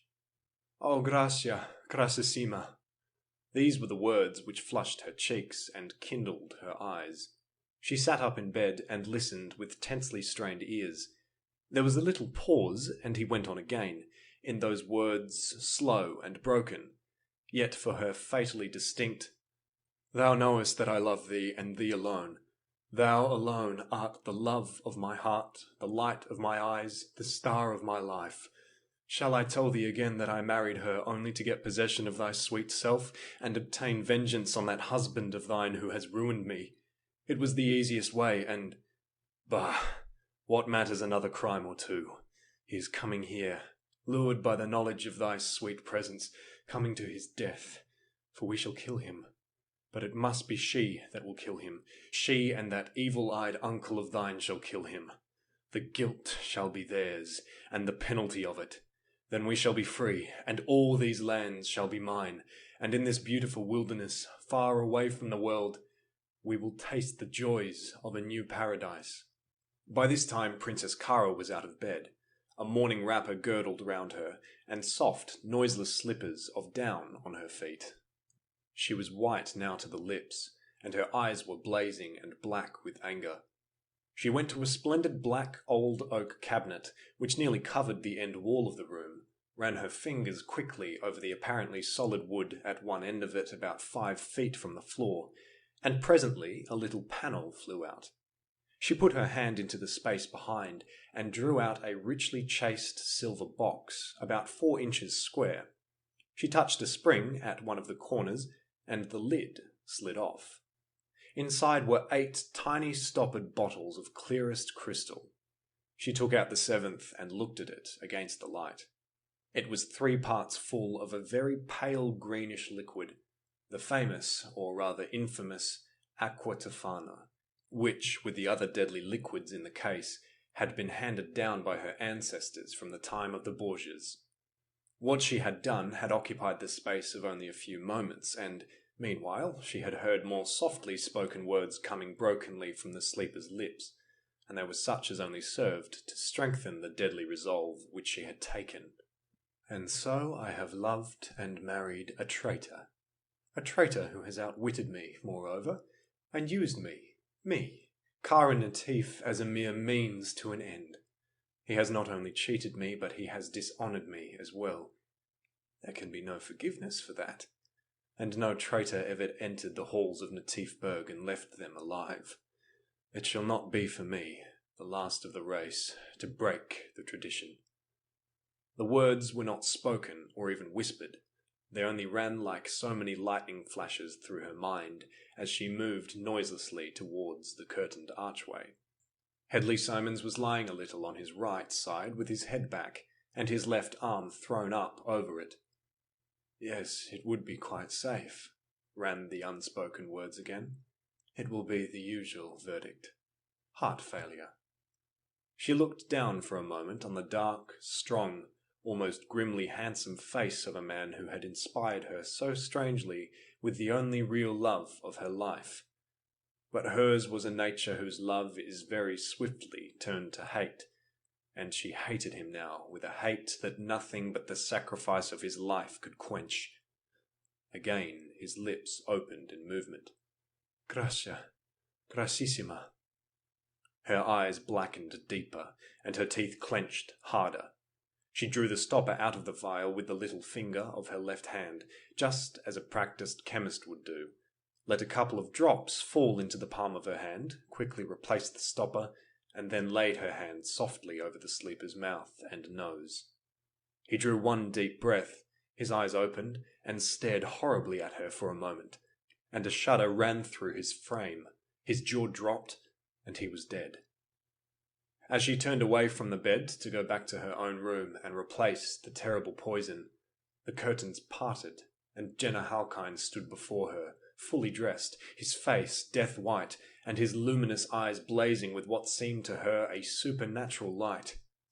For once in her life she was taken completely off guard by this utterly unexpected apparition. "Dr. Halkine!" she exclaimed in a voice which she vainly tried to keep steady. "What are you doing here? Here in my bedchamber? It is an outrage." "What have you been doing in that other chamber?" he said, in a perfectly even, passionless voice, putting his hand quickly on her forehead, bending her head back a little, and looking down into her fixed, wide-opened eyes. She struggled hard against the subtle, swiftly acting influence that was overcoming her, but it was no use. Her tongue stiffened, and the word of protest would not come. Gently, irresistibly, he forced her back into the room where her husband lay dead. "I saw you," he went on. "I saw you with the eyes which are not of the flesh, but of the spirit. Eyes to which nothing is opaque. You have killed him. A life more or less in the world does not matter, but you have killed more than him. You have destroyed more than his one life. You have destroyed for the present, at least it may be for many years, perhaps even beyond the scope of this life of mine, the hope of our great work. Without the money he promised and would have given, the greatest project ever conceived by human minds must come to nothing. For that at least you are worthy of death. and you shall die. Die as you have killed him. Give me that bottle." He took the little phial from her unresisting hand. "Now lie there beside him, for this shall be the couch of your death bridal." She employed the last remains of will force that was left to her to resist him, but the influence was already too strong upon her. It melted away under the searching fires of those terrible eyes. The hand was still upon her forehead, and as it pressed, she yielded. Then, with a quick movement of his hand, he caught hold of her limp, yielding form and laid it on the bed beside the corpse of the man who but a few minutes before had been her husband. As her head fell back on the pillow, he put his right hand on her forehead again for a moment and drew it down swiftly yet softly over her face. Her eyes closed and her lips parted. "Sleep, worker of evil, you who have interrupted the progress of the good work. Sleep until the awakening of another life you shall learn the full extent of the evil that you have wrought." Her eyes closed in the hypnotic sleep which was seen to change into one which most men believe has no wakening, until the last trump calls up the sleepers from the land and sea to face the final judgment. He drew the stopper from the phial and let a couple of drops fall between her parted lips, and so she died as the man she had murdered had died a few moments before. He scattered the rest of the fluid over the thick carpet, dropped the stopper on the silken counterpane between them, closed the chilling fingers of her right hand over the phial, drew her left arm out over the dead man's breast, and, after a moment's glance of mingled hate and genuine sorrow, left the room with silent steps and went back into the princess's room. For a few moments his eyes were everywhere. Then at last they detected the little open panel in the end of the big cabinet, and the silver box standing on the lower shelf. He looked into it, picked out a few of the bottles, and, after a little hesitation, said to himself, "No, they are of no use to me. I have other weapons even deadlier than these. I had better leave them here. They will make very convenient evidence." And so he left them there and went back to his own room. He packed a portmanteau with just what was necessary for a journey, counted over his money, then lay down upon his bed to do a little hard thinking. He lay for nearly an hour with his closed eyes, looking mentally at the suddenly created problem from every possible point of view. Then the strain of 3 sleepless nights and the brief but intense mental activity of that early morning told upon him at last. Not even his powers could struggle against the overwhelming desire to sleep, and his eyes closed. Again and again he opened them, and again they closed, in spite of the utmost efforts of his will, and then sleep, deep and utterly oblivious, held him fast in its invisible but unbreakable bonds. When he finally woke, it was to see Harold Enstone with 2 other men in travelling clothes, and an officer of police standing by his bedside, and hear Enstone's voice say in English, "Good heavens! And the age of miracles hasn't passed after all! That's Jenner Halkine, the man that we thought was cremated 3 years ago. Hargreaves, tie his eyes up quick and don't let him look at you. We have had enough of his hypnotism, or whatever it is." As he spoke, Halkine struggled up into a sitting position. "I've heard something of his hypnotism too," said Mr. Cantor, whipping out his revolver. "We have got just a bit more poison of that sort than we can do with in the States. But you just hypnotize that, and I reckon you will get a more conclusive funeral than you had last time. Now, Mr. Hargreaves." By this time Hargreaves, for want of anything better, had picked up a towel, wrapped it in 2 or 3 times around Halkine's head at the risk of suffocating him, tied the 2 ends tight across his face, while Enstone was saying to the officer in German, "This man, sir, is a convict escaped from an English prison. He was convicted of manslaughter and sentenced to penal servitude for life. If it had been in France or Germany, the sentence would have been death. Perhaps you remember the famous case of Jenner Halkine?" "Ah, yes," said the officer, straightening himself up. "Of course, I remember. It was a notable case, but I thought he escaped and was frozen to death. So police journals said. "And also the English papers." "So they did," replied Harold, "but he did not die. You know who I am. Now I pledge my credit that this is the man, and I give him into your charge. Extradition will be applied for in the usual way, and if I am wrong, I will take care that you are held guiltless."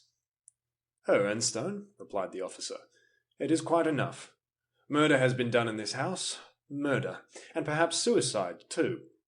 All within the house, excepting yourself and your friends who arrived with me after the crime was committed, will be held responsible to the law till the inquiries have taken place. You will make your statement in the proper form, and you can rest assured that this man will be held until all charges against him have been cleared up." End of chapter 31.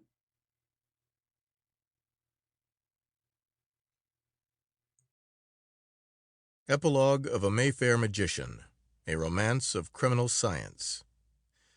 Recording by James K. White, Chula Vista. A Mayfair Magician, a Romance of Criminal Science, by George Griffith. Epilogue. The mystery of the deaths of Hedley Seamans and his newly wedded bride, which fell like a thunderbolt upon the social world of Europe and America, to say nothing of that financial world from which one of the greatest powers had so strangely and so suddenly disappeared, was never cleared up. The newspapers of many countries naturally did their best, and worked up odds and ends of dubious and partially and wholly incorrect information into thrillingly sensational narratives, which perhaps went quite as well as the truth would have done, and there, as far as the public was concerned, the matter ended. There were certain international reasons why the inner life of the brilliant woman who had once been Princess Karanatieff should not be too closely inquired into. She was dead, and so was her newly wedded husband, and they were buried with all due ceremony in the catacombs under the foundations of Natieffberg, which had received the remains of nearly 20 of her ancestors, although this was perhaps the first time that the body of a once notorious American desperado had received such honorable sepulture. On examination of his body, the wound inflicted by Godfrey Instone's bullet was found to be there. Both Harold Instone and Mr. Cantor identified him, and the latter said with characteristic force, "Well, there is no doubt about that being what's left of Collier Banfield. But whatever the princess may have been, it seems an almighty shame to plant a low-down skunk like that alongside of her from now to the day of judgment. Still, I guess it's got to be, and that's all there is to it." There was very little difficulty about the extradition of Jenner Halkine. There were many who had cause to know him too well. And finally, to make the matter quite certain, Isa Ramal, after a brief but pregnant interview with Harold Instone and a solicitor from the Treasury, decided to escape prosecution by telling all that he knew about the extraordinary circumstances under which Halkine's apparent death had been arranged. When this interview was over, he at once went into the sanctuary of secrets, and after looking for a while at the ill-omened machine on the table, he murmured to himself, "I always told him that such a thing could work, even in the hands of the wisest, for evil and not for good. It has produced no good and produced much evil. We have not yet reached that perfection which would justify man in using such an instrument as this. It shall cease to exist, and its secrets shall die with him and with me." And that day, before sun had set, the Soul Searcher, the most marvelous machine that human knowledge and almost superhuman experience had ever devised, had most satisfactorily ceased to exist. As soon as his extradition was completed, Jenner Halkine, once more masked and goggled, was, in the ordinary course of things, taken back to Nethermore, the prison from which he had escaped in such extraordinary fashion. His advent was quite an event in the cold, silent world which is enclosed by prison walls. As an escaped prisoner, he had first to undergo the ordinary punishments, the starvation diet, the solitary cell, and the forfeiture of all hope of remission of his sentence. In the mental sense, this killed him, but as the event proved, one element of human nature was left alive in him. When his period of punishment was over, he was sent out to work with one of the quarry gangs. And when they got to work, his eyes, peering through the darkened glasses of his goggles, recognized in the thin, bronzed, scrubby-bearded convict beside him all that 3 years' penal servitude had left of the once sleek and well-fed man who had been his accomplice in the Instone tragedy. "Hello, Halkine." He heard a familiar yet curiously unfamiliar voice whisper between the strokes of the picks. "Back again, are you? In spite of your dying and coming to life again. But you'll have to die in real good earnest next time to get out. I got the best of it after all. Instone's paying me $1,000 a year while I'm here, and I'm to have 5,000 down when I get—" He never uttered the other word. Halkine swung his pick as high as he could above his head, and instead of striking the stones, the point of it took Bonham Denyer in the back of the neck, smashed the vertebra, and sank down deep into his lungs. As the corpse dropped, he let go the handle, walked up to the warder in charge of the party, and told him what he had done. A month later, the man who might have been one of the most brilliant scientists in the world, if his genius had only been properly directed, and if it had not been, as my friend Dr. Saunderson always maintained, warped by one of the most obscure forms of insanity, and might have added untold treasures to the stores of human knowledge, stood with the white cap over those once awe-compelling eyes of his, with the hangman's noose lying on his shoulders, and the double doors opening into the pit of death beneath his feet. He heard the chaplain read the words of the burial service. The last words he heard were, "Christ, have mercy upon us." And as the bottomless pit opened, myriads of lights flashed to and fro. Then came the darkness through which the soul of Jenner Halkine passed to its next incarnation. The end. End of Epilogue. Recording by James K. White, Chula Vista. End of A Mayfair Magician, A Romance of Criminal Science by George Griffith.